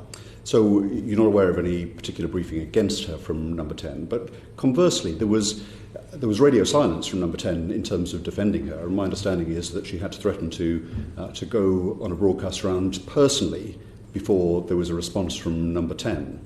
Again, were you aware of that? So, as I said earlier on, I tried to stay very far away from kind of day-to-day media things. I've got a vague recollection of a time when there was some kind of problem and her call. I think she might have called the PM directly or something, and said, essentially, that I'm very unhappy about what's going on, and I want some support from Number 10. But I wasn't part of that conversation, and I don't really know what happened, I'm afraid. But given the significance of her role and the praise that you've quite rightly lavished on her, did you not feel, observing even as a reader of the newspapers and the blogs, that hold on, we should be backing the work that she's doing? Yeah, I mean, as far as I was concerned, we were. I mean, we obviously supported the work of the Vaccine Task Force. But in terms of Kate Bingham's role in that? I mean, Number 10, as far as I was concerned and as far as I was aware, Number 10 was always supportive of the Vaccine Task Force and supportive of Kate Bingham. As I said, I tried to escape, I tried to keep out the way of lots of conversations with the Prime Minister about briefing and leaks and all that sort of thing. So I'm not the person to speak to about it. All I basically remember is there was some briefing against her. I asked at a couple of meetings, where do we think this is coming from? The best guess of people in Number 10 was parts of Whitehall have had their noses put out of joint. I also vaguely remember some Sunday Times story about her, but I can't remember what that was. But I don't think I can add anything very useful to the discussion. Finally, just looking back and thinking of the system, when you appeared before the Science and Technology Committee, you talked about the deal that you did with the Prime Minister when you came in to be his advisor in Downing Street. And you said that there were 4 components of it. One was to get Brexit done. The second was to double the science budget. The third was to create a new research agency modelled on DARPA or ARPA. And the fourth was to change the way that Whitehall works. Now, again, you've talked about this a lot in your blog in 2019. You talked about turning government institutions responsible for decisions about billions of lives and trillions of dollars from hopeless to high performance. So this was one of the things you thought about and you brought into Whitehall.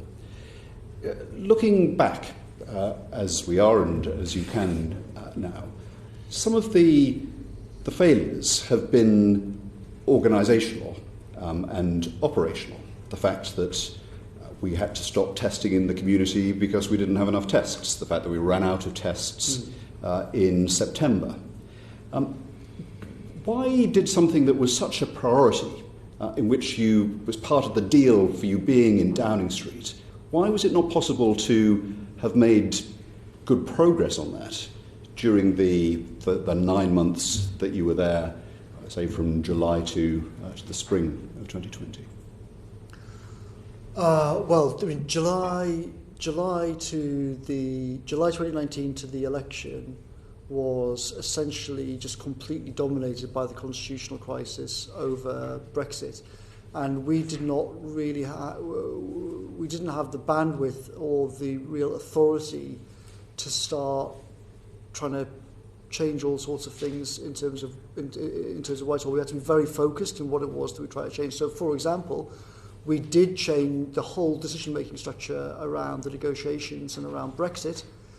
We did change radically and effectively. I started work on things like the procurement reform, but it's also the case that the situation was so overwhelming, particularly after the kind of prorogation and the Supreme Court judgment, that in September 2019, I had senior officials come to me and say, the system's creaking and very shortly senior people are just going to stop obeying orders from this Prime Minister and are going to regard it as not a legitimate government. So it was a really, really weird time. That wasn't an environment in which you could suddenly start saying, right, we're going to have all of these huge shifts to the basic wiring of Downing Street. And Whitehall, once we came back in January, I did begin a lot of this process. I talked to the Cabinet Secretary about making various changes with the civil service HR system. As I've said, I started a whole process from the beginning of January in terms of trying to change the procurement system and other parts of it, and the data side.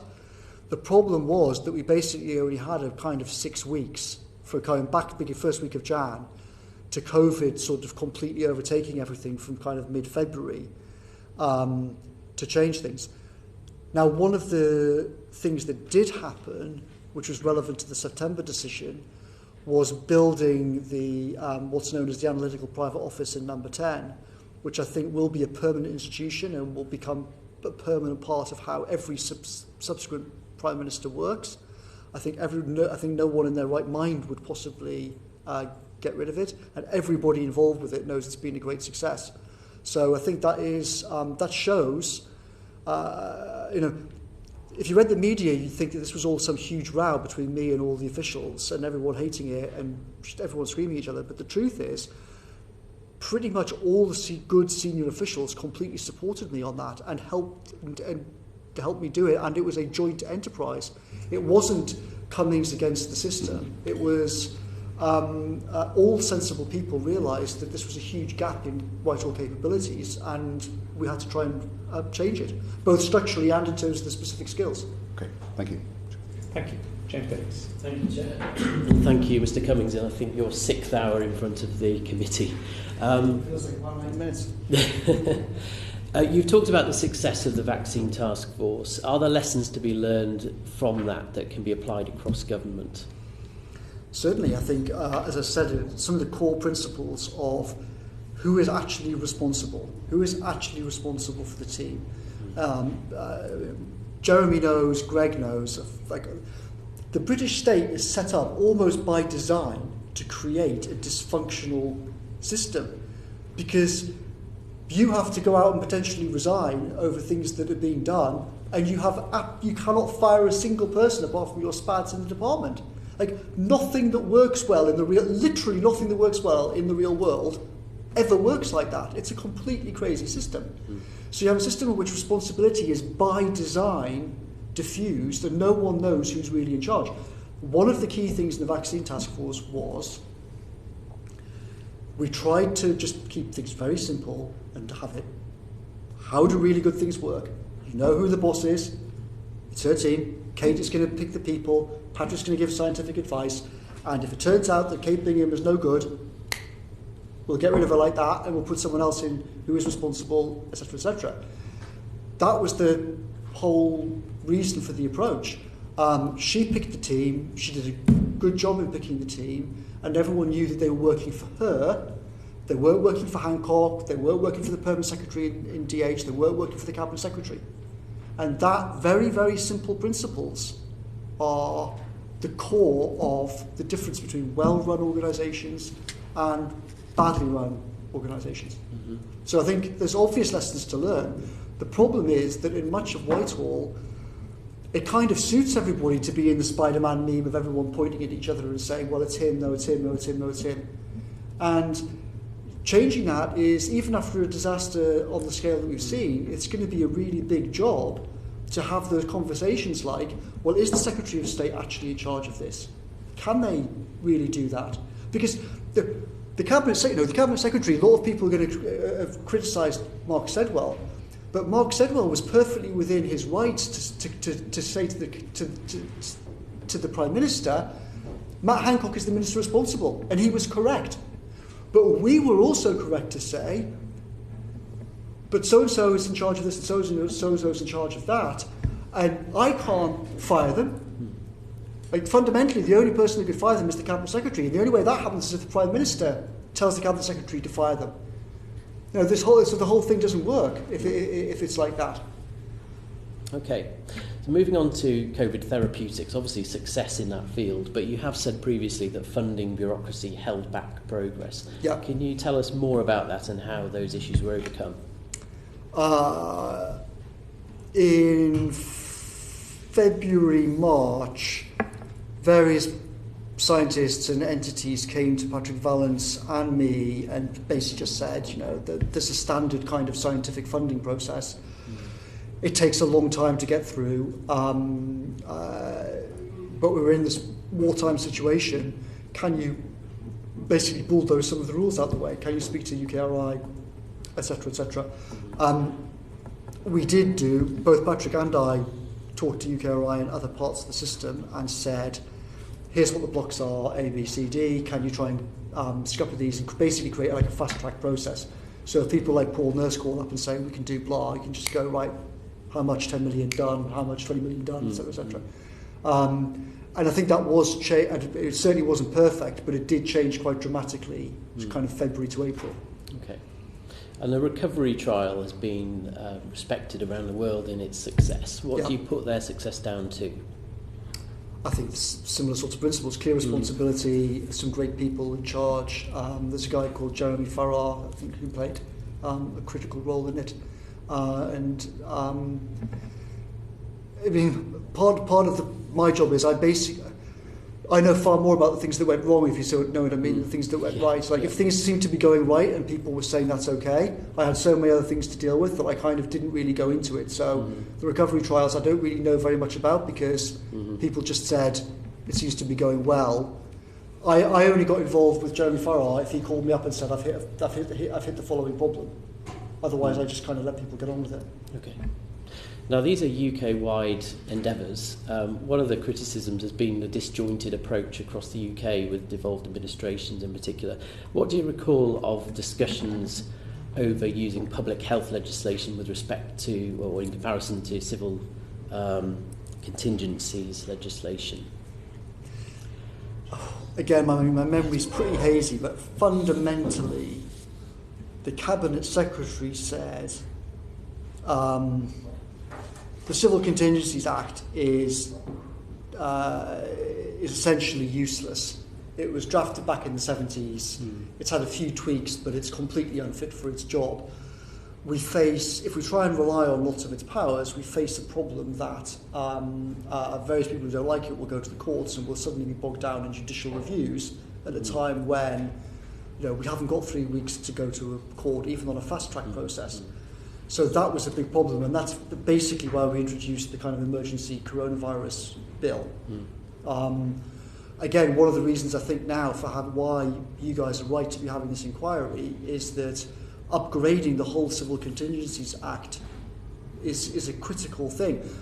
One very simple example of that is the whole question around enforcement. One constant problem that we had all the way through the spring and summer and into the winter was, well, the police say that their powers are unclear, we can't do this, the courts won't uphold that, blah, blah, blah, and the emergency powers are unclear in various ways. And so we kind of found ourselves in this situation of people arguing for greater and greater restrictions on certain law-abiding people because they felt that we couldn't actually enforce certain rules against non-law-abiding people, which was a kind of terrible ratchet to get into. So I think that's another thing. I'm afraid I'm not at all kind of knowledgeable about that side of it, but I do think that's an important question. Thank you very much. Thank you. We're going to adjourn now. That concludes the section on the vaccines. We've got one more section to do, which is on the run-up to the November lockdown. and we'll reconvene at 3:05 for that, Okay. just to give people a slightly longer break. So session adjourned. Order, order. Order, order. The committee is back in session. We're now going to move to our final section, where we're going to consider some of the decisions made in the autumn and the winter of this year around lockdowns. Perhaps I can start by just asking Mr. Cummings just to give us a brief summary of what were the key decisions taken during the autumn.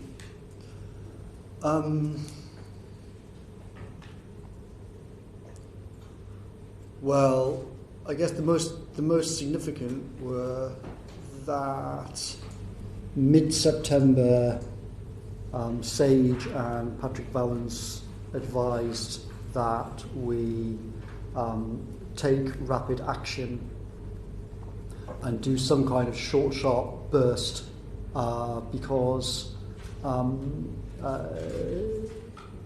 of where the numbers were going. Prime Minister decided not to do that. We then went round the houses on that decision and then ended up doing it on the 31st of October. In the meantime, the government kind of careered around all over the shop trying to do these local lockdowns and other things, but in the end, it didn't work. I mean, is it useful if I kind of spell out what the actual meetings were when, so that you can? I think that would be helpful, and then Jeremy Hunt is going to. Essentially, what happened is, in the week of the around about the 15th of September, I think, is it the 18th? This is the Friday.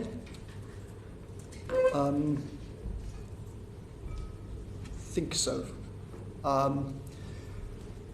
Essentially,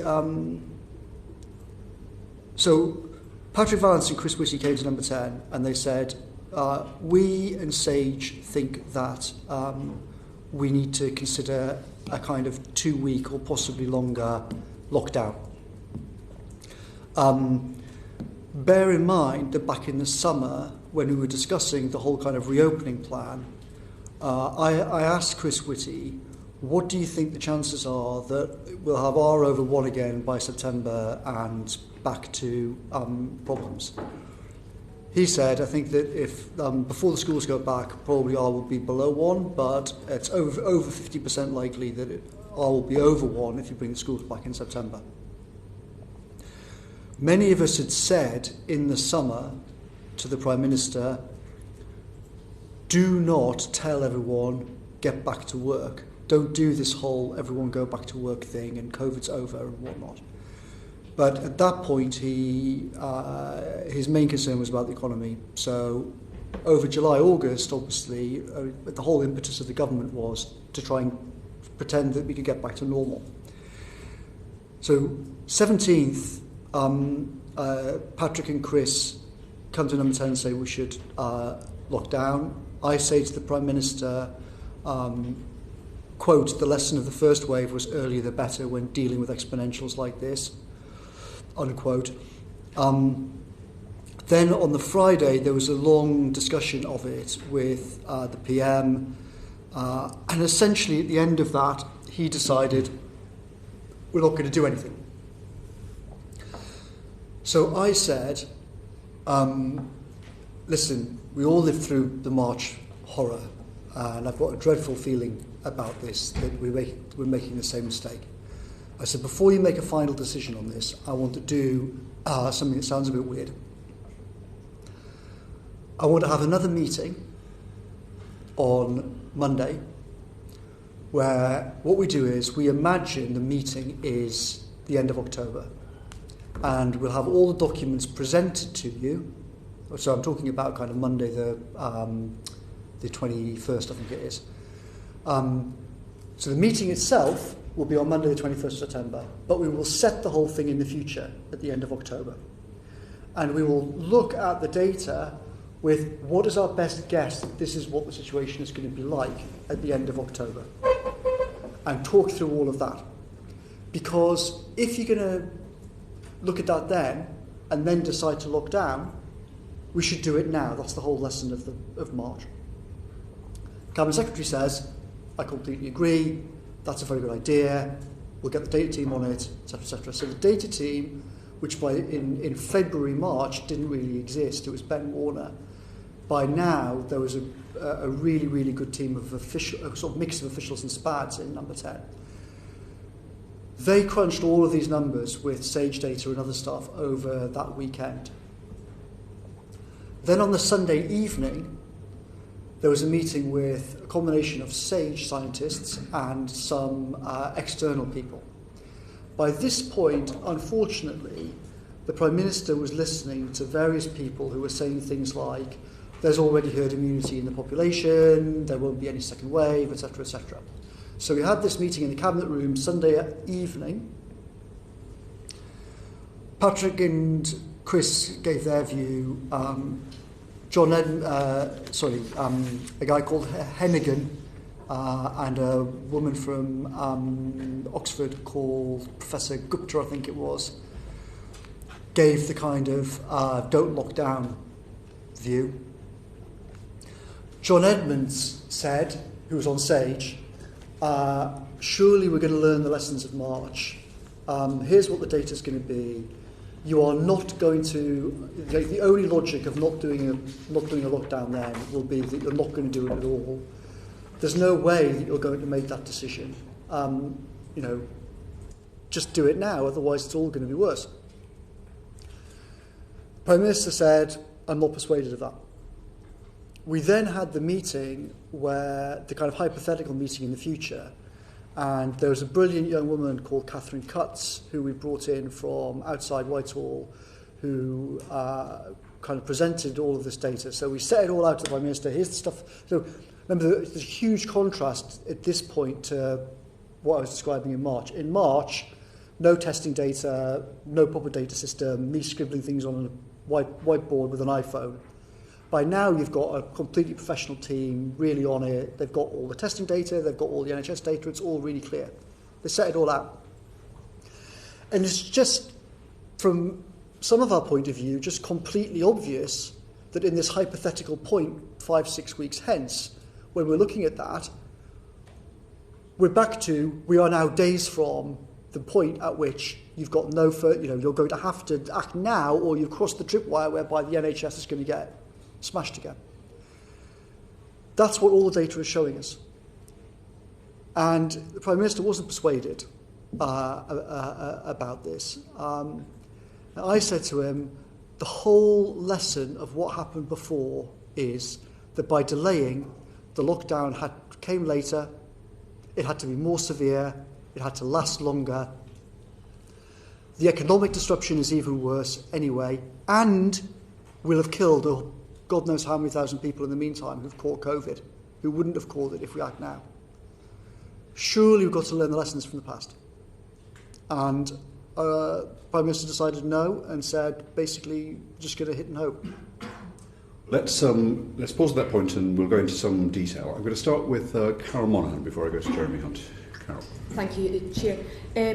Mr Cummings, you'd said earlier in your evidence today that you should have been hitting the panic button back in February, March time.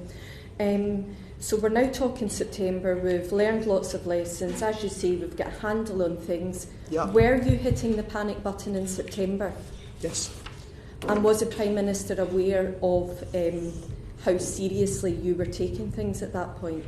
Yes, at that point there was no. So as I explained before, in February, March, I was very frightened, is the only way to describe it, about hitting the panic button, because I was worried, what if I'm wrong and the people telling me that the official plan is wrong are wrong, and the data was completely hopeless, etc. By this time, it was a completely different situation. Basically, all credible, serious people, in my opinion, were saying essentially the same thing. So I was very, very clear with him about it. And so you were pressing for a circuit breaker lockdown in September. So if the Prime Minister wasn't persuaded, in your words, of the importance of this, whose advice was he taking? He wasn't taking any advice. He was just making his own decision that he was going to ignore the advice. So did his cabinet agree with his decisions? Cabinet wasn't involved or asked. Did you hear anything from cabinet members about these decisions? There were sort of different views. I've been very critical of Matt Hancock, but I think Hancock agreed with me actually in September about acting then. Okay, and but there wasn't any formal cabinet meeting to discuss it, or if it was a purely Potemkin exercise. It wasn't the kind of real discussion that actually affected. So all of these decisions were entirely the Prime Minister's? On the September lockdown, correct. Now I understand the meeting with SAGE representative and the Chancellor and the Prime Minister back in September, where they were told of the importance of that lockdown. Yes, I was there, yeah. You were there as well? Mm-hmm. Okay. What's the Chancellor's view on this? The Chancellor's view was the Department for Health, who want to do this, have no plan. There is no plan for what to do. Like we've just gone through a whole thing where we had all of these arguments in June, July, and some people, like Dom said, get back to work, don't just try and go hell for leather for the economy, but you decided to do it. And now the Department of Health is suddenly hitting the panic button again and saying, well, we've got to stop for 2 weeks. And then what? Then are we going to tell everyone to go back to work again? And then what? Then 2 weeks later to say the opposite? Like, there is no plan. There is no coherence to anything. So knowing that the Department for Health was chaotic in its approach here, was the economic arguments, were they outweighing everything else at this point? For the Prime Minister, yes. And there was talk, and certainly the Scottish Government were pushing hard following that SAGE advice for an extension of the furlough scheme. Why was that not discussed more seriously at that point? Because it was only eventually extended at the very last minute. I can't remember all the kind of time details on timing with that, I'm afraid, but I know all the way along, Rishi and his team took the whole issue about 30. Remember, they came up with the idea. It wasn't us in number 10. They came up with the idea to do it. And once the Prime Minister said at each stage, I'm going to do X and I've made a decision, the Chancellor always extremely competently and extremely ably and effectively kind of rode in and said, right, here's the economic package to go along with it, and he made it happen. Do you think if a different Prime Minister had been in number 10, things would have been managed in a different way? Undoubtedly, yes. So his predecessors? You mean, what do I think each of his predecessors would have done in that situation? If it had been David Cameron and Theresa May. I mean, it's all a bit hypothetical. God only knows what each of them would do. But I would say, if you took anybody at random from the kind of top 1% competent people in this country and presented them with the situation, they would have behaved differently to how the Prime Minister behaved. So, if we're describing his behaviour at that point, was it driven by arrogance, complacency, or was it something more sinister? No, he just didn't. I think there's a great misunderstanding people have that because it nearly killed him, therefore he must have taken it seriously. But in fact, after the first lockdown, his view was he was cross with me and for others into what he regarded as basically pushing him into the first lockdown. His argument after that happened was, literally, quote, I should have been the mayor of Jaws and kept the beaches open. That's what he said on many, many occasions. So he didn't think in July or September, thank goodness we were pushed, thank goodness we did the first lockdown, it was obviously the right thing to do, etc., etc. His argument then was, we shouldn't have done the first lockdown, and I'm not going to make the same mistake again. So that does sound like arrogance. I don't know if arrogance is the right thing. It's just he as I said in the earlier session, the Prime Minister took the view in January, February that economic harm caused by action against COVID was going to be more damaging to the country than COVID. And we could not persuade him that if you basically took the view of let it rip and not worry about COVID, you would get not just all the health disasters, but you would also then get a huge economic disaster Because if people are faced with not having any health system, which is what they were faced with in March if we'd gone down plan A, or what we would have been faced with if we hadn't finally put the brakes on in October, then people are going to lock themselves down out of terror. And we can never persuade him of this argument. He also essentially thought that he'd been gamed on the numbers in the first lockdown. And he thought the NHS would somehow have got through all the stuff about the NHS. Was he not concerned about the number of people that died? I mean, did you hear him say, let the bodies pile high in their thousands, or it's only killing 80-year-olds? There's been a few different versions of these stories knocking around. There was a version of it in the Sunday Times, which was not accurate, but the version that the BBC reported was accurate. And you heard that? I heard that in the Prime Minister's study. Okay, next question. That was not then, that was not in September though. That was immediately after he finally made the decision to do the lockdown on the 31st of October. Okay, next question. You showed us a whiteboard picture, and one of the phrases on it that I think has caused some concern is, who do we not save? What was the answer to that? Well, that was asking the obvious question at that point. No, at that point it was too late to stop disaster on the 13th of March, was my view, and the people who I thought, figured this out best view. So the comment on there was essentially like, we're already partly over the cliff. Like, who is not going to be saved in this situation? Like, have we figured that out? Who's most vulnerable, etc., etc., etc. What was the final straw that has prompted you to come and give evidence such as you are today? Because some would say for a government or Prime Minister advisor that discretion is important, but you've disclosed everything today. So what has prompted that? I think a couple of things. I think the scale of the disaster is so big that people can't wait. People need to understand how the government failed them when they needed it. People need to understand that now. Who knows what other kind of problems might come along in the next few years that could easily have exactly the same consequences, because critical as I've been of the Prime Minister, in no way, shape or form can you say this is just his fault. If you just shuffled him around, or a couple of ministers, or Hancock, everything would suddenly work. It wouldn't. These failings are programmed by the wiring of the system. And if you have something this bad, and you've got tens and tens of thousands of people died who didn't need to die, and massive economic destruction, the way that we've had it, that didn't need to happen, if we'd sorted things out earlier, everyone in this country needs to face the reality of this.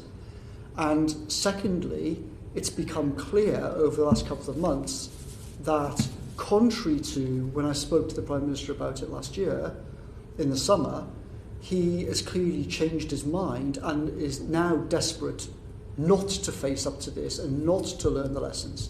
I think because of the disaster in the autumn. So, talking about not learning the lessons, can I ask you just some quick yes-no answers, and then I'll be done, Chair. So I appreciate that you did leave in November, but were you surprised by the government delays in putting India on the red list? No, not surprised at all. It's completely in character with number 10. And are you surprised by the confusion on the current travel arrangements with green, amber and red countries? I'm afraid it's déjà vu all over again. Who is now advising the Prime Minister? Don't know. And are you surprised that people are being encouraged to travel this year? I'm not on top of it enough to have a kind of a sensible view, I'm afraid, in terms of whether or not people should be travelling. I haven't followed it. And last year? Well, I think lots of things that we did last summer, as I said, I think were, I said at the time, I thought were big mistakes. Lots of people said to the Prime Minister last year, do not listen to the media or screaming at you about get back to work, physically go back to work, because as soon as you get to September, you're going to be screaming back at everyone again, work from home again, and everyone's going to think that you've lost the plot and the government's lost the plot, and they'll be right. But that was one of the many arguments that I lost on this whole thing. Thank you very much, Mr. Cummings. Thank you, Chair. Thank you, Carol. I can't remember whether you said, were you opposed to Eat Out to Help Out? I was opposed to the general strategy that the Prime Minister set out. I think once the Prime Minister said, everyone get back to work, everyone get the economy going and everything else, then things like that are logical. The problem is his fundamental decision about the strategy was wrong. But in the particular, did you advise against it? Did you advise anyone against it? I can't really remember conversations, to be honest, about Eat Out to Help Out specifically. It's quite a big initiative, wasn't it? To be honest, in the grand scheme of things, it didn't seem like that at the time, no. So you don't recall having any conversation? Oh, no, I was definitely in meetings in which it was discussed, right. But at that point I basically lost the argument on the approach. So because the strategy was not the one you wanted, you didn't raise any objection to actions that were consistent with the strategy? Specifically on Eat Out to Help Out, I don't remember, to be honest, exactly what the conversations were that I had on it. Before that happened, that was a consequence of a strategic decision made by the Prime Minister, which was, we've killed the economy, we've got to get the economy back, COVID's in the past, there won't be a second wave, get everything open. Sure. Me, the Director of Communications, the Cabinet Secretary, other people said, hang on a second, what about all the following objections to this plan? We lost that argument, the Prime Minister made a decision. Once that happens, then lots of other things naturally flow, like, for example, students coming back in September, and all that sort of thing, which clearly, if you're taking a different view of it, you would never have done. Okay, so you didn't oppose the Eat Out to Help Out because it was consistent with the strategy? I wouldn't say that. I honestly can't even remember what I said about Eat Out to Help Out. I didn't pay huge attention to Eat Out to Help Out. Okay, Jeremy Hunt. Thank you. Now, you've been very clear that the Prime Minister rejected the idea of a circuit breaker towards the end of September. Of course, what he would say is that they did have that circuit breaker in Wales, but they still had to go into the November lockdown. So many people say that it was actually inevitable anyway. The seeds had already been sown by that stage. I just want to go through some of the things that could also have contributed to the need for a second lockdown. Now, you don't recall opposing Eat Out to Help Out, which is something that a lot of people have talked about. I think you just said then, but just correct me if I'm wrong, you didn't oppose students going back to university at the beginning of September, is that right? Yes, I advised against that. You did advise against that? Yes. You did, okay. What about... I didn't say that I was opposed or pro Eat Out to Help Out. I just thought it was part of a plan which on a grander scheme was wrong. And I don't remember if I even gave a view specifically on Eat Out to Help Out. But you did, for example, advise against telling people to go back to work. Yes. You thought that was wrong. Yes. But it's just that, and you did advise against students going back in September. Yes. You did.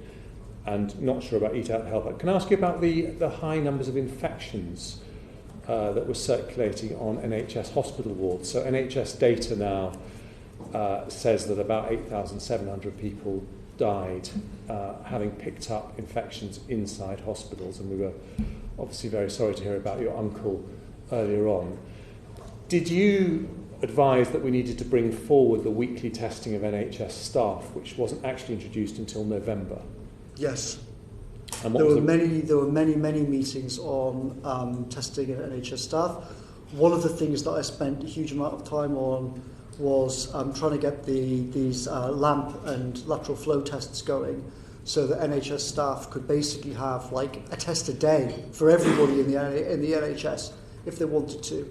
It was clear that was technically possible, it was organisationally possible, and it should be done. And I did all I could to try and accelerate that.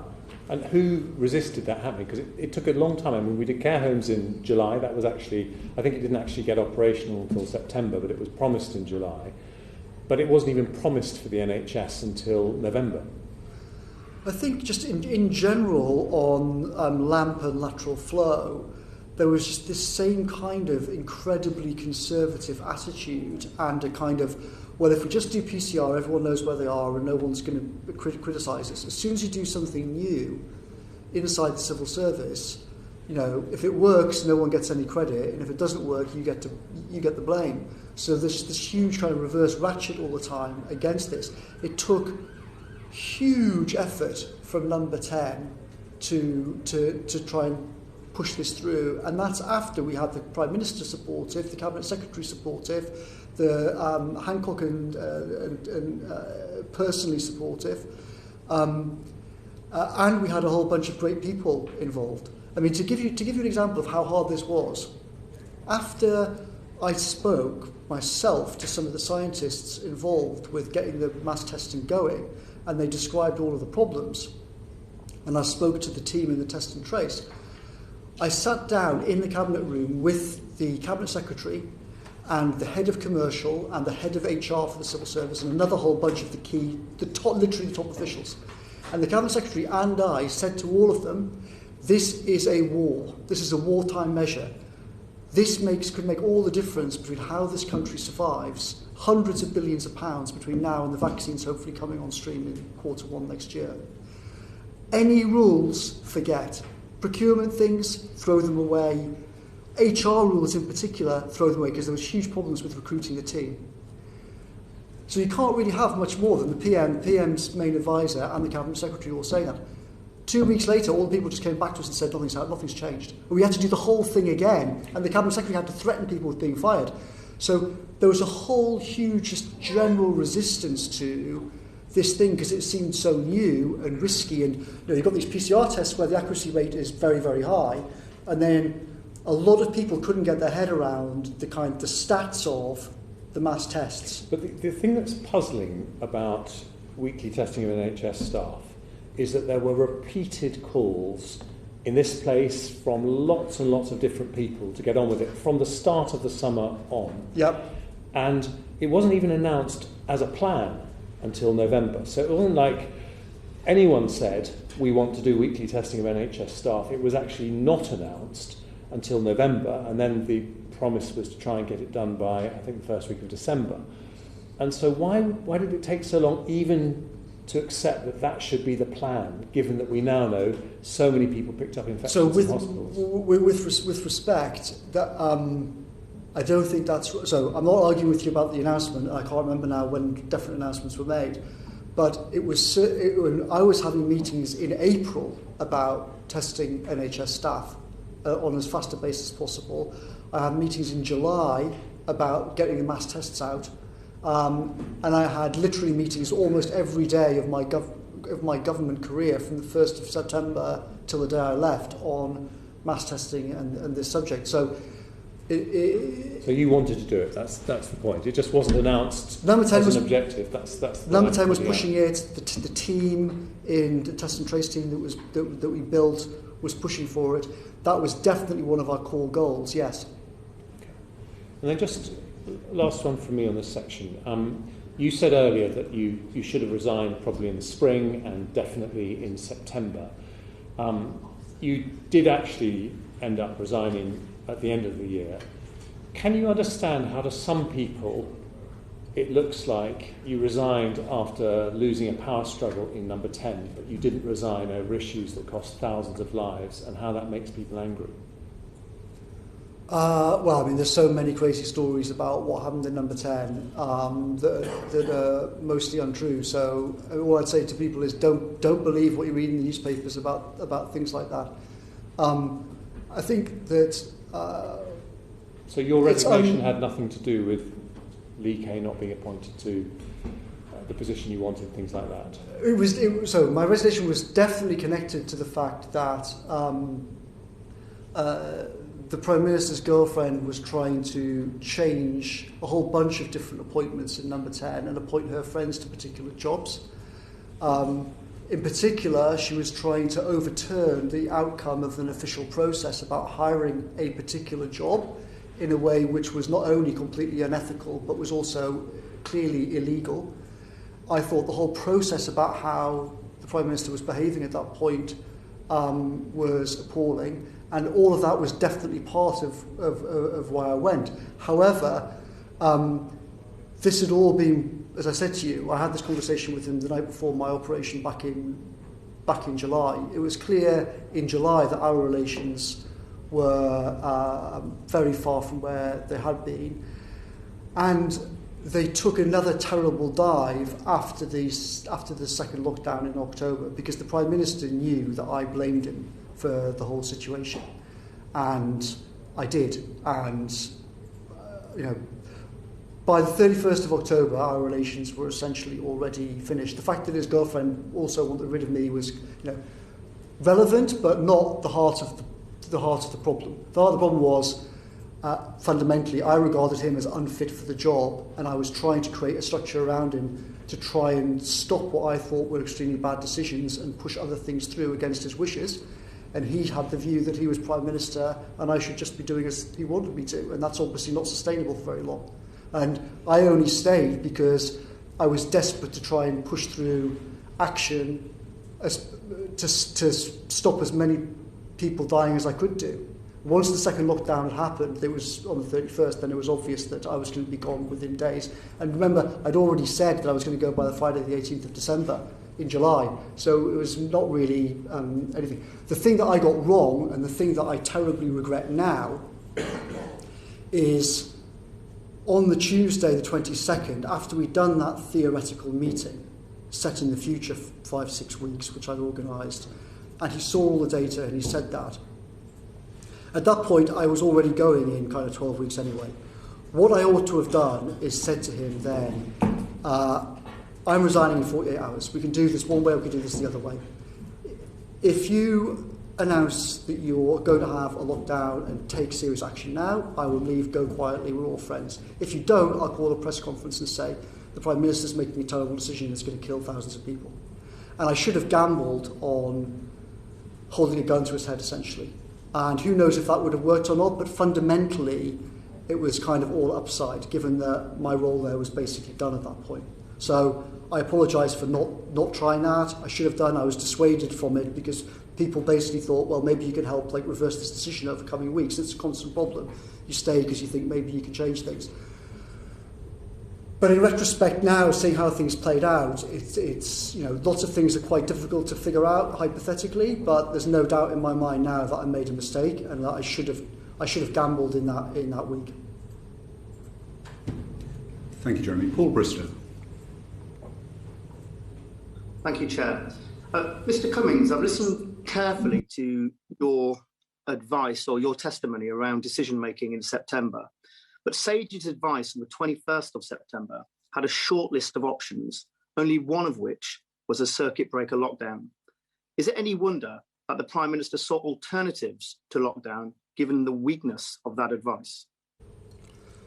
Well, I think you can't really take the thing from, as we can see from March, often what's written down in Sage papers is not really very close to the conversations that are in the room.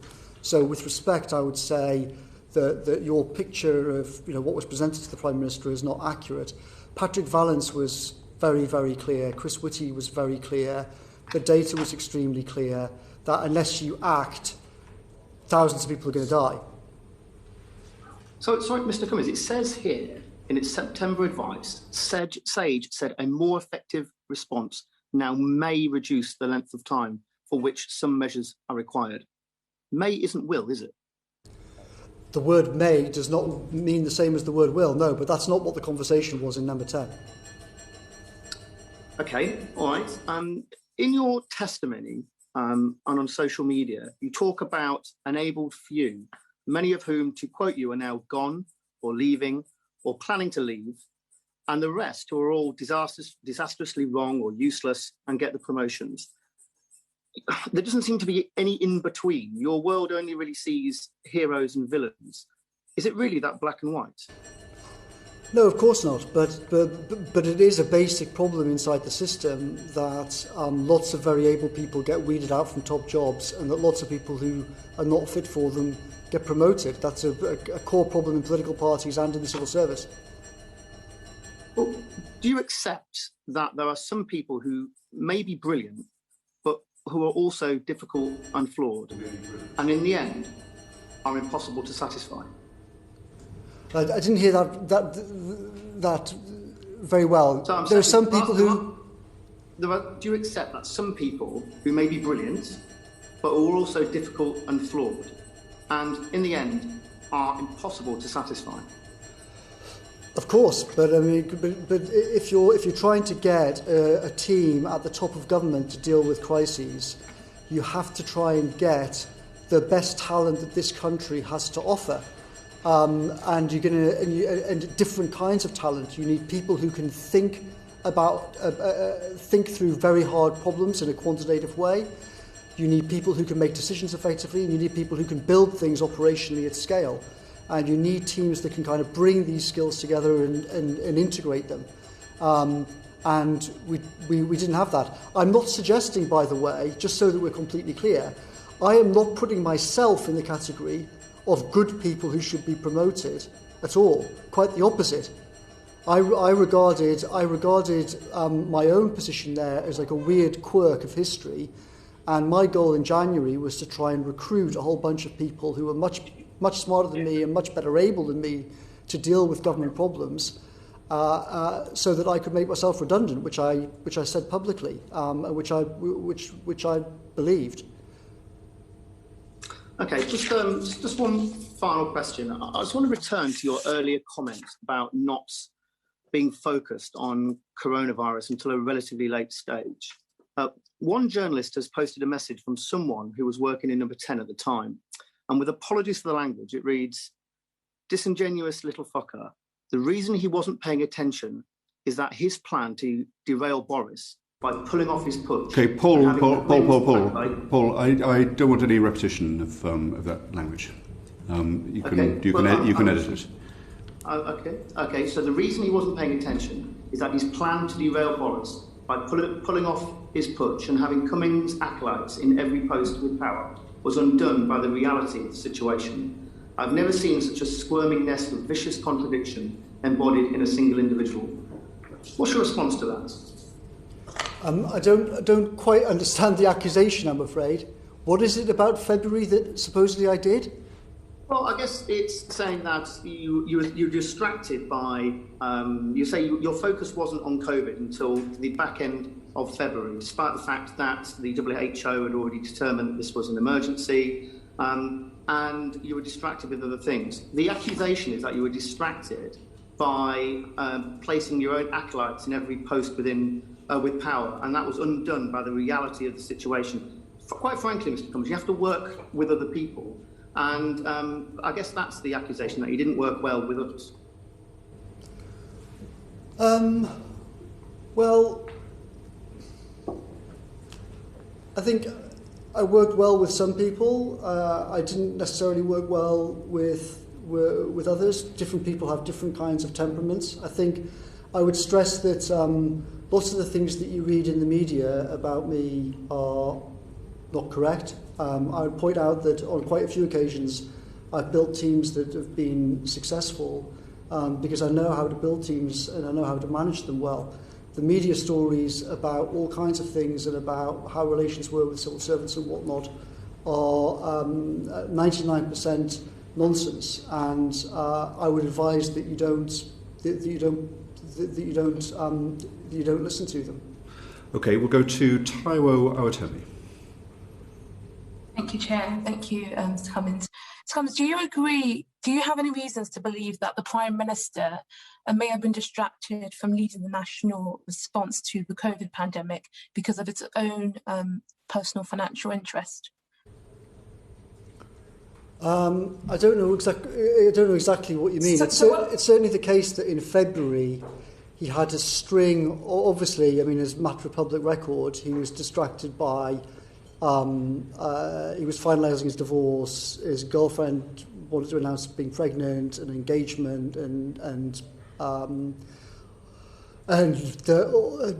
his finances and all of that sort of stuff. I mean, certainly in February he had a very difficult time mid-February in his private life, for sure.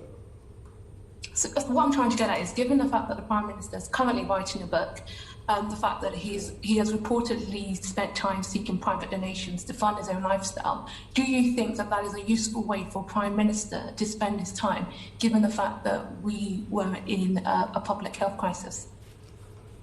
Well, obviously, I think that the Prime Minister's focus should be on the Prime Minister's job. I made clear before this meeting my views on what he was doing regarding other things in number 10, but I don't think today's the day to go into that sort of stuff. Yeah, fair enough. Just moving on to communications.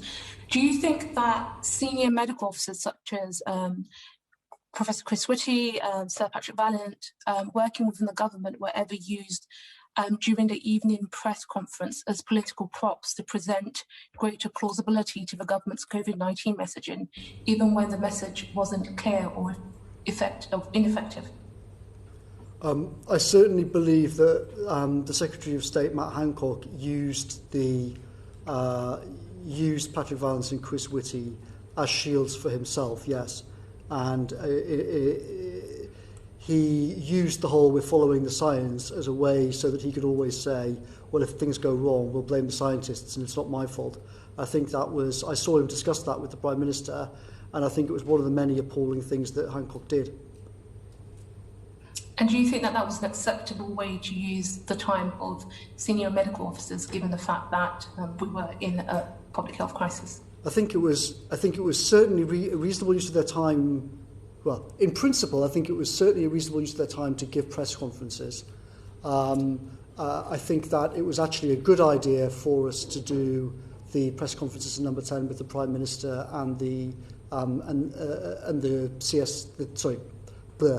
Prime Minister and the Chief Scientific Advisor and the Chief Medical Officer. I think in principle that was the right thing to do. I was very strongly actually in favour of having the scientists and the medics just explain the reality about what was happening.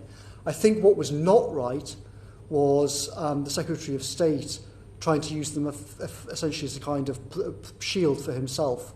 I think that was unethical and just obviously wrong. Just moving on to the matter of ethics. As MPs, you know that all MPs have to sign a code of conduct to say that they're going to be honest, that we are going to be transparent, and we're going to be accountable. So do you think that the Prime Minister and other cabinet members, I know you've already expressed your concerns about Matt Hancock, do you think that they were always transparent, honest and accountable to the members of the public regarding the COVID-19 pandemic? I think inevitably it's a mixed bag. I think that the Chancellor and the Foreign Secretary Dominic Raab did brilliantly. I think Dominic Raab has not got nearly enough credit that he should have done, because he had to step into an extraordinarily difficult situation with the Prime Minister on his deathbed. Now remember that when Raab took over, there was a conversation in number 10 with the Cabinet Secretary and Lee Kane, the Director of Communications, about calling a cabinet to try and find a replacement for the Prime Minister in case he died. I mean, that's how serious the situation was.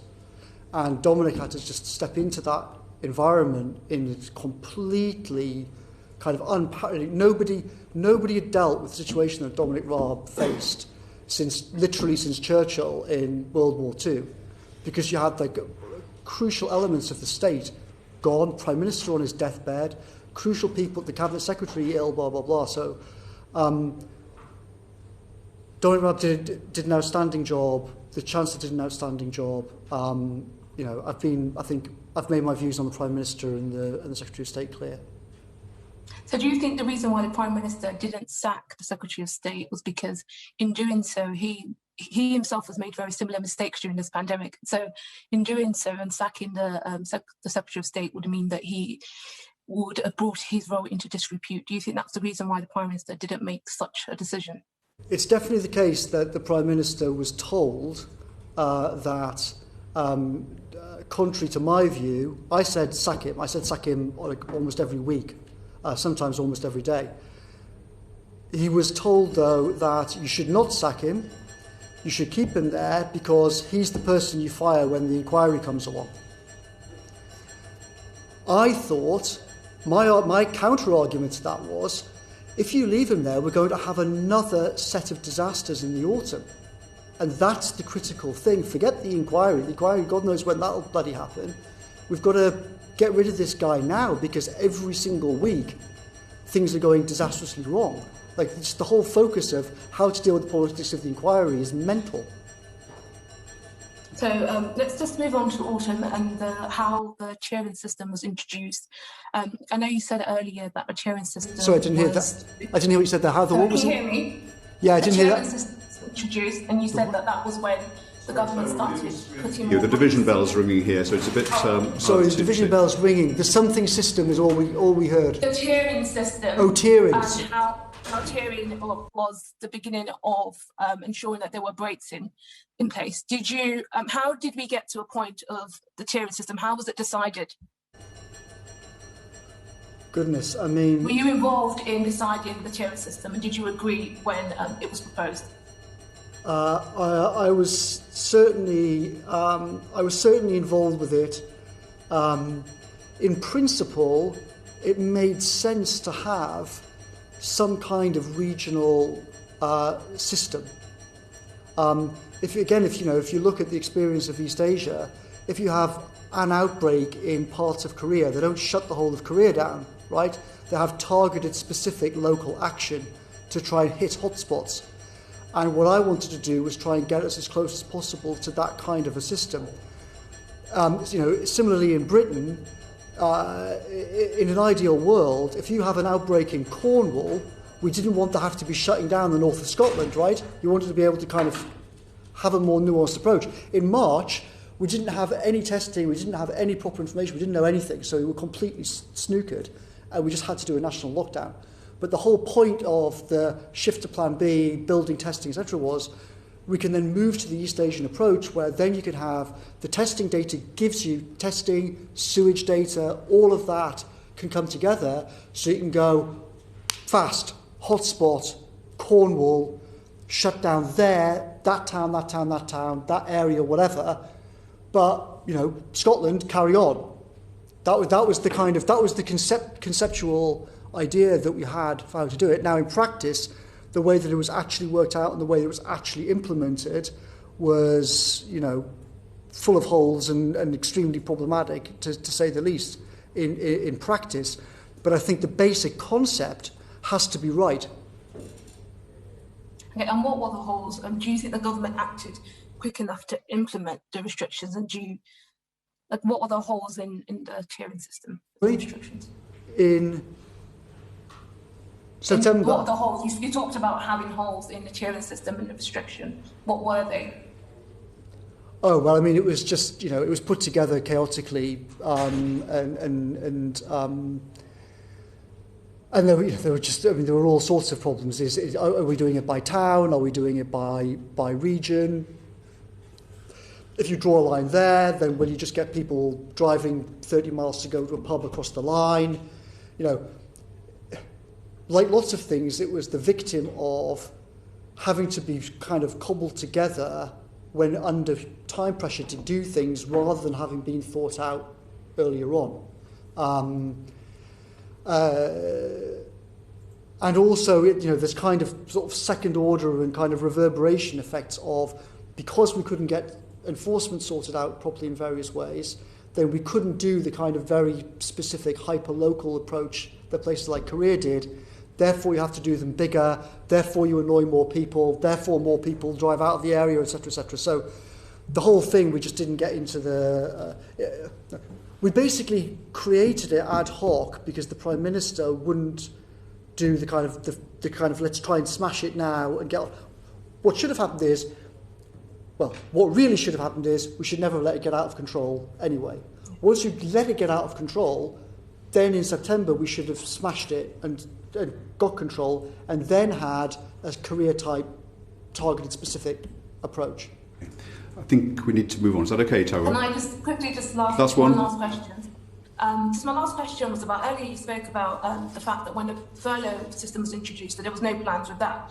So as areas were entering into a new tiering system, was there any financial plan properly drawn up and actual modelling done to think about how areas like that would be funded? Because obviously there was issues around some of the financial support, for example, that was provided to Manchester, where the government was given £8 per person to help support that region. So in preparing for the tiering system, were there thoughts about how this would affect individuals, business and the regions in which we're going under lockdown? So, in a nutshell, I would say that the Treasury did its best in a very, very difficult situation. But the Treasury had to deal with the fact that Number 10's policy was constantly shifting on the tiering and where the boundaries were, and Prime Minister's conversations with specific people. So the whole thing was just sort of so fast moving and chaotic that there was never any time. There was never. In a nutshell, no, there was not a kind of here it is. We've got an exact plan. We know how we're going to deal with all of these different local areas. That hadn't been worked out in the summer, and therefore it was all kind of bodged together in the autumn, in an environment where the policy was having to be created, the implementation was having to be bodged together, and the Prime Minister was constantly changing his mind about this area or that area, or harder here or less hard there. So the Treasury were kind of constantly playing catch up on it all. Okay, I think we need to move on. Taiwo, is it a very brief clarification question? Does that mean that areas that essentially numbers were just decided just out of somebody's own person, just randomly in someone's head? Then when it came to the there was definitely a lot of crazy randomness in terms of how money was apportioned, and decisions that didn't really make sense. Correct. Okay, thanks. We're going to go finally to Taiwo, to Chris Clarkson, then Sarah Owen. Thank you, Chair, and thank you, Mr. Cummings, for your forbearance as we go to the back end of hour number 7. You've already indicated that you think the government was slow off the mark after the advice was given in September that we needed to consider a second national lockdown. Turning to my own constituency, Hayward and Middleton, along with the rest of Greater Manchester, was placed into Tier 2 restrictions on the 14th of October, and then on the 23rd of October moved into Tier 3 restrictions. Do you think the government was acting quick enough to raise tiering and restrictions in areas where there was an obvious increase in cases? If not, why not? And why did you advocate for this tiering system? Well, I think the simple answer is take the second question first. As I explained earlier on, the whole point was to try and shift from a world in which you've got no real data and no real understanding in March and no real testing and therefore you're forced to have national measures for everything, to a world in which you've got good testing, you've got good data, and you can be hyper-targeted the way that they are in successful East Asian countries. That was the conceptual approach that we were trying to take. I think that was definitely the right approach to take. After all, that is the way in which the countries that have been most successful on the face of the planet have done it. So I think the kind of direction was correct. It was just that, like lots of things, the thinking was done too late, and operationally it was not done well. So I would agree with some operational inconsistencies. For example, in Liverpool, when they went into Tier 3, personal care facilities like gyms stayed open. In Greater Manchester, they were closed. Who built that into the model? I don't know, I'm afraid. Okay. And very quickly, it sounds like you gave quite a lot of advice during this entire process, and according to you, most of it was disregarded. Why did you stay on? If you had the opportunity to be a whistleblower rather than a whistleblower without a whistle, why didn't you step out of government earlier and call out what you saw as these egregious breaches?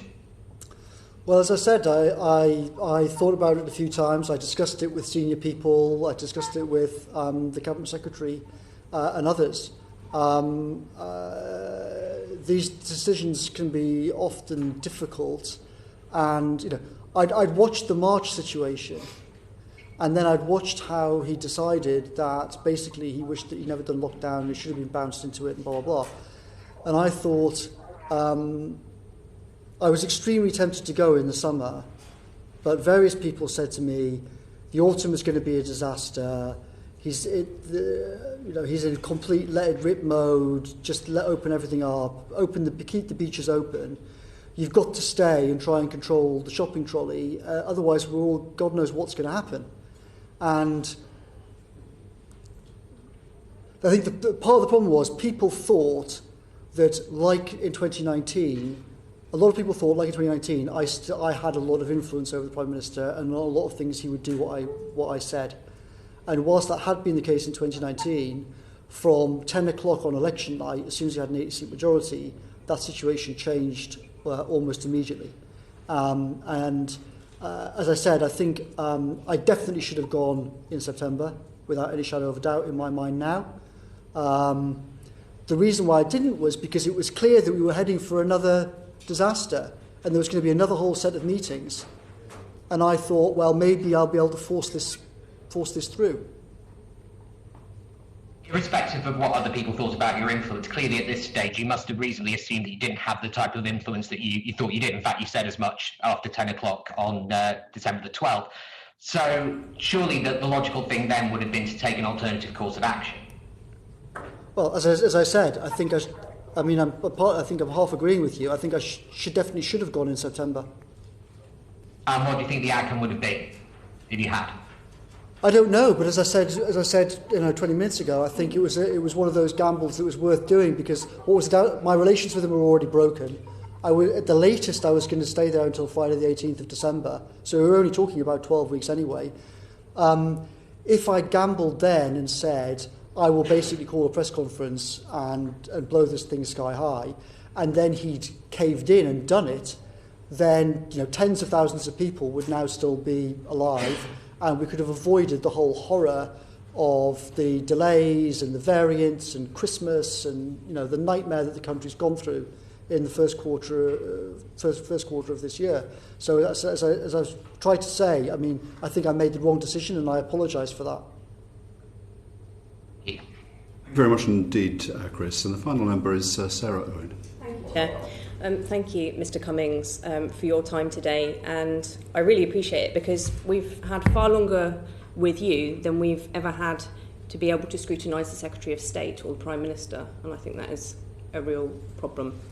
Moving on to that, I've just got a few quick questions. You've accused Matt Hancock of lying repeatedly. Will you publish the evidence publicly today? I'll definitely have a look at evidence that I've got. I think in general it will be better. It's better not to get into the business of publishing people's private messages and WhatsApps, and I don't want to embarrass and make. Some of these people are in position now, and publishing WhatsApps with the Cabinet Secretary and people like that is a very big step. What I think should happen, I think far better than me randomly start, throwing WhatsApps out on the internet, is that you, the MPs, should force the government. MPs have the power to force the government to face this reality and to discuss the things which I've discussed today. You have the power to do that, and what should happen is that the MPs force this situation. We have that power. Sarah, I do think it's important that if serious an accusation as lying is made, that should be corroborated after this hearing. There are other things that can hang in the air, but I think that is a specific requirement. Perhaps it could just be evidence given to the committee and not published on the internet. Well, I'm sure the committee will find a way to receive. I'm happy to discuss that process. Also, obviously, I have to take some legal advice on the whole thing as well, and about the public inquiry and whatnot. But I think that people like the former Cabinet Secretary and others should be here in the seat like me, under oath, explaining what happened, and like me saying what we think we got right and what we think we got wrong. Thank you, Mr Cummings. I'm going to move on to procurement because you mentioned it several times as being chaotic and not fit for purpose and was something that you wanted to change before the pandemic. Now that falls under the Cabinet Office. Do you think Michael Gove is culpable in any of the chaos that you had described around PPE procurement or any of the contracts that have been dished out around COVID and our response to COVID? I don't think really that. I don't think that really Gove had a huge amount of responsibility in a sense for this.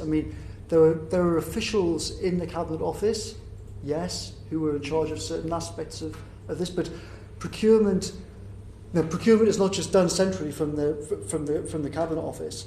every department is running its own procurement operation. So what happened during the COVID crisis is that some parts of procurement exercise inside DH were pulled out of DH and given to the Cabinet Office to run. That is correct. But it's not as if, it's not like Gove is in charge of government procurement. He's the minister responsible for the department in government which is responsible for procurement. Are you saying that he shares no burden of blame in this situation at all?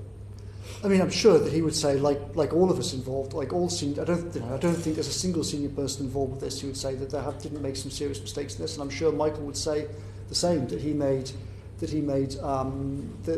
mistakes on it.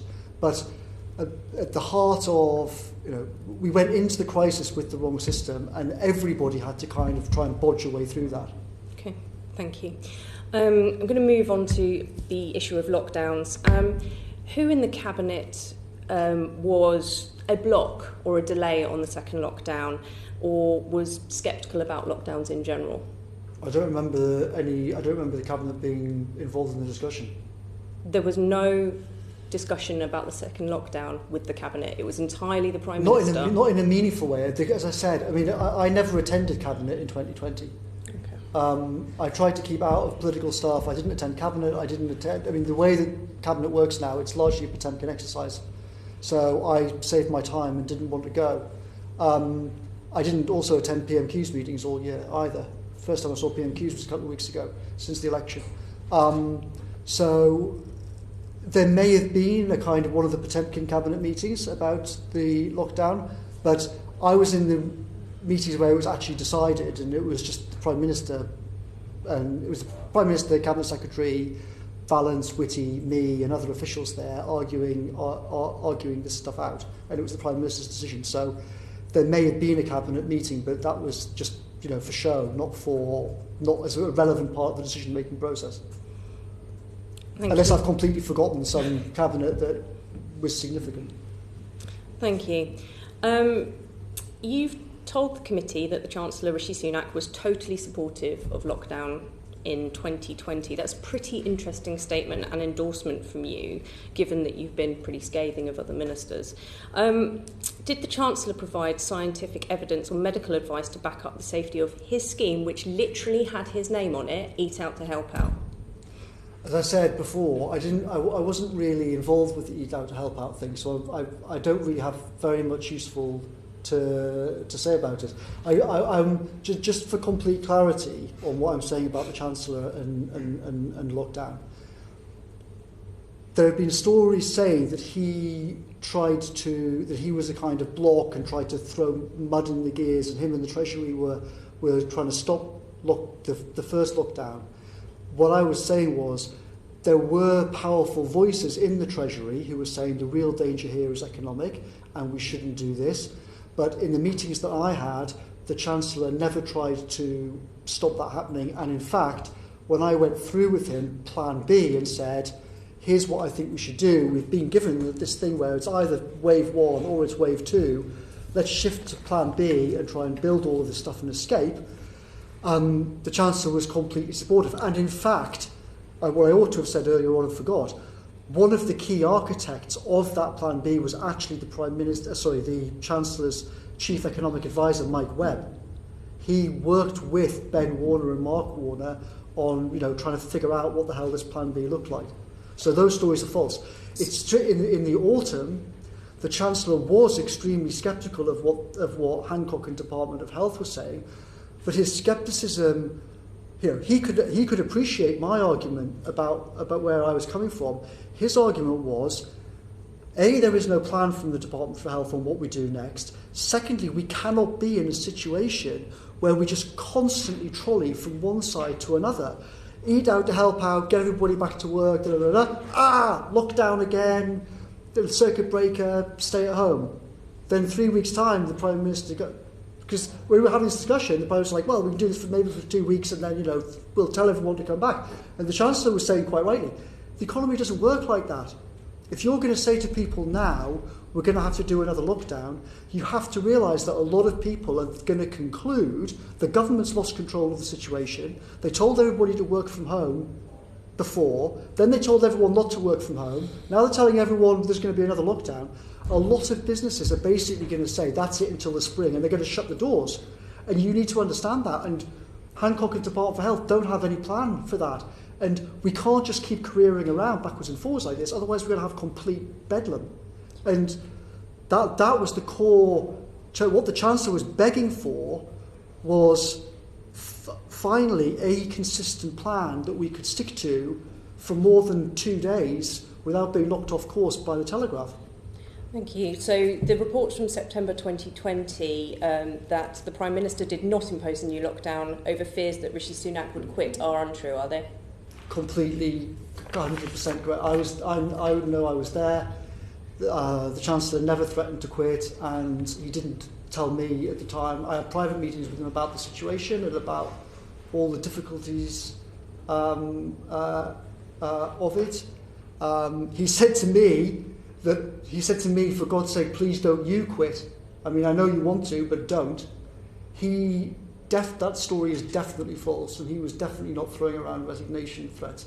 He was just desperate for a plan that was coherent and the government could stick to, and like lots of us, was just completely at his wit's end about the shopping trolley. I think some people might ask whether you're hedging your bet slightly with an eye on a future administration run by Rishi Sunak. Is that out of... I think everyone, from my wife to everybody in Westminster and Whitehall, will agree that the less everyone hears of me in the future, the better. Thank you. So, why do you think the government are blocking a COVID inquiry now? And do you think that the 128,000 people that have lost their lives and their loved ones deserves answers now? Yes, as I've said all day today, I think they do deserve answers now. I think it's genuinely terrible, the idea of trying to punt this all off till after the next election. When you have a crisis this bad, you've got to face reality, and the fact that the government, I mean, it's beyond absurd. We're in a situation where millions of people watched the government have an official policy last March, and now Number 10 is just trying to claim that it didn't exist. Now, my point is, if they've lost the plot that badly in there, what on earth else is going on in that building? Thank you. This one's quite specific. You tweeted and have spoken today about the unwillingness to learn from East and Southeast Asian countries because people were saying, and I quote, "Asians all do what they're told, so it won't work here." Who said that? And how much do you think that this outdated racist stereotyping has contributed to the numbers of deaths in the UK? I don't want to kind of get into quoting things like that, because I think it would be unfair, and I think it would be unfair on some of the scientists and others involved in it. I think it's undoubtedly the case that there was a general view. I wrote about this, I think, in 2014 or something, about the Department for Education. There is a general problem in Whitehall of parochialism, that people don't want to look at what's happening abroad. And there is a specific issue about thinking that we can't really learn from East Asia. And that has been around for many, many years. It undoubtedly I think actually a lot of senior people would openly admit to you. We all know what the conversations were in January and February. I mean, I've got WhatsApps between me and all kinds of senior people. The view was that the public won't accept lockdown, and the public won't accept the kind of surveillance, the whole kind of test and trace infrastructure. And my argument and others' argument was, actually, if you look at somewhere like Taiwan, you've got a very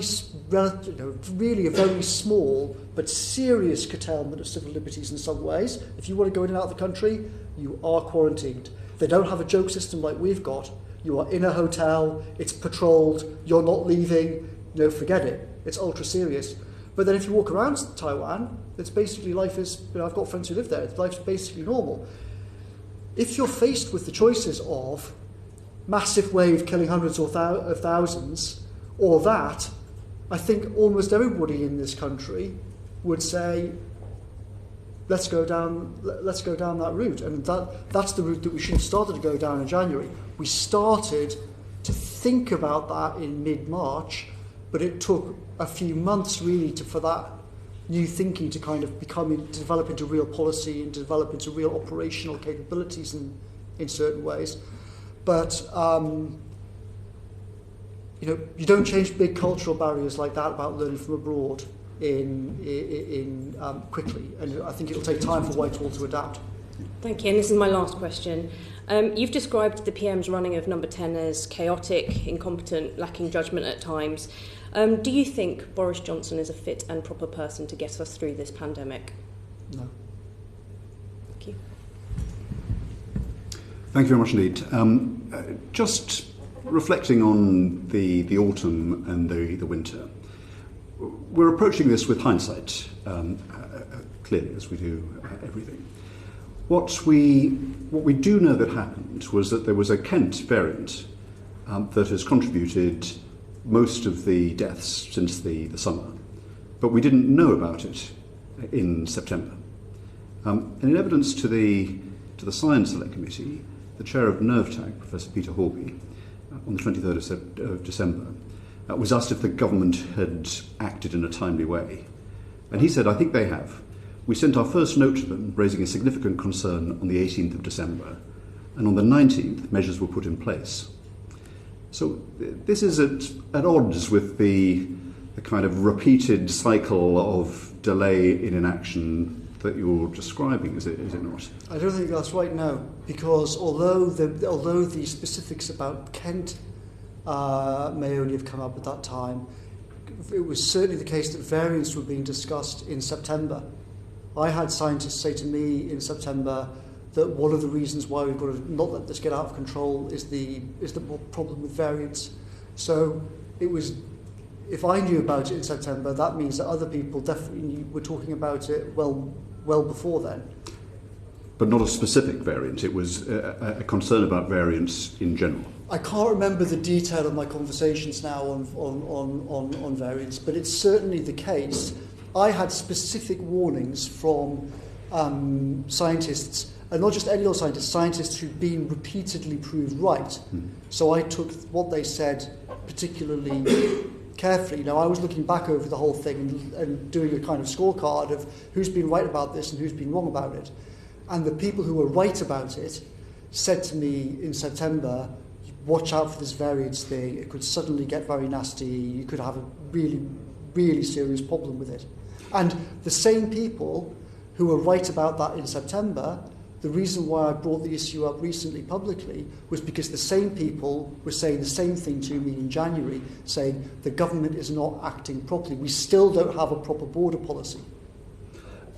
The committee has taken extensive evidence on variants, and you will know that variants arise all the time in their thousands. That's the nature of viruses.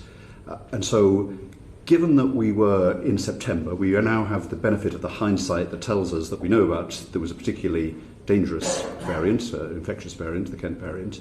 We also know that we have vaccines that in September and October were not approved for use. So would it have been reasonable, based on a generalised concern about variants, not a specific concern that one had been discovered that was very infectious, isn't to impose lockdown restrictions without any particular intelligence as to a variant that required it? Would that not have been a recipe for permanent lockdown? But with respect, that's not at all the situation that we actually faced. In September, the argument was not at all about variants. It was about the existing case, and the point was that we were going to have to lock down in 5 weeks because of the existing variant. It wasn't about variant. The argument in September wasn't lockdown now preemptively because of variants. The argument in September was the data on current hospitalisations, current cases, ICUs, blah, blah, blah, is all completely clear. You are going to have to lock down at the end of October to stop the NHS being washed away again. And the whole lesson of this situation is, once you get to a position like that, there's only two logical positions. Logical position A is deep breath, forget it, we're going to let the wave crash and it's going to be what it's going to be. Option B is we're not going to do that. That's inconceivable. The risks of it are too high. Therefore, we're going to have to lock down. As soon as you make the decision that we're going to have to lock down, you do it today. Because that's what exponential curves are. The faster you act, then the faster you get on top of it, and then the faster it exponentially decays. And that means you don't have to have it in place for as long, it doesn't have to be so deep, and everything else. That was what the number 10 data team was saying to the Prime Minister in September, and what the Chief Scientist and the Chief Medical Officer were saying. It wasn't anything to do with variants, and that is exactly what happened. When we all came back on Friday the 31st, and we looked at the data, it was basically what Catherine Cutts had read out 5 weeks earlier. That's why the Prime Minister was so enraged by the situation, because he knew that me and others were looking at him saying, you were told. Catherine Cutts read out all of this information to you, and that's what we're now looking at. And now you're doing it again, and now the lockdown's going to have to be worse, the destruction is going to be worse, and that means thousands of people have caught it in the intervening 5 weeks who are now going to die, and we're doing the lockdown anyway, and we're going to trash the economy more anyway. So in that circumstance, before we had vaccines that had been approved, quite a long time before they were approved, with that rise in infections, what your advice would be to engage in a series of lockdowns to keep infections at a low enough level for an indeterminate future. Would that be right? So I left before the kind of big conversations with variants happened. As I said, I had some conversations about variants in September at the latest, possibly even August, I can't remember now. I mean, my view was, in September, if you whack it now hard, then we get on top of it. And also remember, at that time, we were in the process, I was spending a very large part of each day and each weekend working on the mass testing thing. So you're having these things kind of balanced out, and I was saying to the PM, look, okay, we've totally screwed it up, and we should have been doing this mass testing since March, but we didn't realise until July. Okay, we're now pushing everything we possibly can behind it. The Cabinet Secretary is doing a brilliant job. He's pushing all the officials behind it. If we smash it now in September, then we've got a chance to, then when we come out in a month's time, to come out with millions of these tests starting to be available. And then the game could be different. And the tests can also help in terms of dealing with the variants. That was the fundamental argument in September. Testing and if we'd done that was the extra variable. If we'd done that in September and really got control of it, then you wouldn't have seen this great spike, and then which we only just start to sort of see to come down in October. And then he said, oh, well, now we've got to come out of it. We can't keep this going anymore. And then, of course, then the variant kicks off, but from a very high level. If we crushed it in September, then by the time the variants came along, we'd have been in a fundamentally different position. Okay. And this is not hindsight. James Phillips and others, Patrick Vallance, were saying this argument in September. Okay. I think we should conclude, but this is a lessons learned inquiry, as we said some hours ago at the beginning, and we've taken a lot of evidence from a lot of different people. This is the penultimate session before we write our report. Just reflecting back on your time in Downing Street dealing with the pandemic, what are the key lessons that you would learn that, as in the way of lessons, can be applied? I think there's a general principle of making things like SAGE and scientific advice more open. I think there's an obvious question about responsibility, like a really fundamental question about how the British state works, about power between ministers and officials, and who is actually in charge of things and who can actually form teams. In normal government business, the assumption is, well, we can all live with a bit of friction to have this kind of division of responsibilities and muddle along. But it's completely fatal when you're dealing with a really serious thing. Because when you're dealing with a really serious thing like this, you need to get a great team that knows exactly what the goal is and exactly who's responsible for what. And the Whitehall culture of how responsibility is deliberately diffused is intrinsically hostile to high performance management. Intrinsically hostile.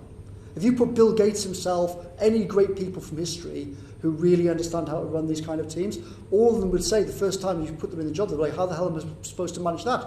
If I can't pick who the team is, and I can't fire them, and I can't bring people in. That connects to the general, what if there's one change that you could make in terms of the civil service, there should be, the HR system should change so that all appointments with a tiny fraction of national security oddities, which are not really relevant, fundamentally 99+% of civil service jobs should be open by default. The competition for them should be open by default. We've got so many brilliant people in this country. And then we have a civil service system which literally puts a massive barrier and says, we're going to recruit all of these things from internally, like a caste system. It's completely crackers' way of doing things. Again, during this thing, we had to go out and get external people to come in and provide all kinds of crucial skills. But that shouldn't be just something that you do because there's a crisis. The British system should be open so that we can get the best people in the country to the best jobs. Now, I know from conversations that there are lots of senior people who agree with me, but parts of Whitehall will fight to the death to stop a culture of open by default jobs. But I think if you're going to make one change in the system, that's one of the most crucial. And the other thing is really thinking hard about incentives, because people are not incentivized to tell the truth. They're not incentivized to think through hard problems. They're not incentivized for operational delivery. People are incentivized to keep their heads down, to back up the system when it fails. And the culture is that senior people are constantly appointed to jobs on the basis of, are they a good chap? Are they going to, not rock the boat? Actually being really, really good at your job and operational delivery when it counts is not taken seriously. Everyone wants to have stupid words like strategy in their job titles. But the people who actually get things done are not respected often inside the system. So that's a huge point, and that connects finally to, I would say, the culture, the meeting culture of how we do things. Over and over again in this crisis, we would just about get to the point where the crucial thing would be exposed, and some senior person in terror would say, let's take this offline. And I would sometimes shout, no, let's not take it offline. Let's keep it online. We're just almost about to get to the bloody point. But you've got this culture constantly in which things are elided away, let's not embarrass anybody, let's not really get to the heart of the problem. And again, that's normal in Whitehall, but when you're dealing with a problem like this, it's a complete and utter disaster. And you fell into that trap yourself, you said this morning. Yeah, well, we were all in these ludicrous meetings with people saying, take it offline, take it offline, take it offline. Okay. Jeremy. Thank you. Well, first of all, thank you very much for giving evidence today for over 7 hours. That is really appreciated. I just want to ask you finally about one of your last comments, which is that the Prime Minister is not fit and proper to do his job. And I just want to ask you about your own record, about which you've been admirably honest today. When you think that you were someone who attended SAGE, who was known to take a great interest in science, but it wasn't until March the 11th that you advised the Prime Minister that we needed to change direction. It then took more than 2 months after that before we had a test and trace system set up. You then didn't win the argument for the circuit breaker in September. We didn't have weekly testing of NHS staff until the end of November. Applying exactly the same standards, do you think you did your job in a fit and proper way last year? I think there's no doubt whatsoever that there's many thousands of people in this country who could have done my job much better than me. That's unarguable.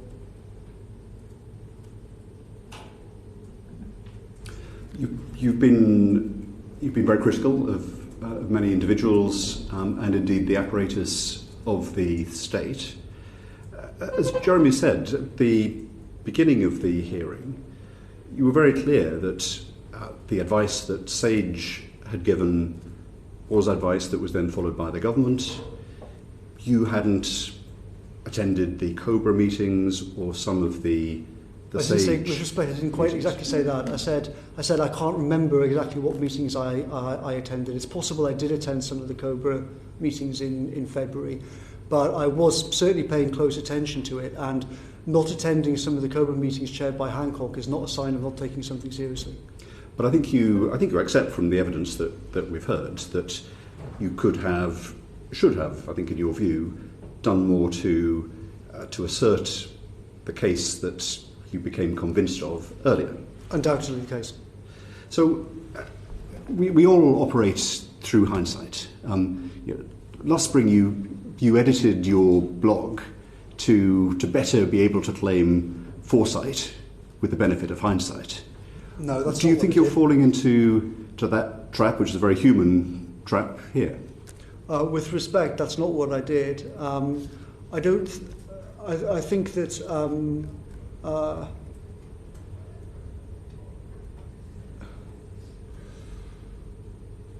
I think that when you have these kind of groupthink episodes, kind of by definition, the reason why they happen is because you have certain kind of ideas take hold, and you have an institutional setting in which people who understand why those things are wrong are kind of excluded from the process. And that's what happened. The lesson of that is, as I said earlier on, is openness, because the people who alerted me to this were not people inside the system. It was people like Mark Warner who came to me and said, hang on a second, there's something terribly, terribly wrong with this. And I think that shows that shows the scale of the problem and the nature of it as well. If this had been exposed even a few weeks earlier than it was, then the whole story, I think, would have been different. I did go to people. I did try and get outside help. This was, of course, portrayed in the media as terrible Cummings tries to influence SAGE, and why is he even attending SAGE and everything else. But I took the view that I ought to listen to SAGE meetings in February. I ought to try and understand this as well as I could do. I could sense that there was that the communications between SAGE, Department for Health, Cabinet Office and background to number 10 were failing, was my sense. That sense proved to be correct. It clearly was massively and radically failing. But if I'd gone to people earlier, if I'd gone to outside people earlier, then I would have realised earlier that we were all making a big mistake. As my co-chair Jeremy Hunt said, you've been very generous with your time. This is a lessons learned inquiry. We'll in 2 weeks tomorrow hear from the Health Secretary. There are various points that you've agreed that you will follow up in writing with the committee, so we look forward to that, and then we will reflect on all of the evidence that you've given today when it comes to our report to Parliament. That concludes the session of the Joint Committee. Order, order.